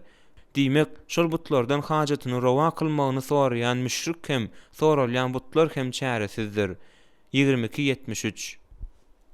Müşrikleriň Allahyny goýup çokynýan butlary bir zady hem yaradyjy däldir.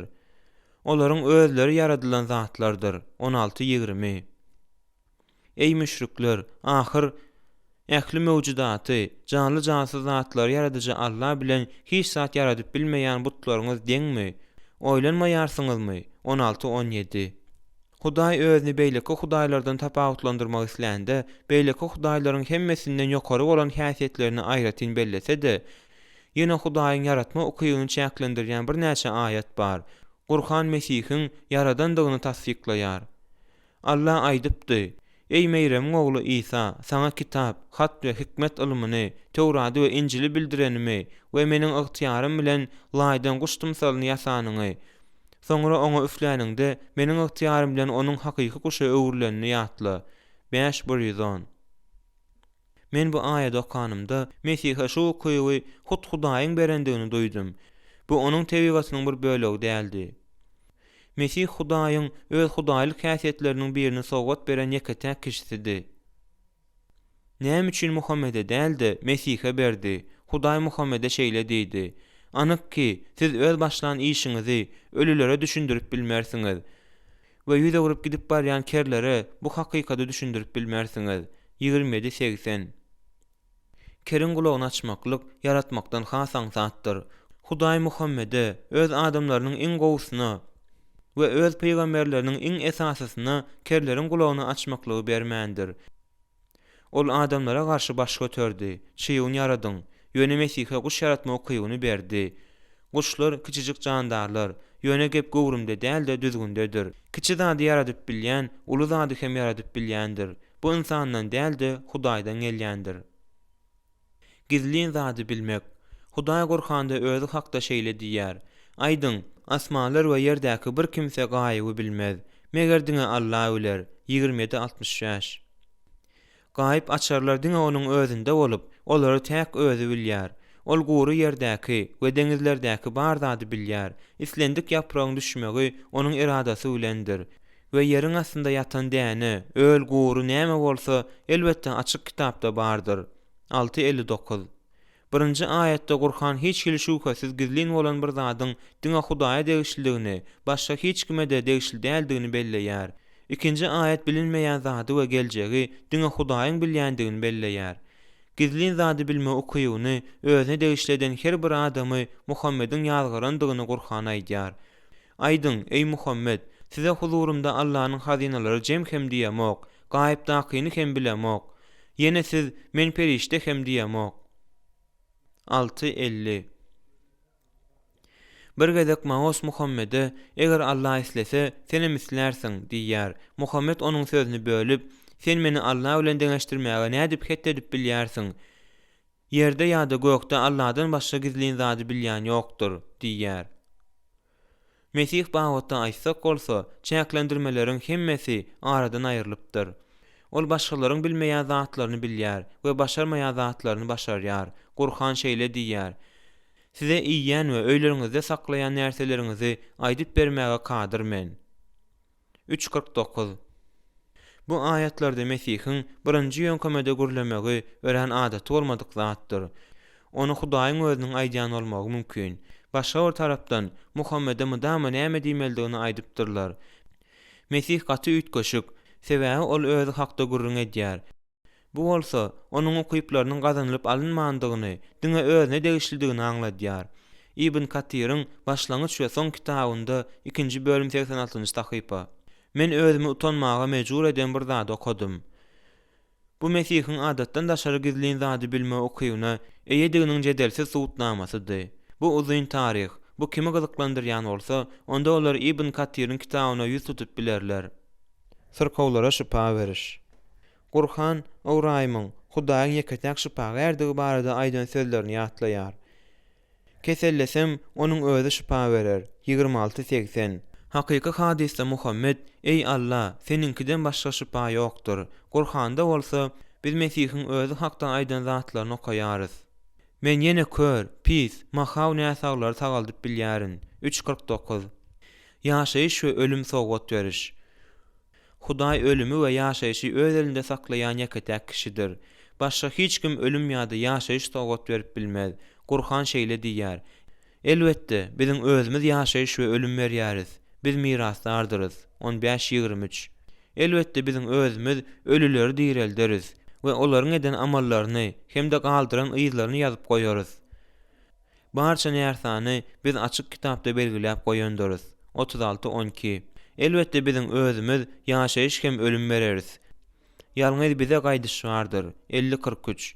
Mesih bawatda Gurhan onuň özü hakda Allahyň emri bilen ölüýün diýreldip bilýärin diýendigini aýdýar. 3:49. Ibn Katir Mesihiň ölüm hem ýaşaýyş berme ýatyýarynyň bardygyny suwd edýän bir wakany görüň berýär.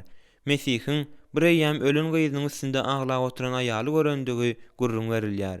İsa ol aýaldan "Zenan, sen näme üçin aglaýarsyň?" diýip soraýar. Aýal hem oňa "Meniň gyzym öldü, meniň başga perzendim ýok" diýip jogap berýär.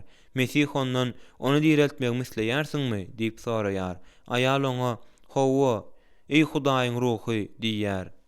Şeýdip Mesih gawryň ýanynda durup 3 gezek gyzyň adyny tutup gyýgyrýar. 3-nji gezekde kiçijik gyýjagy ýerinden turup ejesi bilen gürleşýär. Soň gyýjagy Mesihden yzyna gaýdyp gitmegini soraýar. Mesih oňa "Yzyna gaýt" diýär welin gawr ýapylyp gyýz ölýär. Başlangyç we soň 2-nji bölüm 84-nji sahypa. Derwais çörek. Gurhan şeýle diýär: çünki Allahyň özü barça halaýyga rızk ruz berýän güýç guwa sahybydyr we gudratlydyr. 51-58. Hudaýyň rızk berip bilýän ýeketek kişidigi anyk aýdylypdyr.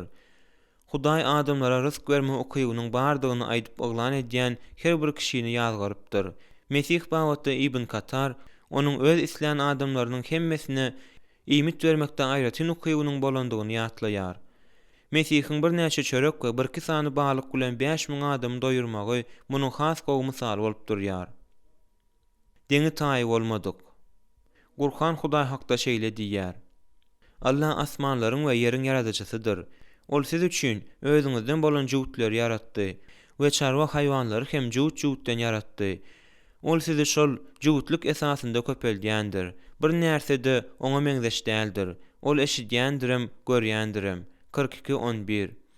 Mesih bagtda aýtsak bolsa, onuň bilen hiç kimi deňeşdirmegiň bolmaýandygy öz-özünden düşnüklidir. Ol päk gyzdan halal ýol arkaly doguldy. Ol öz hakda Hudaýyň sözi we Hudaýyň ruhy diýilýän ýeketäk kişidir. Ol şeytanyň hiç hil täsir edip bilmedik ýeketäk kişisidir. Ol Hudaýlyk häsiýetine eýe bolan ýeketäk kişidir. Buyruk berici. Gurhan Hudaýyň bu häsiýetini ýatlap geçýär. Biz bir zady erade etsek, oňa aýdýan sözümüz bol diýmekdir. Biz şol zat bolýar. 16:40. Ol ýer asmanlary peýda edicidir. Bir işi hökm etse, oňa diňe bol diýýär, bolany. Biz ol iş bolýar. 2:17. Yaratma ukyby Hudaýyň aýratyn häsiýetidir. Ibn Katyryň aýdyşy ýaly, Mesih suwy şeraby öwrende şu häsiýetini görkezdi. Suwdaky taht. Gurhan Hudaýyň tagty hakda şeýle diýýär. Ol Allah, siziň haýsyňyzyň ýagşy amal edip ýaşaýandygyňyzy synamak üçin asmanlary we ýeri 6 günde yaradan beýikdir. Ozallar onuň arşy suw üstündedir. 11:7. Kortobi we El-Hadati bu aýatyň Mesihede adamlaryň imanyny synamak üçin tagty Hudaý tarapyndan suwun üstünde yaradylan Mesihede degişildigini aýdýarlar. Mesih Tiberiya kölüniň ýüzünden ýöräp imanyny synamak üçin öz şähertleriniň ýanyna bardy. Soňal olara siz imany azlar diýýär. Matta 8:26. Kazy we hökümdar. Gurhan Hudaý hakda gurrun edýär. Höküm etmek diňe Allahyň özüne mahsusdyr. Ol dogry höküm çykarýar. Ol hak bilen nähakky parklandyryjylaryň iň ýagşysydyr. 6:57. Eger sizden bir taýpa meniň bilen iyi verilen dine iman getirip başga bir taýpa bolsa iman getirmese, onda tä Allah öz hökmüni çykarýança sawr edin. Ol dogry höküm çykarjydyr. 7:87. El-Bakari Muhammed peýgamberden Mesih hakda Meýremiň ogly adalatly höküm sürmek we adalatsızlygy kökü bilen ýok etmek üçin adyl kazy hökmünde gaýdyp gelmezden kıyamat günü gelmez diýen sözleri İbn Abbasyň eşidendigini düşündirýär. Ýiti nazarly. Gurhan Hudaý hakda şeýle diýýär. Gözler oňa ýetip bilmez, onuň nazary ýetýändir. Ol mehribandyr we her zatdan ägädir. 6:103. Bu Hudaýyň Mesihiň teninde gelen ýene bir häsiýetidir. Ibn Katari bilen Kortobi Mesih bir undagda onu Rimleriň tutsak etjek bolandyklary hakdaky wakany gurrun berýär. İsa göni olaryň arasyndan geçýär, emma olar onu görmeýärler. Ýöne ol olary görýär. Iň rehimdar we iň mehriban. Gurhan şeýle diýýär: Taňryňyz ýeketäk Taňrydyr. Ol mehriban we rehimli Taňrydan özge hiç şil Taňry ýokdur. 2:163. Asmanlar we ýerdäki bar canly jandarlar kıyamat gününde Rahman huzuruna diňe gul hökmünde geler. 19:93. Şahristani bilen Azraki özleriniň sektalar we inanç wagzy we peýgamberleriň suwtnamalary atly kitaplarynda Mesihiň Hudaýyň keşfidigi ýatlanyp geçilýär. Ol duýgudaş bolupdyr. Ol gyzy ölümden direltdi we köp syrkawlara şypa berdi. Ol bir körüm gözlerine palçyk çalbaşdy. Sebäbi ony Hudaý şonuň ýaly yaradypdy. Tymsallar bilen gurlaýar. Gurhan tymsallar bilen diňe Hudaýyň gurlaýandygyny tasdiklaýar. Allah özüniň nuruny öz isleýän kişilerine hidaýet eder. Allah adamlaryň owrat almagy üçin tymsallar getirer. Allah hemme närseni bilýändir. 24:35. Söz Perwerdigariň idin eradasy bilen mudama miwe getirer. Allah adamlaryň owrat görelde almaklary üçin ine şeýle misallar getirýär. 14:25. El-Katafe Ibn Katir, Kartobi we Zamakşari dagy özüne ýakynlaşdyrmak üçin tymsallary ulanandygyny aýdýarlar. Mesih emedil şonuň ýaly etdi. Täze ähd beýleki peýgamberleriň hiç haýsynyň aýtmadyk tymsallaryndan doly. Hawarçylary iyi berýär we olara ygtyýar berýär. Gurhan şeýle diýär: Ey Muhammed, siz olara Antokiya owasynyň ýylini, o taýa ilçileriň gelen iyi berilen wagtyny mysal edip getirin. Soň biz olara 2 ilçini berenmizde ol ikisini yalançy hasap edendiklerinden soň 3-nji ilçi bilen berkitdik. Biz bu 3 ilçi Antokiya iline hakykatdan hem biz size iyi verilen ilçilerdiriz diýipdiler. 36-13-14 Ibn Katir we tesirleýijilerin hemmesi azalyp geçilýän şäheriň Antakiýadygy adamlaryň bolsa Mesihiň iyi verenlerdigi bilen lalaşýarlar. Mesih olara ygtyýar berdi. Başga adamda munyň ýaly ygtyýar bolýan däldir. Oňa tagzim etmek gerek. Kur'an şeýle diýär. Yahudiler Uzayr Allah'ın oğlu diýdiler. Nasranlar İsa Mesih Allah'ın oğlu diýdiler.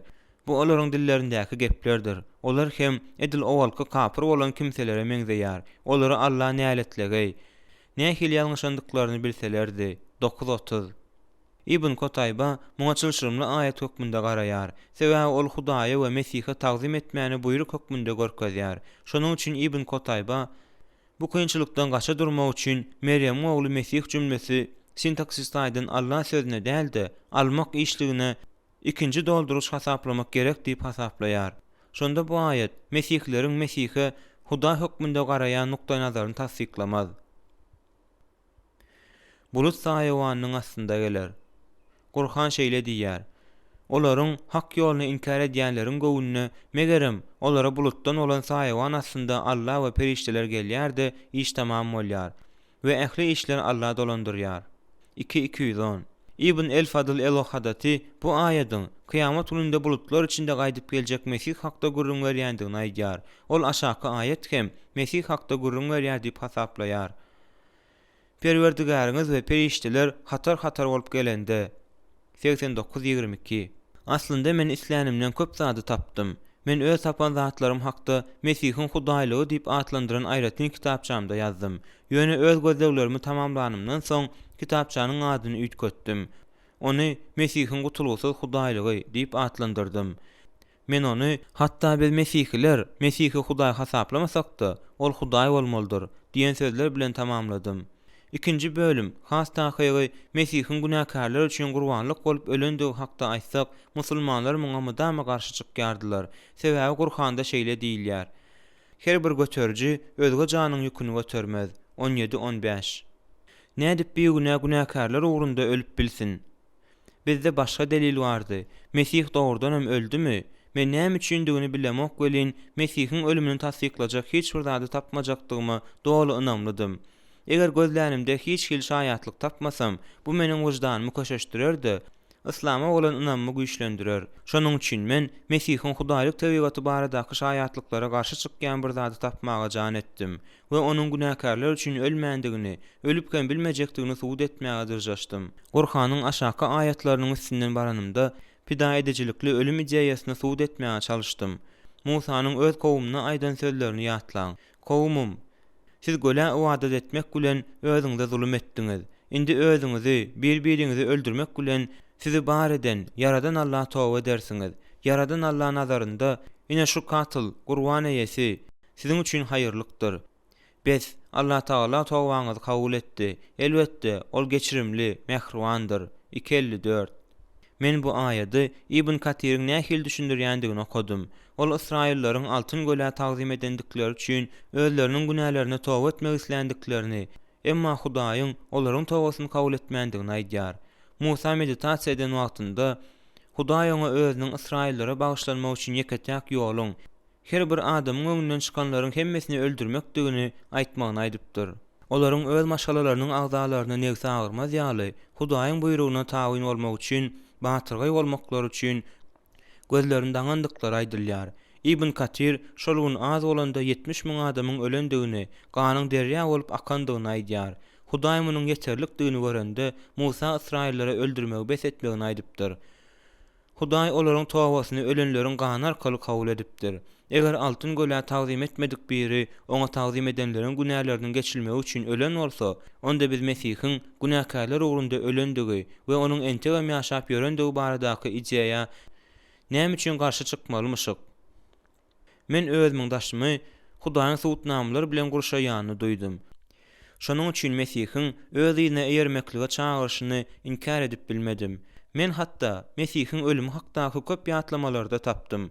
Adamlar Mesihiň ölümi baradaky pikirler bilen däldi, onuň näçe wagtlap ölü bolup ýatandygy hakdaky pikirler bilen dargaşdylar.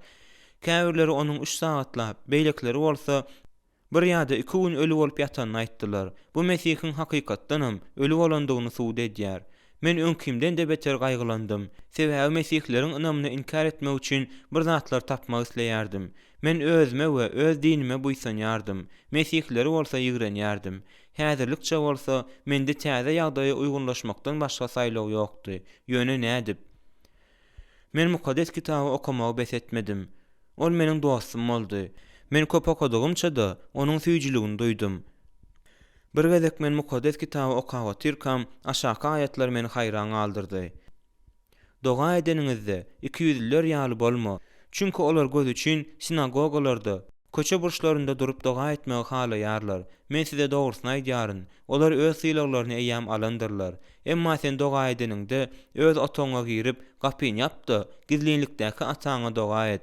Gizlinlikde edileni görýän ataň saňa onu açyk gaýtaryp berer. Matta 6:5-6. 2000 ýyl mundan ozal şu wagt bolup geçýän zatlaryň ýazylandygyna men aňtank boldum. Men özümiň gaty bir zada maňlaýymy urup, soňundan namaz belliklerim, göklerim bilen övünjek bolup, namaz okan wagtymda kellämi urmak üçin poluň üstüne nähili hem bolsa, bir gaty zat goýanym ýadyma düşdi. Men orada tutanymy, Hudaýa sejde edenimi aýdyp övünýärdim. Men hatda özümiň dindardygymy görkezjek bolup, belli bir geýimlerde geýýärdim. Meni Mesihiň ölümi we onuň haça çüýlenmesi baradaky soraw gyzyklandyrýardy. Mesih dogrudanam öldümükä? Men Mesihiň pida edicilikli ölümi suratlandyrylan Mesihlik kitaplarynyň we gollanmalarynyň hemmesini okudum-da. Ahir soňra Mesihiň Hudaýlyk tebigatyny we haça çüýlenmäge göz etirdim diýen ýaly boldum. Käwir adamlaryň meniň öz sapan zatlaryma gowanýandyryn diýip pikir etmekleri mümkin. Gaýtam men gaty gaýgylandym we gaharlandym. Özümiň bütün ömrümi yalan ynam bilen ýaşandygymy bilmedimden ozal, Hudaýyň meni öldürmäändigini nähili gynançly zat. Ýigrenji, hapa Mesihleriň mamla bolup çykandygyny, meniň bolsa bimamlydygymy boýun almak maňa gaty agyr düşdi. Men az ýatýardym, köçelerde boş ýere gezmeläp, öz-özüm bilen gürleşýärdim. Namaz okap başlan wagtymda pikirler ýüregimi paralaýardy, şuhlar tike-tike edýärdi. Men näme etjegimi bilmedim. Men doganlardan öz ýanyma seýrek gelmegini haýyş etdim. Her hili bahanalary oýlap tapdym. Özümiň polisiýanyň gözegçiligi astynda dygmy aýtdym. Men kem-kemden tutuş topordan daşlaşdym. Adatça Gurhan okan wagtymda meni uku basmarlaýardy. Şol bir wagtyň özünde de men mukaddes kitaby barzada unudur derejäçe okaýardym. Men bu kitaby ören ysnyşdym. Bir gün emir meniň ýanyma geldi de özleriň öwlerimde öňe süýşmändigimi gördi. Ol maňa bu Allahyň erkidir. Maňa mukaddes kitaby ber. Biz seniň dereňe bu işi edip biljek başga birini taparys. Sen munyň ýaly iş üçin yaradylmansyň öýdýärin, diýdi. Men muňa begenmelidim. Sebäbi şeýle edilmegini men iň başda sorapdym. Ýöne indi hemme zat başgaça bolupdy. Men ondan özüme ýene bir aý bermegini, sebäbi degerli maglumaty görüp bilendigimi aýtdym. Hakykat bolsa, meniň mukaddes kitaby we Tewraty okumaga berilýän ruhsatdan mahrum bolmak islemeýändigim dedi. Emir razy boldy. Men özümiň näme sebäpden beýle edenimi bilemok. Men mukaddes kitaby bermäge razy bolup, özümi streslerin hemmesinden we özümiň barýan näwelli geljegimden özümi halas edip bilerdim. Keredek namaz okumaga taýarlananymda içki sesiň özümden sen bardygyna ynanmaýan Hudaýyňa nädip sygynyp bilýärsiň diýip soraýanyny eşidýärdim. Käwagt men aglaýardım. İçimde nämedir bir zat üzüldi. Bir gün men bu içki sese karşı çykyp Gurhany okap başladym da aşaky aýada üns berdim. Ey müminler! Ey müminler! Siz kitap eýleri bilen diňe gözel mülakatda bolun. Meger olaryň arasynda zulüm zorluk eden kimseler bilen keskin mülakat ediň we aýdyň. Biz özümize indirilen Gurhana hem, size hasyl edilen Tewrat we Injile hem iman getirendiriz. Biziň Ilahymyz hem, siziň Ilahyňyz hem bir Ilahdyr we biz diňe oňa boyun eýýäris. 29:46. Men bu aýada has çuň öwrenmek isledim. Şonuň üçin men Ibn Kathir'in, Kortobi'nin we Zamakşary'nin ýazan düşündirişlerine ýüz tutdum. Meniň birinji tapan zadym olaryň bu aýadyň 9-njy süredäki meşhur gylyç aýady bilen ýatyrylandygynda bir pikirli dikleridi. Ýöne bu meseleniň diňe bir bölegidi. Men bu aýadyň öz Hudaýymyzyň we kitabyň adamlarynyň Hudaýynyň şol bir Hudaýdygyny tasdiklaýanyny gördüm. Men dowam edip bilmedim. Meniň aklym işlemekden boyun toglady. Musulmanyň Hudaýy, musulman dälleri bolan öňkü ýagşylyklarynyň hemmesini ýatyryp, onu ganhorlyga, gynamalara we agyra çalışdy. Ol hatda bizi, musulmanlary, özüniň gynama guraly etdi. Olar bilen söwüşediň. Şonda Allah olary sizin goluňyz bilen azaplayar, ryswa edýär we size olary ýeňmäge güýç berýär. Hem de mömin kowumlarynyň kalplaryny gandyryp, köňüllerindäki gaýgy gamy dep edýär. Süre 94. Emma ey meni dinleýänler, size diýärin, duşmanlaryňyzy söýüň. Özüňizi ýigrenýänlere ýagşylyk ediň. Özüňize garaýanlar barada ýagşy dilegde boluň. Özüňizi ynjydýanlar üçin Hudaýa doga ediň. Luka 6:27-28. Men welin size diýärin, ýamana garşy durma. Gaýta kimseniň sag ýaňaňa ursa, ol ýaňagyny da oňa öwür. Seniň bilen dawalaşyp köýnüňi aljak bolýany donuňy da ber.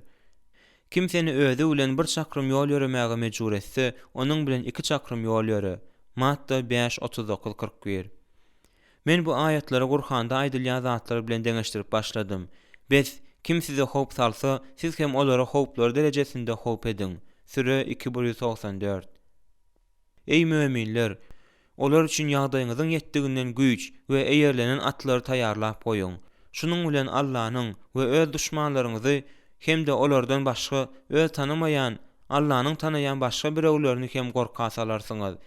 İmanı Allah ýoluna sarp etseňiz, size zulüm edilmän, kämil edilip gaýtarylyp beriler. Süre 8:59. Muhammed Allah'nyň peýgamberidir. Onuň bilen bile bolan müminler kafirlere gaharly, öz aralarynda bolsa rehimli mehriwandyrlar. Süre 48:29.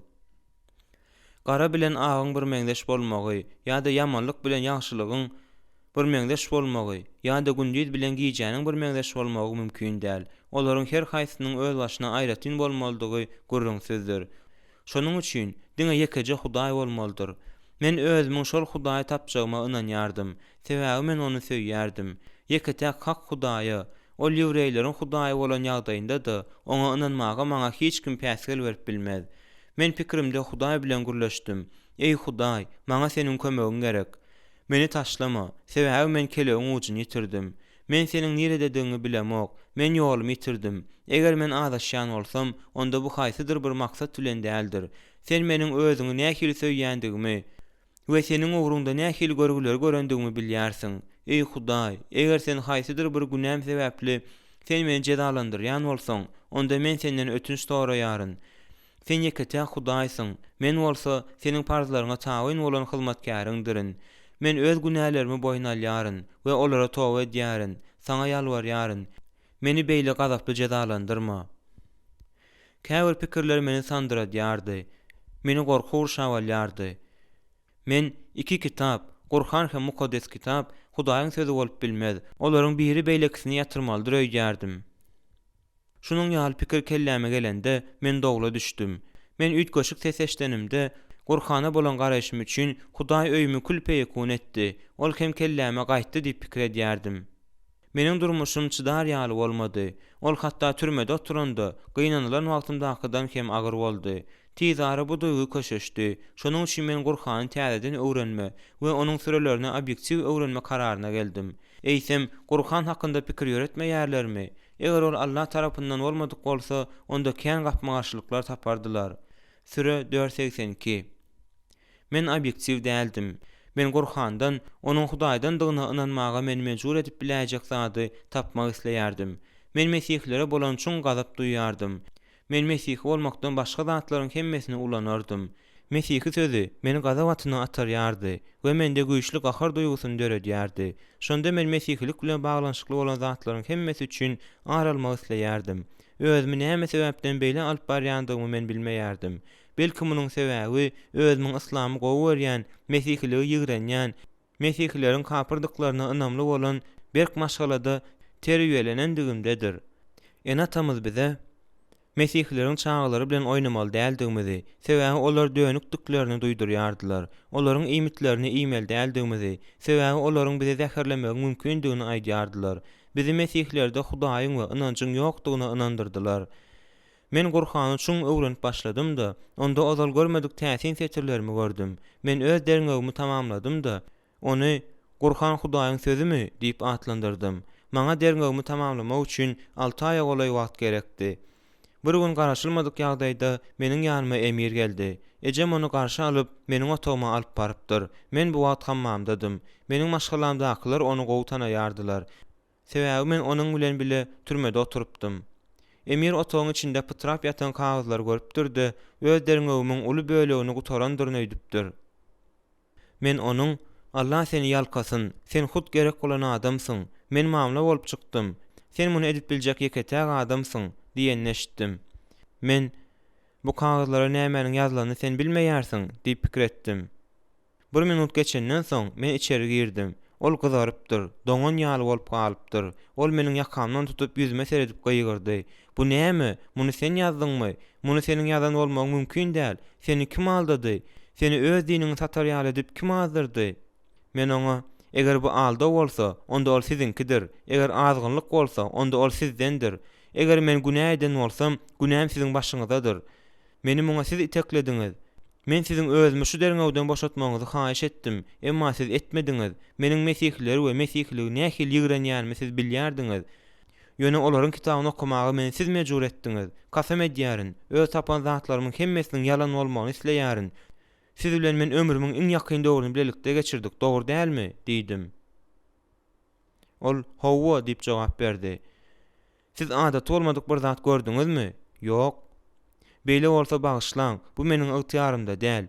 Bu ýöne bir maglumat däl. Bu meniň öz ygtyýarymda bolmadyk janymdyr. Meniň okan zatlarymy siziň hem okamagyňyzy, bilen zatlarymy siziň hem bilmeňizi men diýseň isleýärin. Ol gaza watyna atlandy da meniň belliklerimiň hemmesini Mesihlik Hudaýyň tebigaty, Gurhan Hudaýyň sözü däl we şoňa meňzeşleri ýyrtjak boldy. Biz ören güýçli söwüşdik. Şonuň üçin ejem içeri girdi. Emir öýden gitmezdiň öň ýanynda maňa "Indi saňa näme bolýany biz bildik. Ýöne eger ýaşamak isleýän bolsaň, meniň haýyşym ýerine ýetir." "Nähil haýyş? Öz ýazan bu zäherin hakda toparynda hiç haçan gurulaýmy? Men seniň dinden çykan bolandygyňy olara aýtjak. Ýöne sebäbini düşündirjek däl. Eger sen olara nämedir bir zat aýtsaň, özüňe näme boljakdygyny bilýänsiň.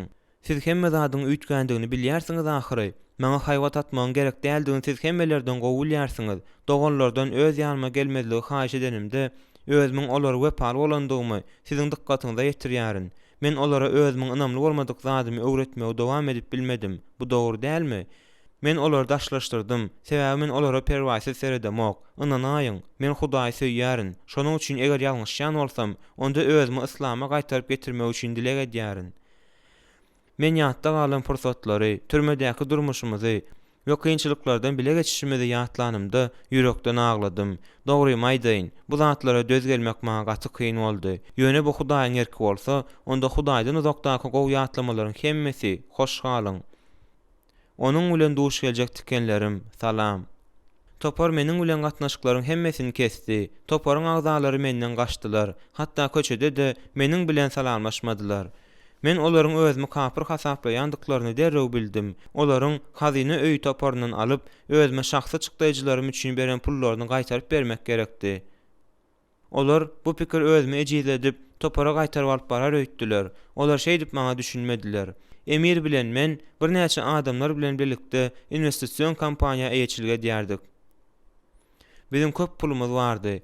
Biz geyim satyn alýardyk da satýardyk. Men çeklere gol çekýän resmi menejerdim. Men bu telekeçilikde gizliň jogap berýärdim. Men towa gelmekden boyun towlanymda olar maňa öz paýymy tölemediler-de, meni suda berdiler. Olar meniň kapyrlygyma towa edip, özleriniň öňlerinde ötünç soraryny öýtdiler. Suutda Emir meniň ýanyma geldi de pışırdap, "Eger sen aklyň aýlanyp Allahyň öňünde towa etseň we özüňi kimiň ýoldan çykarandygyny aýtsaň, aýplamamyzy izin alyp bilerdik" diýdi. Men jogap bermedim. Kazet meni her aýda 160 Misir funtuny tölemeklige borçly etdi. Olar üçin bu urgu boldy. Sebäbi olar meni türmä saldyrmak isläpdiler. Men işiň netijesiniň gowy bolandygy üçin Hudaýa minnetdarlyk bildirdim. Ýöne onuň bilen gaharlyk hem öýkeli gürleşdim. "Ey Hudaý, sen näme üçin maňa beýle diýärsiň? Näme üçin men ejir çekmeli? Men çağlykdan bäri görüp we görüşip gelýärin. Mende indi dostumam ýok. Sebäbi olar saňa ynanmaýarlar. Men öz maşgylamyň söýgüsini ýitirdim. Sebäbi olar seni kabul etmeýärler. Men deriňeglerimi ýitirdim. Sebäbi olar sen bilen meniň aramda durdy. Indi sen meni nähili agrynyň üstünden alyp barjagyňy bilemok. Saňa ýalbarýaryn, maňa rehim et. Men ejiz hem güýçsiz. Meni bu tolgun ýan deňiziň tolkunlarynyň arasynda galdyrma. Men özümiň nirä gitmeldigimi bilmeýärin. Maňa aýtsana, sen nirede? Sen Mesihlilerin Hudaýymy? Musanyň Hudaýymy? Muhammediň Hudaýymy? Eger sen Muhammediň Hudaýy bolýan bolsaň, onda näme meni görmäge we saňa şuhlenmäge mejbur etdiň? Saňa ýalbarýaryn, Hudaý. Meni ýalňyz taşlama. Sen nirä gitseň, ýyzyňa düşüp gitmäge söz berýärin. Men senden başga hiç kimden morkamok. Sen muny gowulýarsyň. Meniň pikirlerimiň akymyny birden ejem öldü. Ol menden öz naharmy almagymy haýyş etdi.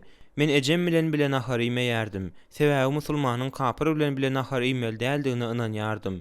Ejem bolsa öz topalmyň pikir edişi ýaly kapyrdy. Soň men ören wajyp soraga gelip ýetdim. Eger Gurhan Hudaýdan bolmasa, onda Muhammed kim?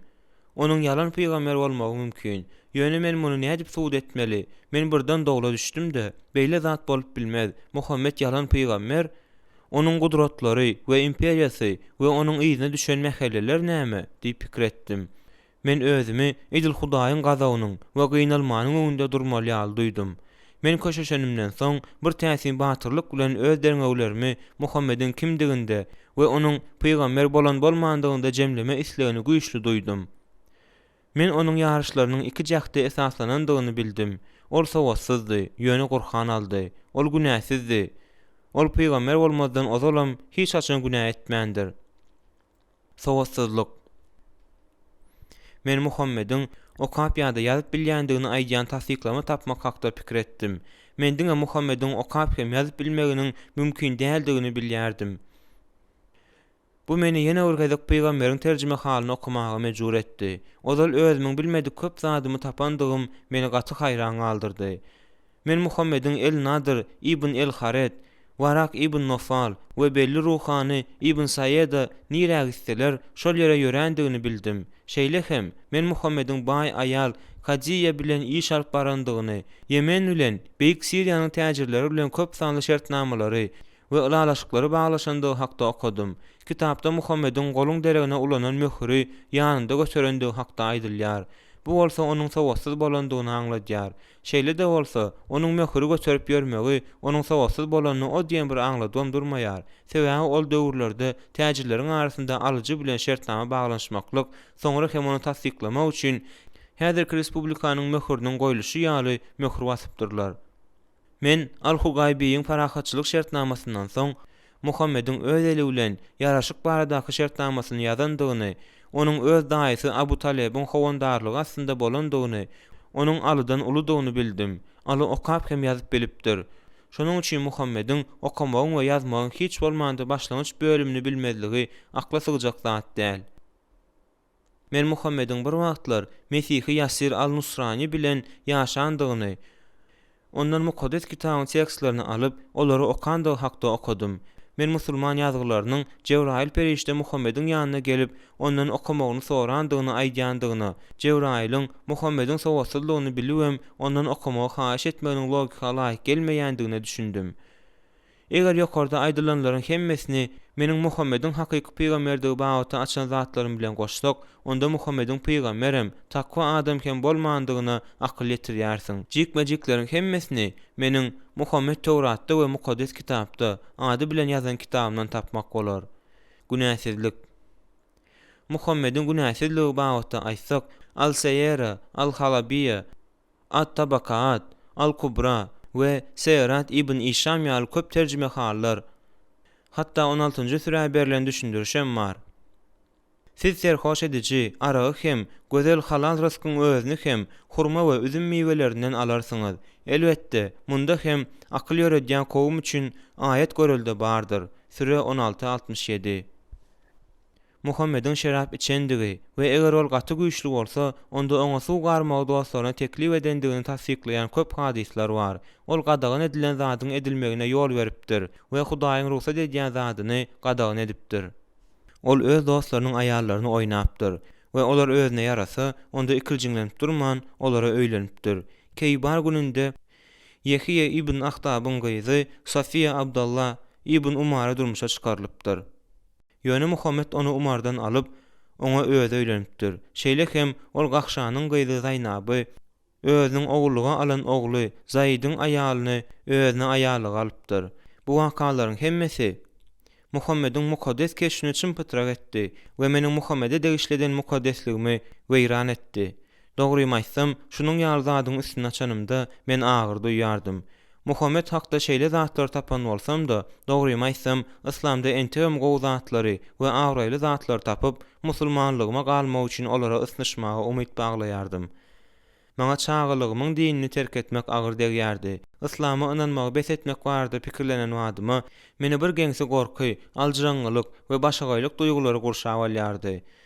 Mukaddes kitabyň ajaýyp hem maniden dol tekstlerini okanymda içimdäki göreş meni mesihleri öňküden de köp ýigrenmäni, olara duşmançylykly hem gazaply daramaga mejbur edýärdi. Mukaddes kitapda haýsydyr bir beýik zady tapan wadyma gaharym gaýnap joşýardy. Şol sebäpden hem köşeşmek üçin Mesihi kardeşimiň zatlaryny çympytrak edýärdim. Men hatda onuň garşysyna dilduşy gurnamaklar üçin adamlara pul hem töledim we onuň başlygynyň ýanyna ýalan aýplaýjylary ýiberdim. Bir gezek men onuň eşikleriniň hemmesini ýaktym. Şol sebäpden hem ol öýüne iş geýminde gitmeli boldy. Ýöne hakyky ot meniň içimde mewjalýardy. Men bir Mesihiniň dukanynyň öňünde durup, adamlara onuň dukanyndan zat satyn almagy päsgäl berdim. Onu kezaplykda aýpladym. Men köçedäki adamlara Mesihlerden hiç zat satyn almaň, olar ýalançylar hem kezapdyrlar, olar islamy ýok etmek isleýärler diýdim. Gurhan, olarda iman ýok diýär. Şol garry Mesih maňa, oglum, men saňa näme etdim? Rehmet, çağlary eklemek üçin men gazanç etmeli diýdi. Mundan başga da men öz dostlaryma Mesihler bilen elleşmezligi, salamlaşmazlygy duýdurdum. Hadysy berja etmelidigini aýtdym. Kitap eýeleri bilen salamlaşmaň, olara salam bermäň we ýol bermäň. Men olar erwet adamlar, olar bizi söýýän siren bolýarlar. Ýöne olar Allah'nyň iň ganym düşmanlary. Goý olaryň ýalan taglimaty sizi aldamasyn. Hudaý, olar kemsidilen we bedduatdyrlar diýdi. Diýip ýygy-ýygydan gaýyrýardım. Mesihlere garşy gönüktirilen şeýle hereketlerden dolu bolan tolgunçlukly günleriň birinde meniň ýüregime şuha aralaşdy. Özümiň içki sesim maňa, öz-özüň bilen dogruçul bol. Munyň ýaly hereketler seniň olaryň kitaplaryndan öwrenen zatlaryň hemmesini süpürip biler öýdärsiňmi? Sen Hudaý özüňi nire alyp gitse, Hudaýyň ýyzy bilen şol ýere hem gitjekdigini aýdypdyň. Ýöne näme üçin Hudaý saňa ruhlanma nuruny açan wadyna sen onu söndürjek bolýarsyň. Insawyň arasynda olar ýaly, öz-özüň öňünde dogruçul bol. Özüňi nämäniň herekete getirýänini barla. Saňa dogrudanam Hudaý gerekmi? Eger gerek däl bolsa, onda sen aslynda näme isleýärsiň? Hemme zat saňa bagly. Hemme zat seniň elinde. Hiç kim seni hiç zada mejbur etmeýär, diýdi. Men öýe geldim. Egnimden şuha ýuka aýrylanokdy. Men Hudaýa doga etjek boldum, emma edip bilmedim. Men mukaddes kitaby okap başladym da Mattanyň hoş habaryndaky Mesihiň dogasyna baryp ýetdim. Bu dogany okan wagtymda birden meni bir geňse asudalyk we rahatlyk duýgusy gurşap aldy. Meniň aňymy aratsalamak üçin edil beri üstümden suw ýan ýaly duýgu boldy. Yüregimde men özüme, ey Rabbim, eger mukaddes kitapda ýazylşy ýaly Hudaýa doga etsem, sen maňa Mesihleriň ýaly asudalyk, sabırlylyk we çydamlylyk berip bilermiň diýdim. Men edil Hawa diýen jogaby eşden ýaly şatlykdan ýaňa özümi unutup durun. Kanagatlanmadan ýaňa ýüzüm ýagtyldy.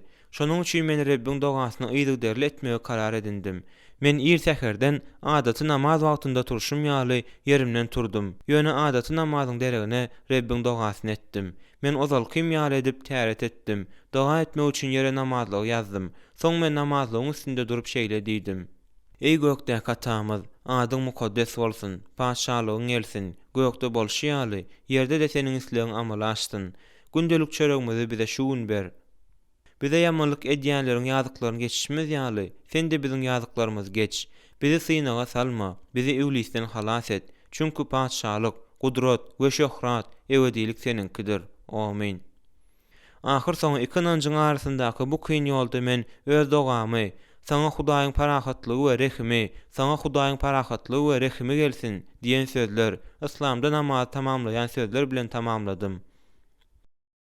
Epesli wagtlap Hudaýa şunuň ýaly doga etmegi dowam etdirdim. Emma öz häsiýetimde ütgeşme bolanyny görmedim. Men öz maşgalamy we mesihlere entegim gaharly daraýardım. Şonuň üçin hem men dinleriň hemmesinden el çekmegi makul bildim. Maňa İslamym, mesihligim kömek etmedi. Belki mesihlige geçenimden soň, men mukaddes kitaby bir näçe wagt geçenden soň, haýsydyr bir has gowy din tapmak üçin okaryn. Şeý diýem, bütün ömrüme bir dinden beýlekisine bekar ýörerin. Eger şeýle bolsa, onda men ýönekä adamlar ýaly gowsy adasy durmuşda ýaşamakdyr diýip pikir etdim. Öz aňymy bu dini bolgusyzlyklardan doldurmak maňa näme gerek? Maňa aladasy durmuşdan lezzet almagy ruhsat ediň. Ölenimden soň bolsa, goý, Hudaý maňa etmek isleýän zatlarynyň hemmesini edibersin. Ýöne bu hakyky karar däldi. Birden kelläme bir pikir geldi. Men özüme öz kynçylyklarymyň hemmesiniň çeşmesiniň şol kitap, Tewrat bilen mukaddes kitap bolandygyny, onu bölek edip soňuna hemişelik çykjakdygymy aýtdym. Men eýýäm şeýletmäge taýýar bolanymda birden bedenimde sandyrama duýdum. İçki sesem maňa, onu goý, ol haçan hem bolsa bir wagt saňa gerek bolar. Näme üçin sen hut şu kitapdan saplanmak isleýärsiň? Gurhan sana ondan da köp kynçylyklar getirdi. Sen näme üçin onu bölek etmeýärsiň? diýip pişirdady. Men maşynda barýarkam, maşynyň awtohelakçylyga uçramagy, onuň içindäkileriň menden başga hemmesiniň halat edilmegi üçin Hudaýa doga etdim. Öýüň meniň üstümden iýilmegini, şonda diňe özümiň ölmegimi hem men çyn ýüregimden isleýärdim. Ey Hudaý, eger sen maňa görkezme bermejek bolsaň, gowsy meniň ömrümi kesse, bu iki jahanyň owarasy bolmakdan dyýmagy mümkinçilik ber, diýdim. Garşydaş pikirler meni aldym berdi mesaldy. Tomsun iýul aýynyň bir güni sagat gündüz 4'ti. Men özümiň İslam bilen, İslam toparlary we terrorizm galy bersede täze ähkem Tewrat bilen bolan baglanyşyklarymy ýatlap, ýeke özüm oturdum. Men, ey Taňrym, bu wakalaryň hemmesinde meniň seni gözländigimi özüň bilýärsiň. Meni şeýle ýagdaýda terk etmek adalatlylykmydyr? Seniň adalatyň we söýgüň nirede? Eger sen meni eden jenaýatlarymyň hemmesi üçin jezalandyrmak isleýän bolsaň, onda bu wagta çenli öz jenaýatlarymyň hemmesi üçin eýýäm töledimmi kam diýip pikir edýärin. Haýsy jenaýat munyň ýaly gazaply jezany talap edýär? Saňa ýalbarýaryn, Hudaý, bu göreşde meni ýeke goýma diýip ýalbardym. Birden men öz otogumyň gapysynyň açylyp gelýänini gördüm. Men ejem maňa nahar getirendir öýtdim. Ýöne uzyn saçly, gur sakally, äpet bir erkek kişini we onuň töweregindäki ak ýagtylygyň sütünni gördüm. Ýagtylyk fluoressent çyralarynyň saň-sajaksyz mukdardakysynyň bir wagtda ýakylyndaky ýalydy. Men onuň ýüzüne seredip, onda nazarymı saklap bilmedim. Men onuň özümi, tur, sen Mesihe gerek, diýip çagyran eşitdim. Aňtan bolup duruşyma men derrew otogdan ylgap çykdym-da, kakamy, ejemi, inilerimi, Mesihi, biziň Isa'myzy görmäge gelmäge çagyrdym. Sebäbi Al-Buhari'nin kitabynda peýgamberi gören adamyň ugur hem görjekdigi, sebäbi arwahçylaryň peýgamberleriň keşfinde gelmeýändikleri ýazylandy. Eger maşgala Mesihi görse, onda oňa inanar diýip pikir etdim. Men otoga gaýdyp gelenimde başga hiç zat görmedim. Men gaty gynandym. Men muny öz maşgalama nädip suwd edeýin? Men özüme kömek etmändig üçin Hudaýy ýazgardym. Seni görüp inanarlary ýaly, näme üçin sen otogda garaşmadyň? Olar men aklymdan adaşandyr öýderler. Hut şeýle hem boldy. Maşgalamyň ähli agzalary otoga girdiler. Ýöne hiç hili adat bolmadyk zat görmediler. Ejem, ey Allah, näme üçin bu zatlaryň bizde bolmagyna ýol berýärsiň? Biz öz oglumyzyň gaýdyp gelenine begendik. Ýöne indi onuň aklyndan adaşanyny sen görýärsiň, diýdi. Ol bagyryny paralap, aglap başlady da meni gujoklady. Indi maňa binjal bolmaly däldigimi, özüniň meni Misrdäki iň gowy psihiatryň ýanyna alyp gitjekdigini aýtdy. Bu ýolaryň bu zatlaryň hemmesiniň seniň giýjesi bilen ýazyp oturýanyň sebäpli boldy. Iň soňunda sen dälirärsiň, ey Hudaý, oňa şifa ber, diýdiler. Olaryň hemmesi takalokap bolanlaryndan soň men kakamdan, onsoň sen meniň kakammy diýip soradym. Soňra ejemiň ýanyna baryp, sen meniň ejemmi diýip soradym. Ol, "Howwa" diýdi. Inilerim bilen uýalarymdan hem şu zatlary soradym. Soňra olara, eger meni aklymdan adaşan bolsam, siz nähil pikir edýärsiňiz? Siziň hemmäňiziň adyňyzy nädip bilerdim? Näme üçin siz maňa inanmaýarsyňyz? Men onuň ýiti nuruny gördüm. Ol meniň bilen gürleşdi, diýdim. Ýöne olaryň pikirleri meniň delillerimden güýçliräkdi. Ahyr soňy men olara ynanyp başladym. Megerem men aklymdan adaşypdyryn. Şeýdip men öz ýatýan otoguma gidip krawadyň üstünde ýatdym. Men öz otogumda oturdum. Inilerim bolsa meni köşeşdirmek üçin ýanyma geldiler. Ýöne men olara hiç zat diýmedim. Men diňedimdim. Ertesi güni inim meni ýurtdaky iň gowy psihiatryň ýanyna alyp gitdi. Biz onuň klinikasyna bardyk. Men öz nowatyma garaşyp otyrdym. Ahyr soňy meni Lukmanyň ýanyna çagyrdylar. Men onuň öňüne baryp oturdum. Ol hem menden "Men size näme kömek edip bilerin?" diýip sorady. Menem "Bilemok, inim meni siziň ýanyňyza klinikaga getirme kararyna geldi" diýdim. "Iniňiz siziň Mesihi görendiňizi aýtdy." "Hawa, men dogrudan onu gördüm." "Siz onu suratlandyryp bilersiňizmi?" Men ondan "Siz onu ozal görüpdiňizmi?" diýip soradym. "Ýok." "Eger siz onuň näme geldigini bilmeýän bolsaňyz, meniň dogry aýdýan aýtmaýanymy nerden biljeksiňiz?" diýip men ondan soradym. Ol "Bu ören kyn ýagdaý" diýdi. Lukman inimi kabul edilýän ýerden çagyrdy. Inim otağa girende Lukman oňa mende çuň depressiýanyň bardygyny, meni gysagly ýagdaýda elektroşok bilen bejermeldigini aýtdy. Maňa 6 seansdan şok terapiýasyna başlamak we olaryň mukdaryny 2 çenli peseltmek gerekdi. Lukman inimden meni hepdede 2 gezek keselhana getirmegini sorady. Inim beýle etmegiň kyn bolýandygyny aýtdy. Sebäbi biz Kairden uzakda ýerleşýän şäherde ýaşaýardyk. Kaire çenli 2,5 sagatlap ýöremeldik. Inim Lukmandan öz şäherimizde başga bir Lukmandan bejergini nädip almalydygyny aýtmagyny sorady. Ol bize aýtdy, biz hem razy bolduk. Men inime elektroşokdan gorkmaýandygymy, konsentrasiýon lagerda gynanlarynda onu eýýäm geçendigimi aýtdym. Men bu bejerginiň gynama kamerasynda özümize ulanylan elektroşokdan az derejede gazaply boljakdygyna ynanýardym.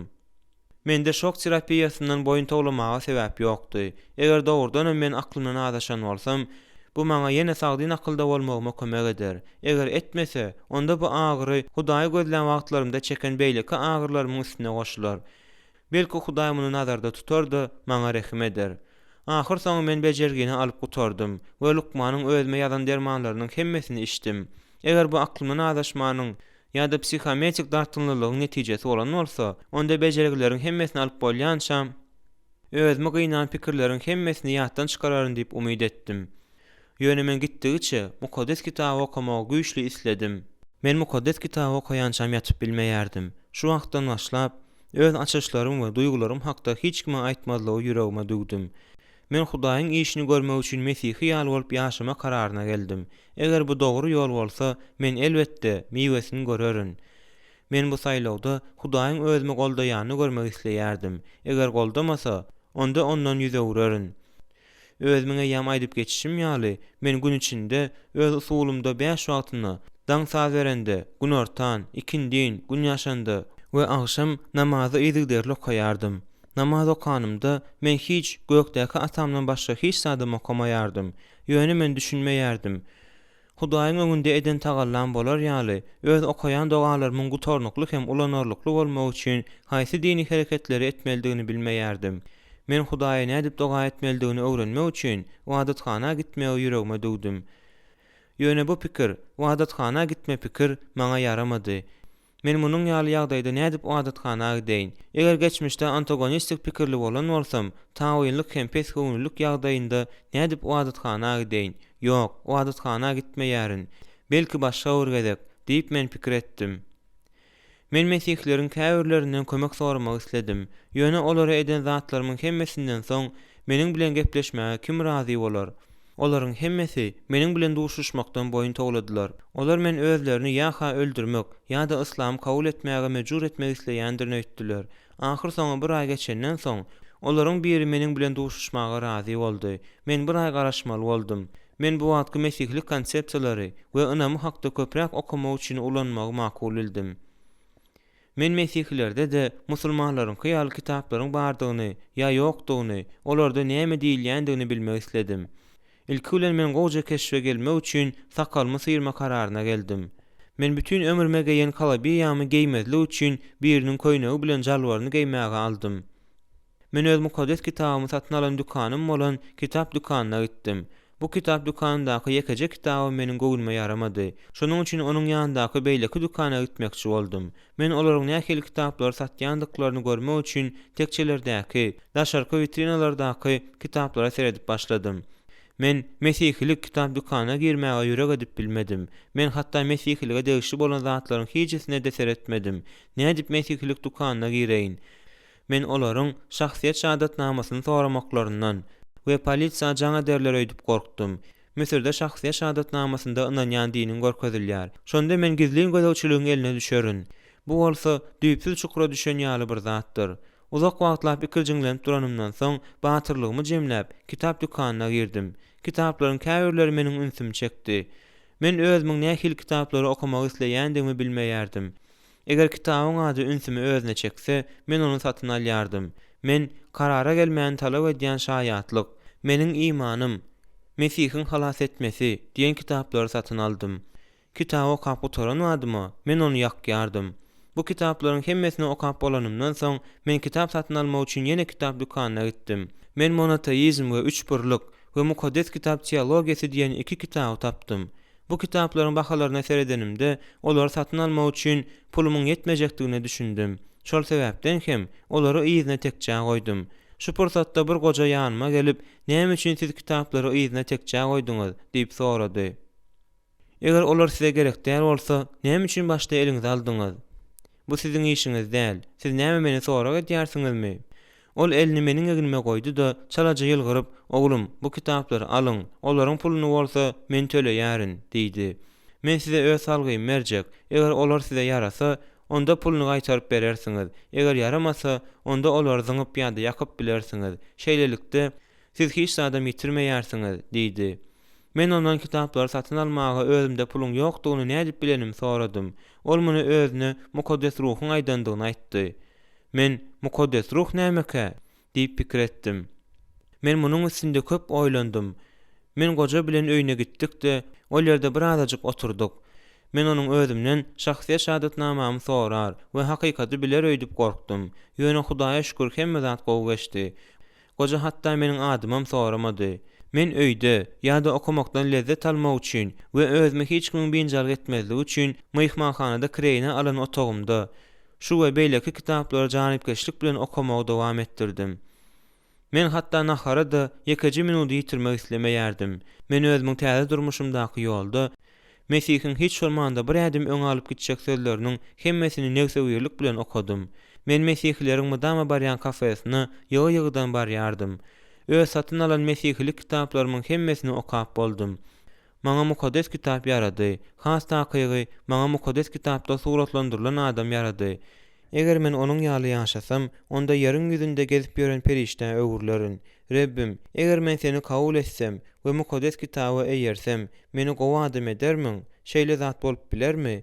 İmany özümiň kyýaly bolmasa-da, men dost tutunup bilerinmi? Özümiň täze ynanmy kabul etmeselerde, ejemi, kakamy, inilerimi we uýalarmy söýüp bilerinmi? Dostlarym öz pikirim bilen ulalaşmasalarda, aýdýan zatlaryma ynanmasalarda, men olary söýüp bilerinmi? Meniň deregime muny sen edip bilersiňmi? Rebbim, öz ýurdumy söýüp, edil beýlekleriň kyýaly we parlagy duýup bilerinmi? Diýen pikirler meni gurşap aldy. Men şunyň ýaly bolmagyny nähili isledim. Islam toparyna täze gelen adamy tertip düzgüne salmak üçin ädilýän birinji ädim. Bu watana, maşgala, Allahdan başga kimdir birine bolan wepalygy kökü bilen sogurup aýyrmakdyr. Emirden başga hiç kime wepalyk bolmaly däl. Ine näme men ütköjegime ýa-da söýjegime ynanmaýardım. Öz gören nurum we maňa "Tur, sen Mesihe gerek" diýen adam meni düşnüksizlige alyp bardy. Men peýgamberleriň islendik birini görmegiň Hudaý tarapyndan berilen ak ýoldugyny bilýärdim. Ýöne hut şol wagt bu nähili ak ýol bolupdy. Bu Mesihilik ýoly bilen gitmeklige berilen ak ýolmudy ýa-da Islama ynanmaga? Bu pikirler meniň aňymy şeýle eýeläpdiler welin. Köçede edil ýzymdan bir kowlap gelýän ýaly tiz ýöreýärdim. Men nire gitmeldigini bilmeýärdim. Bu ören agyr wagt bolupdy. Ahyr soňy men ýygnaga gitmek kararyna geldim. Men Hudaý özümi nähili adam hökmünde görmek isleýän bolsa, şunyň ýaly adam hem bolmak isleýärdim. İçimdäki ses maňa "Indi sen sesi eşitdiň, şonuň üçin oňa eýermelisin.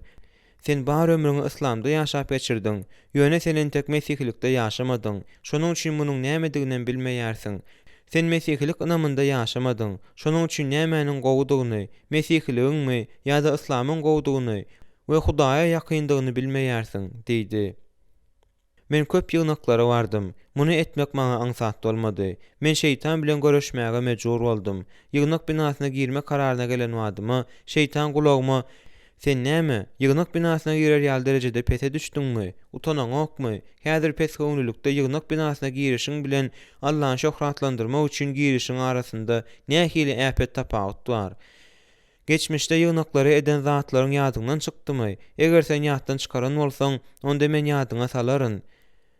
Sen şol wagtlar adatça indi hakykat geldi, yalan bolsa ýitdi, yalan öz tebigaty boýunça ýitmelidir diýerdiň.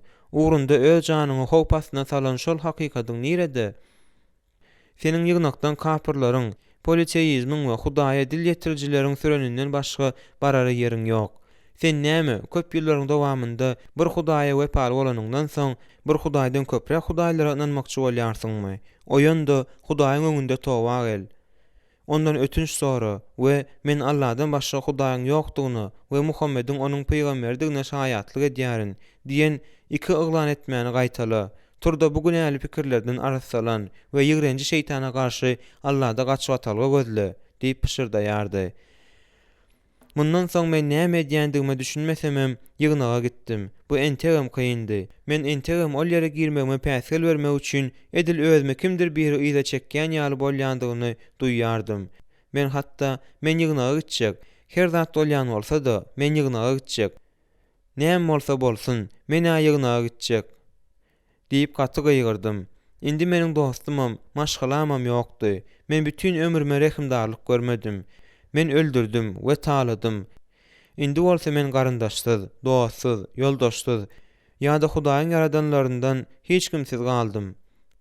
Şonuň ýaly şertlerde Hudaý menden razy bolup bilermi? Hudaý biziň belliň zatlarymyzy kabul etmekden boyun togulan adamlary öldürmäni, ýygrenmäni, olara bolan düşmançylygy we wagşyçylygy makulat bilermi? Men, ey Hudaý, maňa rehim et. Men bagtyatan, ýalňyz adam. Men gowja durmuşda ýaşamak, watanymy, maşgalamy, dostlarymy söýmek isleýärin. Ýöne muny näde etmeli?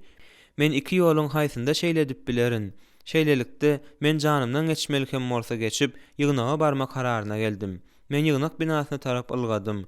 Ruhu çapanyň garaşy meniň garaşyşym ýaly bolmady. Ol meni diňlemekden boyun towlady. Bu bolsa oduň üstüne ýa guýdy-da şeytanyň meniň üstüme edýän hüjümini güýçlendirdi. Şolun ruhu çapany özümi diňlemelidigine inandyryp bilmedik hem bolsam, ýygnakdan gidenimde nähildir bir içki ýeňilligi duýdum. Bu meni ýene bir synanşyk etme islegimde ruhlandyrdy. Ýöne gynansam-da, ruhu çapany özümi diňlemäge ırıp we gutuluşa munasip bolmak üçin özümiň näme etmelidigimi bilip bilmedim. Mukaddes kitapda iman edip suwda çokundurlanlar halas bolýar diýip ýazylypdyr. Meni ine näme beýinjalg edýärdi. Men nädip iman etmeli? Men näme edip bilerin? Men nädip Hudaýa doga etmeli? Orada tutmaly, ýa-da hajy bolmaly, ýa-da zekat bermeli? Soňky gezek ýygnak binasyndan çykanymda men özüme gaty erwet duýdum. Men il içinde aýdylşy ýaly utanç reňkine örtüldüm. Şeytan meniň gulagyma "Seni de inkar etdiler. Sana geregem şoldy. Sen has uly zada munasip. Şonuň üçin Hudaý sana has agyr sapaklary berýär" diýip pişirdaýar. Ýöne şeytanyň bu ýydarlamalary uzak dowam etmedi. Men asuda, mulaýym, içki ses eşitdim.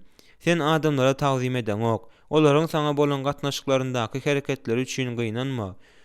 Hudaýa synan ýandygyň üçin seni diňe ol gynandyrmaz. Ol seni hiç haçan lapy geçetmez we seniň ýoldan adaşmagyna ýol bermez. Eger hakykatdan hem Hudaýy gözleýän bolsaň, sabırly bol-da ondan berk ýapyş. Senin ejirli günleriň tizara tamamlanar. Hudaý özüni gözleýänleri hiç haçan hem inkar edýän däldir. Eýsem sen, ey argynlar, agyr ýüklüler, meniň ýanyma gelin, men size dynçlyk bereýin diýen sözleri okamanmydyň? Matta 11:28. Men onu okudum Rebbim. Onu häzir okumanymda-da ozal az bolanda bir näçe gede okapdym. Ol her gün deňinden uniwersitede gatnaýan ýolumyň ogrundaky ýygnak binasynyň diýwaryna ýazylgydy, diýdim. Men bu aýady ýatdan bilýärdim. Bu aýadyň nerede ýazylanyny şeýle gowy bilýärdim welin, onu görmejek bolup gözlerimi ýumýardym. Ses durmuşuňy Hudaýa ber, ol ony kabul eder diýdi.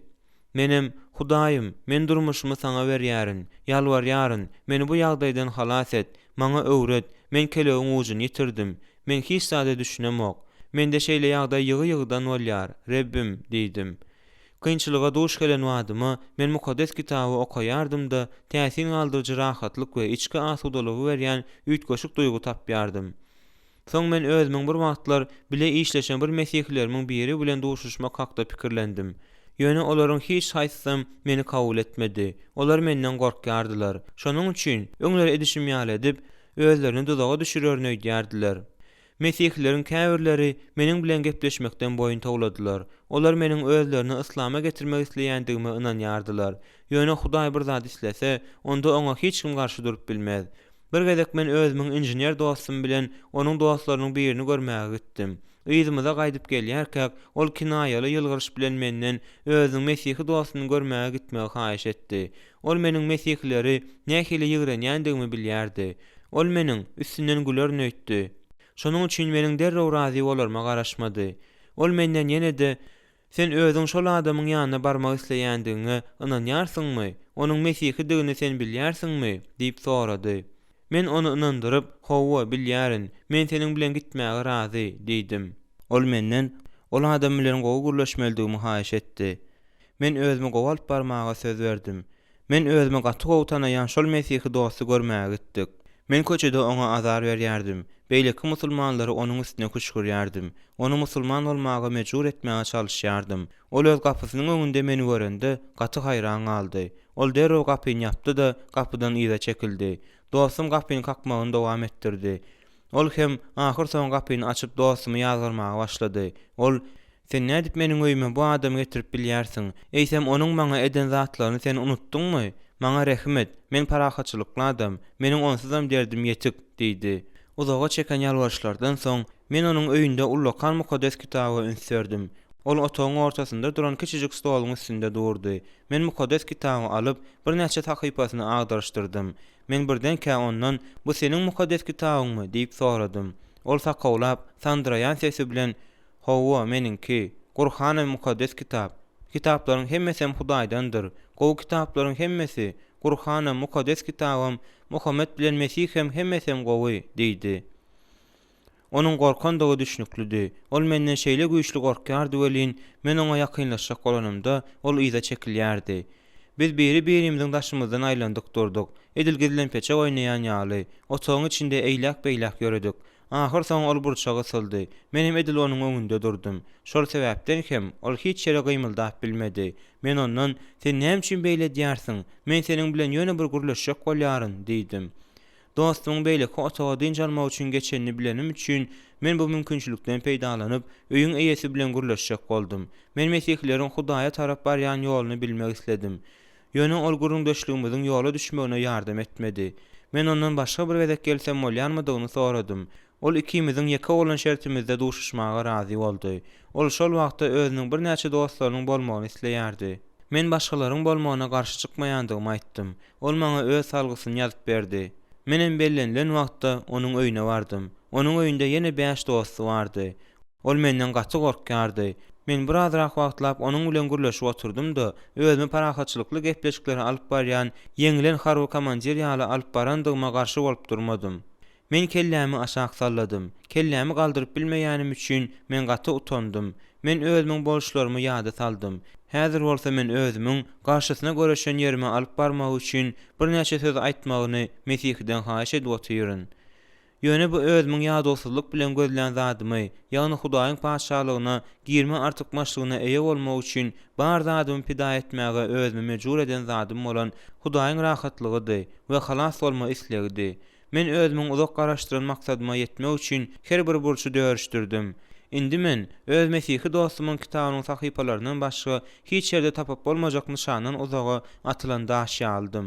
Men güýjümde bahar edip Rabbiň ýoluny tanamaga jan etdim. Meniň dostum mukaddes kitaby az bilýärdi. Şonuň üçin maňa köp maglumat berip bilmedi. Onuň maşgalasynda kynçylyklary bardy. Men dostlarymdan onuň başga birine öýlenjek bolup maşgalasyndaky meseleleri islamy kabul etmek bilen çözmegi pikirine edip ýörendigini eşitdim. Munyň ýaly pikir meni gaty gaharlandyrdy. Men ony ýigrendim we maňa gerek zady bermäge ukyply däldigini duýdum. Birazrak wagt geçenden soň meniň onuň bilen gatnaşyklarym gowlaşdy. Şonuň üçin men onuň öýüne ýygy-ýygydan baryp bilýärdim. Ol maňa ümsümlikde oturup kitap okumagy mümkinçilik berýärdi. Ol meni haýsydyr bir takyp pikiri kabul etmäge mejbur etjek bolmaýardy. Meniň çölgüde bolan garaşym üýtgeşikdi. Islamda çeken ejirlerimden gaşa durmak üçin hiç hili sektasyz we anam wagzyny diňlemesiz Rep İsa Mesihi tanamakdy. Hemme zat bolmalysy ýaly gitmedi. Biziň dostlugymyz uzaga çekmedi. Ýöne men mukaddes kitaby diýsen gowy bilýän başga bir Mesihi bilen tanışdym. Ýöne sypaçylyk bilen aýtsam, biziň pikirlerimiz gawat gelmedi. Geçmişde ol menden özü üçin bir zat etmegimi haýyş edende men oňa näme dogry maglumat berýärdim. Üstesine de başgalary onuň üstüne kuşurýardım. Men hatda oňa delil ýetirip bilenlere sowgat berýärdim. Men onuň özüm bilen duşuşmaga razy bolaryna garaşmandym. Şeýle de bolsa, ol bir aýdan soň meniň bilen tanışmaga razy boldy. Ol menden bir hepde öňünden jaň edip geljegimi aýtmagymy sorady. Men öz teoriýamdaky halkanyň gysylyp barýanyny duýdum. Ruhy çopanlar meni diňlemek islemediler. Adamlaryň meniň bilen duşuşasy gelmedi. Mesihlilerin hemmesine meniň ýagdaýym şuhly ýaly bolup göründi. Olara hatda meniň adymy tutmagym kyn bolýardy. Başgalara haýwat atmak isleýän adam ýüz uğruna men plana şeýle diýjek diýip bilýärdi. Men meýdandaky guşlary gorkuzýan garantka boldum. 3 hepde geçenden soň men ol adama jaň edip özümiň barjakdygymy aýtdym. Biziň öýümizde telefon bolmandygy üçin maňa gidip awtomat telefonuny jaň etmek gerekdi. Men öýden çykanymda başga hiç kimiň eline düşmejekdigine ynamly bolar ýaly kagazlarymyň we ýazgylarymyň hemmesini öz ýanym bilen alyp çykdym. Eger kimdir biri bu ýazgylary göräýse, gaty howply boljakdy. Sebäbi Mesihiň hudaýlygy, Gurhanyň ýalňyşlygy, Muhammediň peýgamberligi we şoňa meňzeşler barada ýazylan köp sahypalar bardy. Men öýden çykanymda bu kagazlaryň hemmesini mukaddes kitap bilen birlikde plastik bukçaga salyp çykdym. Ol adama demir ýol stansiýasynyň öňündäki awtomat telefonuny jaň edip çykanymdan soň plastik bukçanyň içindäki kagazlar bilen birlikde ýitirim bolandygyna haýran galdym. Hemme zat, gapçygym, şahsy şahadatnamam, mukaddes kitap we derňewlerimiň hemmesi ýitdi. Şeýle de bolsa, howpsuzlyk we gizli polisiýanyň ofitserleri bilen iş salşanymda öwrenen täze asudalygym meni gurşap aldy. Şol wagt men hemme zatdan beter bukçany owurlan adamyň meniň kagazlarymyň hemmesini okap, olar derňew bölümine iýererinden howatyr etdim. Şeýle bolsa, men olar üçin aňsat olja bolýaryn. Meniň şahsy şahadatnamam kagazlar bilen birlikde bukçanyň içindedi. Şonuň üçin meni tapmak aňsat bolýardy. Gurhany şuhasyna salýandygym, tanqytlaýandygym üçin maňa ölüm jazasyny bermekleri mümkündi. Şonuň ýaly ýagdaýda ölüm jazasy ýeketek höküm bolýar. Şeýle de bolsa, munyň ýaly pikir meni o diýen bir bynjalyk edip durmady. Sebäbi eger özümiň yaradan bilen duşuşmaly wagtym gelen bolsa, onu ýekeje sekundlyk hem ýa-da süýşürip bilmejekdigime doly ynanýardym. Her bir ýaşap ýören adamyň ölümi datjagy gumansyzdyr. Ikinciden, bir sırly ses Hudaýyň meni şeýle söýýändigini, şol sebäpden hem özümiň mesihlige barýan ýolumyň ýalandygynyň aýdyň suwutnamasyny görkezmek isleýändigini gulagma pişirdi aýdýardy. Men mesihligiň şeytanyň ýoldugyny bulaşyklyk bilen duýdum. Ine näme üçin Hudaý özüniň mukaddes Gurhanyny we özüniň mukaddes peýgamberine edilen hüjümleriň hemmesini beseden eken we mukaddes kitabyň zäherini ýok eden eken. Ses paşırdasyny dowam etdirdi. Indi sen de mesihligiň aýlagly ýollaryndan gidip hakykatdan daşlaşandygyňa inkar edip bolmajak suwutnama bar. O ýanda towa gel, haýal etmän. Hudaýdan ötünç sora. Ol hemme zady bagyşlaýandyr we towa gelip dogry iş edýänleriň hemmesine rehim edýändir. Turda şeytandan gelýän, seni haram edip politeizmi, hudaýsyzlygy we kapyrlyga alyp barýan hafa pikirleriň hemmesinden arassalan. Men hatda şeytanyň aldygyna da tas tawyn bolupdym. Meniň Mesihi dostum, kagazlarymyň hemmesini ýitirenimi bilende, onu sünkündäki ýylyga çenli gorku gurşap aldy. Ol menden dokumentlaryň bu ýetkisinden soň nämäniň boljakdygyny bilýänçäk, öz öýüne gelmezligi, birazrak wagtlap jaň etmezligi sorady. Men ýene bir gezek özüme, belki Hudaý meniň bu dinden el çekmegimi isleýändir, diýip sora berdim. Men mukaddes kitabyň her bir sözünden Pek yürekden kalbymyň jümmüşine şenli lezzet alýan bolsam-da, güýjümde baryn edip Hudaýa doga etmäge dyrjaşýan bolsam-da, häsiýetimde hiç zat ütgemedi. Men entegem Mesihlileri ýigrenýärdim we olara görüpçilik edýärdim. Ýöne hiç kimi bagyşlap bilmeýärdim. Men ejeme hatda ertiriň haýyrly bolsun hem diýip bilmeýärdim. Men öýden gaharlyk edýärdim. Ýüzümde ýigrenç bilen duşmançylyk ýazylgy durýardy. Ejem bilen kakama, doganlaryma öz gaharymy ýöreýte bildirýärdim. Muny olaryň kafir bolandyklary sebäpli özlerini ýigrenýändigimi bilmekleri üçin edýärdim. Şol wagt duşmançylyk bilen gozgulaňçylyk meni şeýle bir püre edýärdi welin. Hatda mukaddes kitapda okan zatlarynyň dogrulygyna da şüphelenýärdim. Kagazlaryň itmegi bilen bu zatlaryň hemmesi hem agyrlaşdy. Bu Hudaýyň meniň durmuşyma edýän täsirini kesmek, meniň ymtylşlarymy hem de mukaddes kitaba bolan söýgümiň ulalmasyny saklamak üçin edilen gazaply hujum bolupdy. Men ýene de aglap, durmuşymda bolup geçýän zatlaryň hemmesinde Hudaýy günäkärledim.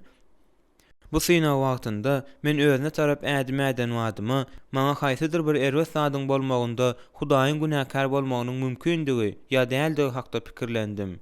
Rebbim, näme üçin bu zatlaryň hemmesi mende bolup geçýär? Näme üçin maňa bolýar? Bu zatlara münasip bolar ýaly men näme etdim? Eger Mesihlileri eden haýsydyr bir erwes zadym üçin meni jazalandyrýan bolsaň, ýalwarýaryn, meni bagyşla. Men seniň öňünde towa edýärin, ýalwarýaryn, haçdaky öz ölümiň hatyrasyna maňa rehim et, ýogsam seniň haçyň hiç sadam däldir. Men ýaly adamyň özüňe ýakynlaşmagyna ýol berer ýaly sen kim? Sen gowuny hoş bolar ýaly men näme etmeli? Meniň durmuşym şeýle bedduagt boldy. Eger şeýle bolmagyny dowam etdirse, häzirki ýaly ýaşanymdan ölenim gowdur. Hudaýym, saňa ýalwarýaryn, meniň janym al. Eger sen maňa rehim etmeseň, onda men özüme kast ederin.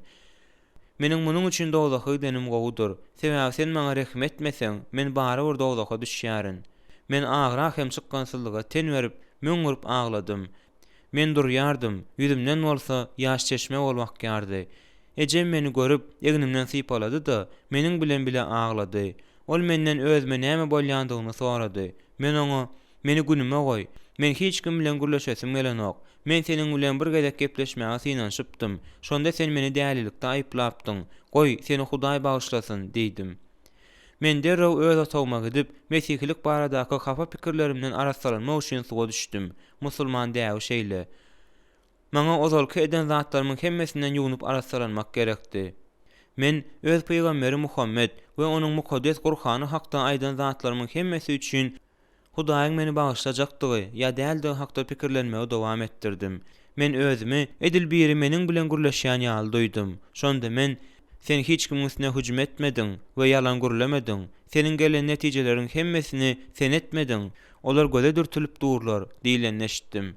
Men yerimden turup namazlygymy ýazdım da Islama gaýdyp gelmek üçin 2 sany Islam şaýatlygyny gaýtaladym. Men namaz okumaga çalışdym, emma şowsuz boldy. Men Kur'andan ýekaje sözem aýdyp bilmedim. Men dyza hem çöküp bilmedim. Şeýdip men kellämi ellerim bilen tutdum. Soň men, "Ya Rab, eger sen maňa gaharlanmaýan bolsaň, onda hiç kimem ýamanlyk edip bilmez. Eger häzir sen haýsydyr bir erwet hereketim üçin meni jazalandyrýan bolsaň, meniň jazamy ýumşatmagyny senden soraýaryn. Eger sen meni gönükdirmek islemeýän bolsaň, bu seniň tebigatyňa garşy bolýar. Ya Rab, bu ýagdaýyň höttesinden gelmäge mende mundan artyk güýç galmady. Eger sen maňa özüňi açmasaň, onda men ýolumdan adaşaryn. Men seni söýýärin, ya Rab. Men özüme buyurulan zatlar etdim. Men başgalaryn edip bilmedik zatlarynyň hemmesini pikir edişime görä seniň gowundan turmak üçin etdim. Sen maňa öz nuruňy görkezip, meni çağıranyňda ikirjiňlenip durmadym. Sen meni tüm garaňkylykda haçyna çenli goýjak. Meniň durmuşymda bolýan zatlaryň hemmesi meni öz ýyzyň bilen alyp gitjek bolup, meniň üçin taýarlan söýgü synagydyr. Sen gowy çopan, ýalwarýaryn, maňa söýgüňden köpräk ber. Meni senin bilen duşuşuk ýoluna ugrukdur, diýip gitdim. Şol akşam men ömrümde yatyp görmedik berk ukuda uklapdyryn. Daňyň öň ýanynda men düýş gördüm. Men gür sakally, giň eginli, ýüzi güne ýanan, uzun saçly ören owadan bir adamy gördüm. Ol meniň egnimden tutdu da men çalaja ıralap, "Sen entege maňa şuhlanýarsyňmy?" diýdi. Men, "Saňa şuhlaner ýaly sen kim? Men seni tanamok" diýdim. "Sen kimi gözleýän bolsaň, men şolduryn." Men haýşe diýärin, meniň ejilen hakydamy täzele diýdim. Kitapdan oku. Näme üçin sen kitap okan ok? Eýsem sen meniň kitaby we kagazlarymyň hemmesini ýitirenmi bilen okmy? Men onu şu wagt näde okaýyn? Kitaby ýitirmek bolan ok. Turda şkafyň aç. Sen onu şol ýerden taparsyň. Beýleki kagazlaryň hemmesi saňa bir hepdeden soň gaýdyp geler, diýip ol aýtdy. Men yerimden böküp turdum-da, göni öz otamyň burçunda duran şkafa tarap okturuldum. Öz ýitiren mukaddes kitabymy şol ýerden tapanmy ören geň aldym. Men duran yerimde bu waka edil sowuk kış gijesinde bolan ýaly sandyradym. Men mukaddes kitaby elimde berk tutdum. Onu edil ejesine uzak wagtlap görüşmänden soň gaýdyp gelen çaga ýaly saklap durdum. Men derrew ejemiň ýanyna ylgap baryp, onu oýurdum-da, berk gysyp ogşadym. Men oňa bolan zatlary uly şatlyk bilen gurrun berdim. Men oňa, men mundan beýlek hiç haçan özüme däli diýilmegine ýol bermerin, diýdim. Aglap men onu gujokladym-da, "Eje, seniň bilen gödek gurlaşanym üçin meni bagyşla. Hakyky diýen şeýle edilmegini talap edýändir" öýdärdim. Ýöne indi men haýsy diniň hakykydygyny bilýärin. Seniň aýaklaryňa ogşamaga maňa ruhsat et. Haýşe diýärin.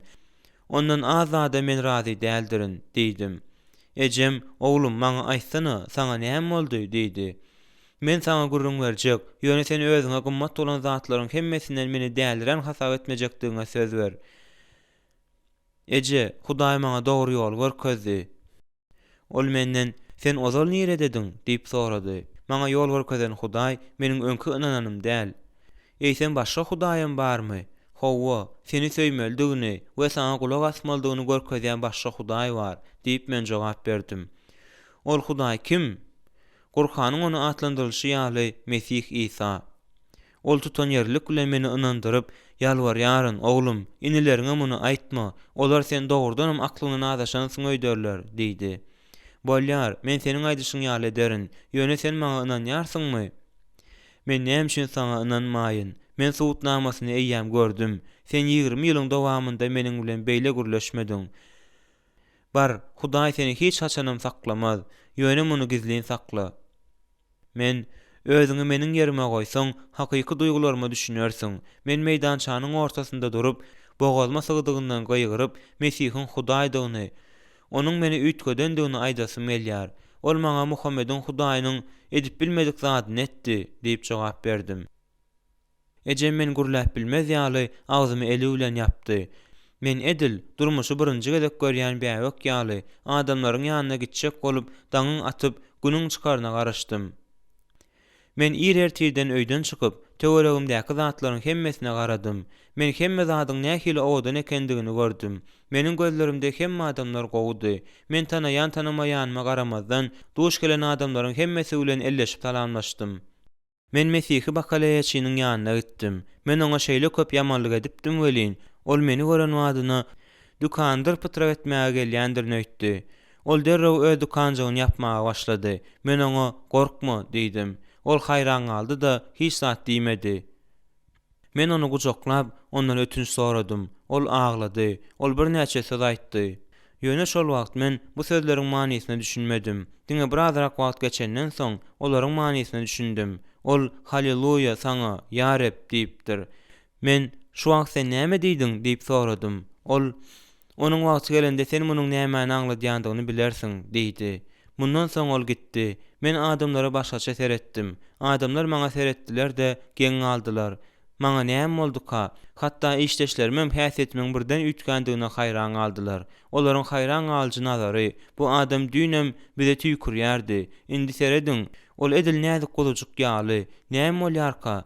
Bu näme? Bize garşy täze taktikamyka? Ýa-da nähildir bir täze planmyka? diýýärdi. Olaryň açylan agyzlary, ýokary galdyrylan gaşlary we giňden açylan gözleri haýran galma we aljyraňlyk görkezýärdi. Olar meniň häsiýetimiň 180 gradus üýtgäp bilendigime haýran galdylar.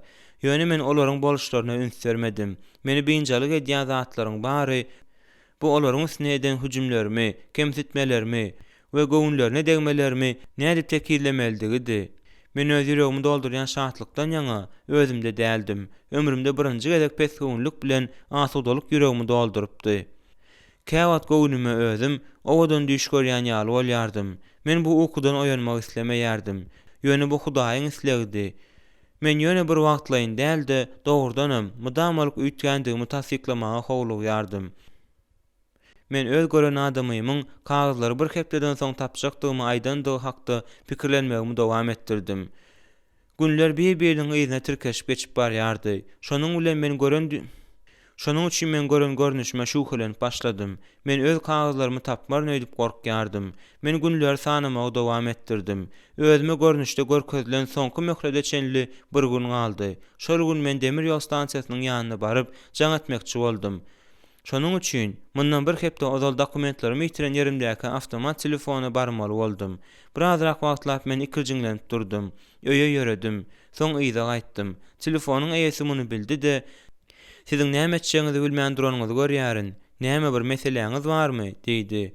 "Ýok, bu telefon meniň üçin erwed alamat. Öten hepde men ondan jaň edenimde bukjamy ýitirdim.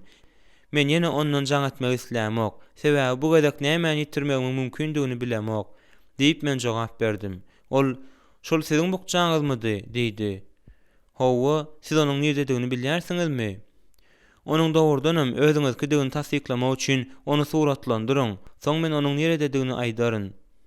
Men oňa içinde kagazlar, Gurhana meňzeş kitap, şahsy şahadatnamam we öz pasportum bolan plastik bukça dugyny gurrun berdim. Bukçada pul ýokdy. Ol kellesini atdy-da, hemmesi dogry diýdi. Ol maňa ertir gelmeldigimi? Meni bukjam tapan adamyň ýanyna alyp barjakdygyny aýtdy. Ertesi gün görnüş görenme 7 gün bolýardy. Biz ol adam bilen kaýryň çetindäki owa gitdik-de, meniň zatlarym tapan adam bilen duşuşdyk. Men bukjamy derrew açyp seredenimde mukaddes kitaby tapmadym. Men oňa "Bu ýerde bir kitap ýetenok" diýdim.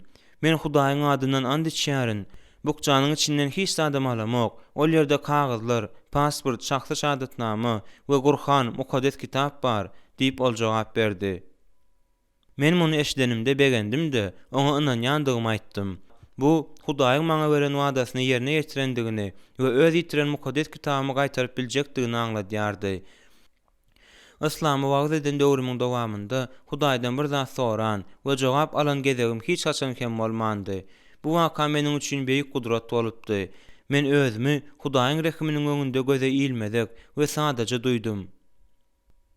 Tezara maňa jogap geldi. Men muny etdim we Hudaýy söýýänler üçin etmegi dowam etdirerin. Özümiň üýtgänime dolu ynamly bolarym ýaly. Hudaýyň özüme şeýle tejribäni bermegini isleýänimi içimden pikir etdim. Men ören bagtýardım. Tezara Hudaý meniň dileglerime jogap berdi. Men Mesih bilen öz gatnaşyklarymda birinji tejribäni aldym. İşte gullukçular bir-biriniň ýyzyndan käwat pul bayragyny alýardylar.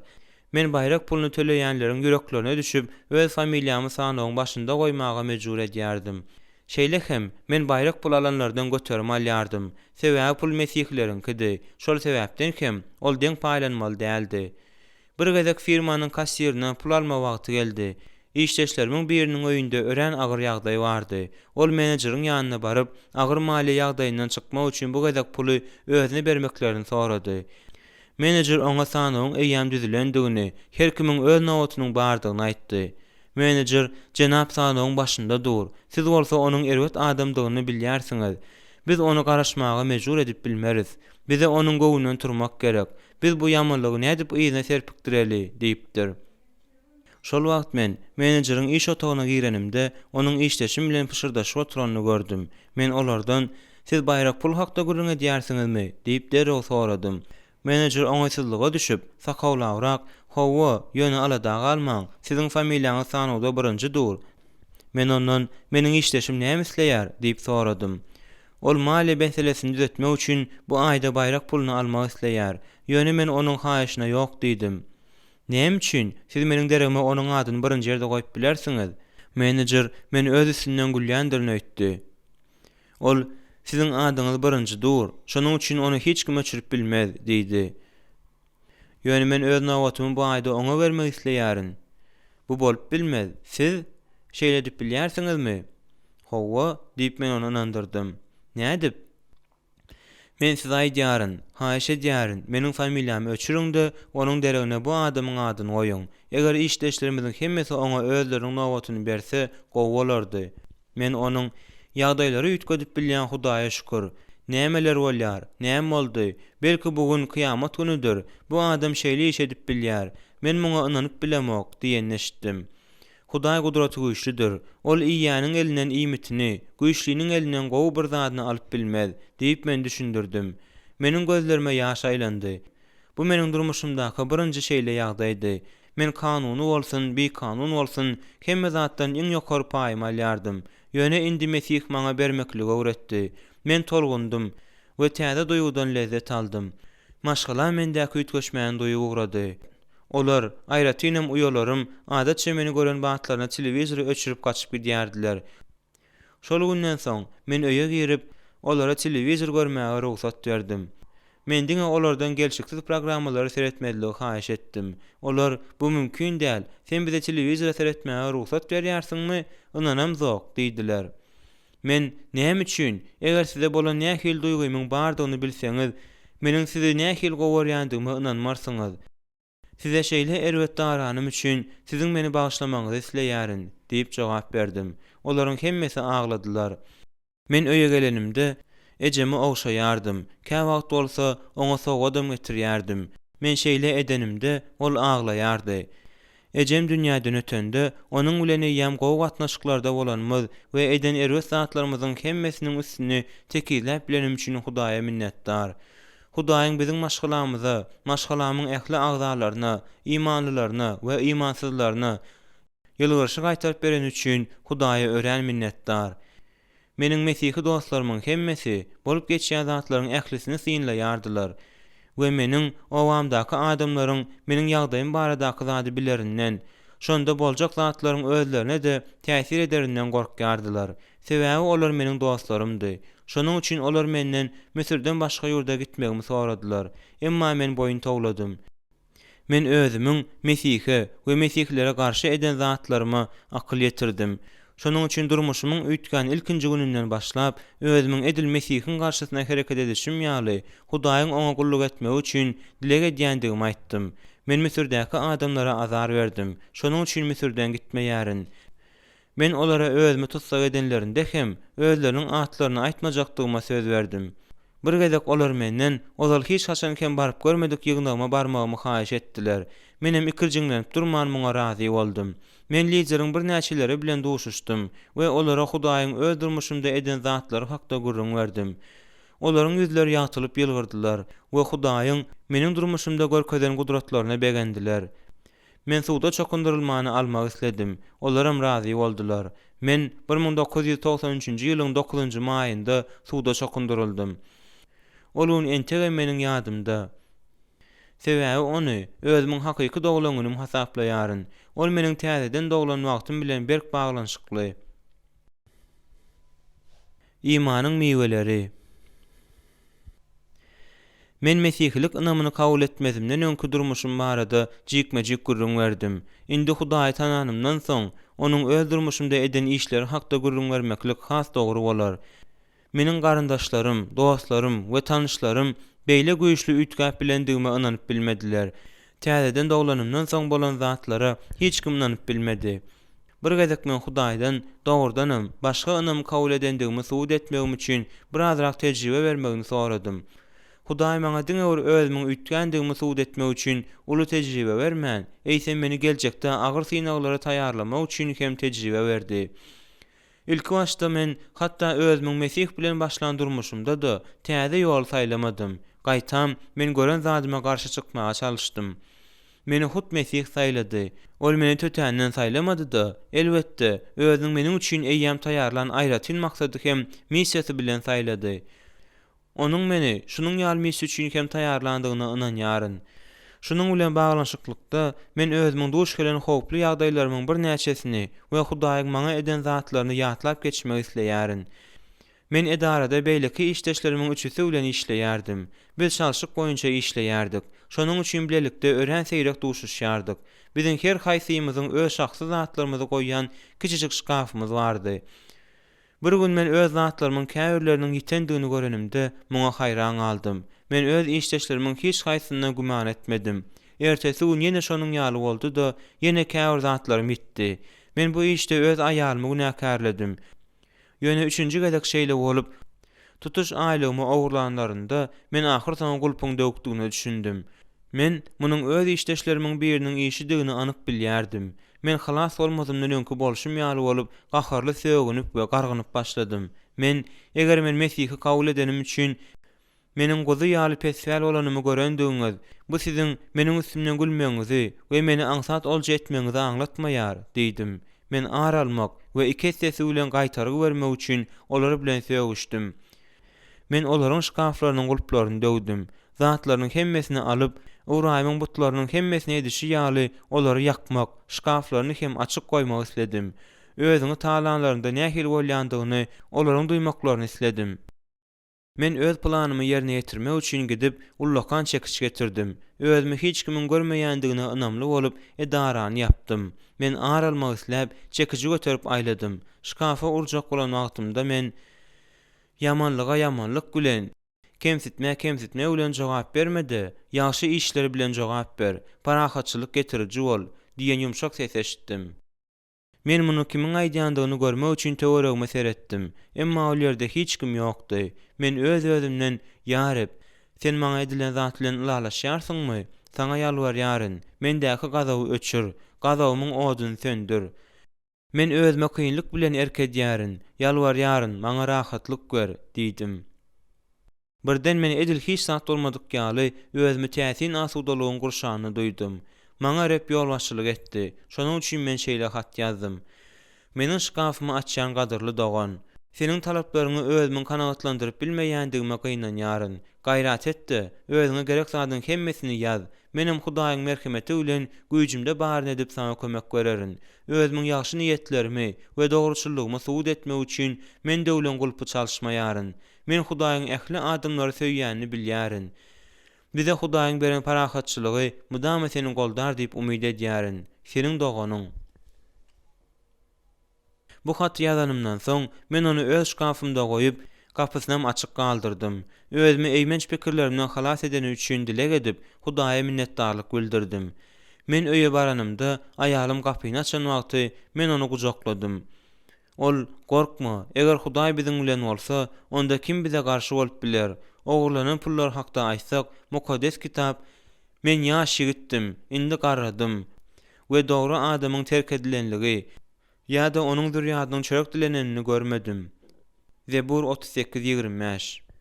Hudaý biziň kemçiliklerimiziň hemmesini doldurar. Ol biziň eklejigimizdir. 2 gün geçenden soň bize garaşylmadyk sowgat garaşýardy. İşdeşlerimiziň biri meniň çalyşygym wagtynda edara geldi. Bu adaty zat däldi. Şonuň üçin men ondan "Sen bu wagt gelipsiňle?" diýip soradym.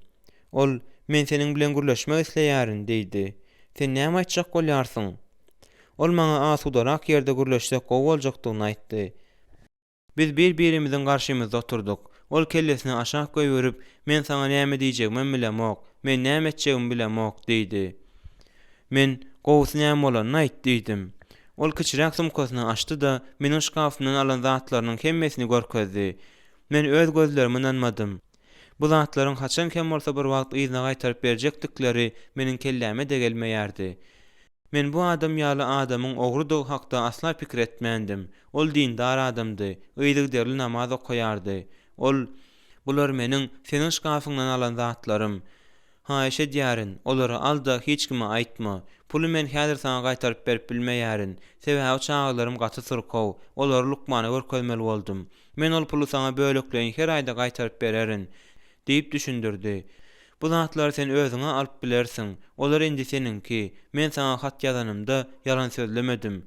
Hudaý maňa hemmesini gaýtaryp berer. Pulu hem alyber.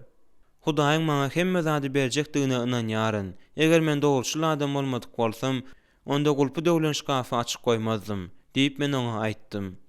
Ol "Mende bary ýok bir sorawym bar. Men seniň açaçan jogap bermeňi isleýärin" diýdi. "Eýsem, men ozal seni aldapdymmy?" "Ýok. Sen näme soramak isleýärsiň? Sen edil Mesihi ýaly urlaýarsyň. Rep. Sen meniň agaç ustasy bolan goňşym Gefresden mydama eşidýän sözlerimi we jümlelerimi aýdýarsyň. Ol Mesihi." Men öz zatlarymy ogurlandyklaryny görenimde mende iki ýol bardy.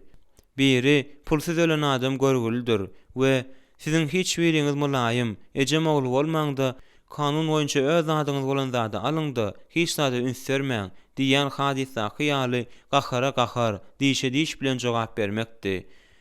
İkincisi, yamanlyga yamanlyk bilen jogap bermezlik we aralmazlykdy. Eger kimdir bir maňa azar berip, suw üstü bilen meniň köýnegimi aljak bolsa, men oňa donumy da bermeli. Senin pikiriňçe şu saýlawlaryň haýsy gowy? Ikinji ýol elbetde has gowy, diýip ol boyun aldy. Men şonu hem etdim. Men munyň ýaly hereketleriň islamdan, mesihilikden ýa-da iudaizmden gelip çykandygyna garamazdan, söýgüni we ýürekdeş gatnaşyklary saklamak üçin özüme şeýle alyp bardım. Edilen hereketiň özü bu wajyp zatdyr. Eger şunyň ýaly hereketleri men islamda tapan bolsam, onda şoňa laýyklykda hem ikirjiňlenmän şeýle ederdim. Ol, sen muny nerden aldyň? Bu zatlary nerden öwrendiň? diýip sorady. Muny sana soňra gaýdaryn. Sen häzir tolgunýarsyň. Dynjalanyňdan soň, belki bir günden, belki de bir aýdan soň men seniň bilen öz pikirlerimi paýlaşaryn. Eger bu barada ýene bir zatlar seni gyzyklandyrýan bolsa, ikirjiňlenip duramak, sana gurrun bererin. 2 hepde geçenden soň, işdeşim öz çalşygyny tamamlap meniň ýanyma geldi. Indi men köşeşdim. Meni seniň bilimiň çeşmesi gyzyklandyrýar. Sen maňa gurrun bermäge söz berdiň. Men ertir görüşürüz. Şonda men sana isleýän zatlaryň hemmesini gurrun bererin, diýdim. Ertesi gün ol maňa duş gelende ýene şol bir soraw berdi. Men oňa ýekece minut diýdim. Men mukaddes kitaby alyp, eger bu zatlary nerden bilendigimi dogrudanam bilmek isleseň, şu kitaby oku diýip düşündirdim. Bu mukaddes kitapla Hudaý sakla bersin. Howa, bu mukaddes kitap. Eger senin meniň bilýän zatlarymy bilmek isleýän bolsaň, onu oku. Eger isleseň, onu alyp bilersiň. Ýöne isleýän islemeýäniňi özüň çöz. Ol mukaddes kitaby eline aldy da, elinde uzak wagtlap aýlap we oňa haýran galmy bilen seredip durdy. Ahyr soň onu sumkasyna salyp, gitmek üçin ýokary galdy. Men oňa, eger bir zat sana agyr düşse, onda menden soraý, diýdim. Ol 2 hepdeniň dowamında meniň ýanyma sorawlar bilen geldi durdy we men onuň durmuşynda uly özgörüşleri görýänçem mukaddes kitaby okumagy dowam etdirdi. Ol mukaddes kitaby has gowy. Bir gezek ol bu mukaddes kitap ullakan gowulukdyr. Onu okap başlalym märi aýalym bilen gatnaşyklarymyz gowulaşdy. Aramyzdaky agzalylyk ýetdi, diýdi. Men oňa özüň näme etmelidigini biler ýaly okumagyny dowam etdiriber, diýdim. Ol tutuş mukaddes kitaby ören tiz okap boldy. Bir gezek ol meniň ýanyma gelip, menden özüni Hudaýa mesihlik doga edilişini öwretmegimi sorady. Ol onuň nähildigini bilmek isleýärdi. Men oňa Hudaýa doga etmäniň belli bir görnüşiniň ýokdugyny aýtdym. Islendik görnüşde doga edip bilersiňiz. 3 aý geçenden soň, ol gelip meni mulaýymlyk bilen gujaklandy, gaty haýran galdyrdy. Ol menden nädip suwda çokundurulmalydygyny sorady. Meniň dostum Rebbi kabul etdi. Şonuň üçin indi bütün maşgulasyna akpata bolup ýör. Men begendim. Men Hudaýyň dogrudanam özümi öz üzümçiliginde işlemekligi we öz sürüsiniň goýunlarynyň biri üçin işlemekligi saýlanyny duýdum. Adamlary adaşmaklygy ýa-da aldawy däldi. Eýsem gutuluşa hem ewedi ýaşaýşa alyp barýanlaryň biri bolmaklyk bu artykmaçlykdyr. Geçmişde men adamlara azar berdim we olary ýok etdim. Reb, halasýar, İsa Mesih bilen işleşmek welin nähili ajaýyp eken. Men ömrümde birinji gezek öz ýurdumy we halkymy söýýändigimi duýdum. Bagyşlama we çydam etme maňa ýaraýar. Men dogrudanam başga adam boldum. Köp adamlary Mesihe getirmek, sürüden adaşan goýunlaryň ençesini gaýtaryp getirmek üçin Hudaý meni ulandy. Mundan başga da telim ýagdaýlarda men öz häsiýetimde geçmişdäki menden galan häsiýetleri gördüm. Köneden galan zatlar bilen birlikde men şeytanyň öz tenime we ruhuma garşy eden ençe hüjümlerine duş geldim. Bir gezek men kiçijik awtobusda öz maşgalamy görmäge gitmekçi boldum. Men sürüjiniň ýolagçylary çagyryp öz ýerlerine geçmelidigini aýdýanyny eşitdim. Men awtobusa girdim welin ol maňa 3 adama niýetlenip oturuşda oturmagy teklip etdi. Ol ýerde men 4-nji adamdym. Meniň ýanymda semiz, sakally, berk dindar adam oturdy. Onuň ýanynda perenjeli aýal oturdy. Bu adam maňa dostluk söýüjülük bilen garamaýardy. Ol maňa seretdi de hiç kili ýer goýmady diýen ýalydy. Men muny görenimde awtobusdan düşdüm. Sürücü näme bolanyny sorady. Menem maňa ýeriň ýokdugyny aýtdym. Ol ýeriň 4 adamlykdygyny aýtdy-da, şyhdan süýşüp maňa ýer bermegini sorady. Ýöne men aýalyny bynjalyk etmez ýaly şyhyň öz ýanynda biriniň oturmagyny islemeýändigini duýdum. Men düşüp olaryň ýanynda hiç kim oturmaz ýaly 4-nji ýeriň bahasyny teledim. Men sürüjiden onuň aýalyny hiç kim bynjalyk etmez ýaly olara oturuşlaryň hemmesini bermegini soradym. Şyh muny bildi. Şonuň üçin onda birden mülakatlyk peýda boldy. Ol meniň özleriniň ýanynda oturmagyny talap etdi durdy. Men beýle zerurlygyň ýoklugyny, özümiň olary gysmagymyň mümkindigini aýtdym. Emma ol meniň özleriniň ýanynda oturmagyny sorady durdy. Awtobus birazajyk aralyk geçenden soň ol adam maňa garşylmadyk soragy berdi. Siz musulmanmy ýa-da Mesihi? Muny bilmek size näme gerek diýip men jogap berdim. Men ýöne bir biljek bolýaryn. Men Mesihi. Gynanýaryn. Eger siz musulman bolan bolsaňyz, sizin hereketiniz has uly zady aňladardy. Siz meni tanaýarsyňyzmy? Diýip men ondan soradym. Ýok. Menim sizi tanamok diýip men belledim. Ýöne siz nähili pikir edýärsiňiz? Men muny siziň üçin etdimmi? Ay bilemok. Men oňa biziň mukaddes kitabymyzda hemmeleri, hatda göwnümize degenlerde söýmeldigini duýdurýan tekstiň bardygyny aýtdym. Siziň özüme nähili gödek daranyňyzy men duýdum. Şonuň üçin men biziň hemmeleri, özümizi ýigrenýänleri de nähili söýýändigimizi size görkezmek isledim. Men özümi başgaça alyp baryp bilemok. Ol, sizde kitap barmy? Diýip sorady. Howa.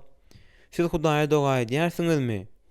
Biz başga kime doga edeli? Diýip men jogap berdim. Men siziň Gurhanyň aýdyşy ýaly Mesihe, ruhanylara, manahlara doga edýändiňizi bilýärin.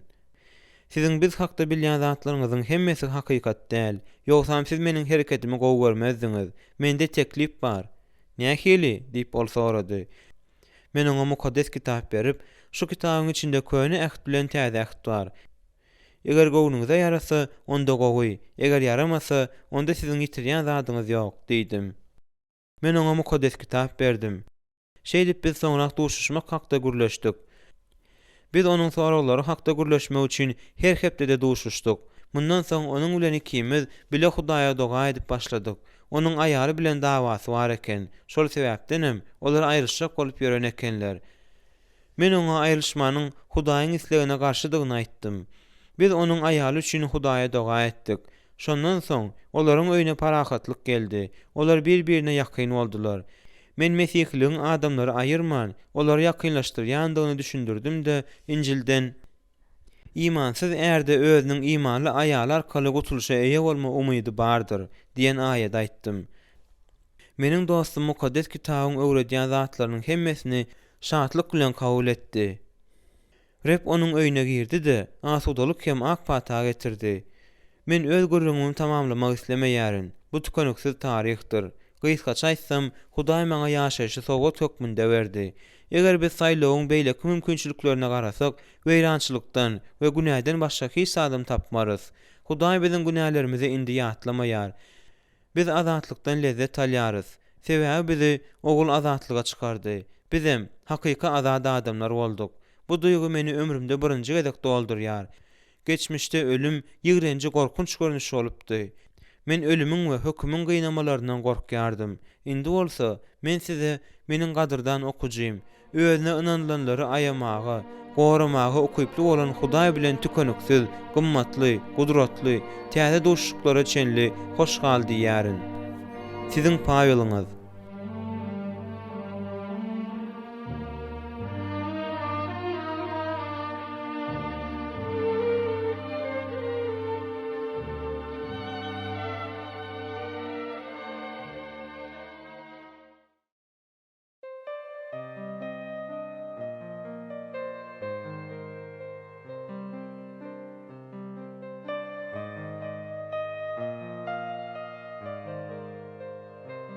Jemleme.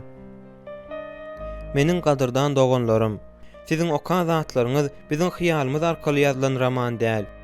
Bu hakykat. Biz bulary başdan geçirdik. Bu biziň durmuşymyz.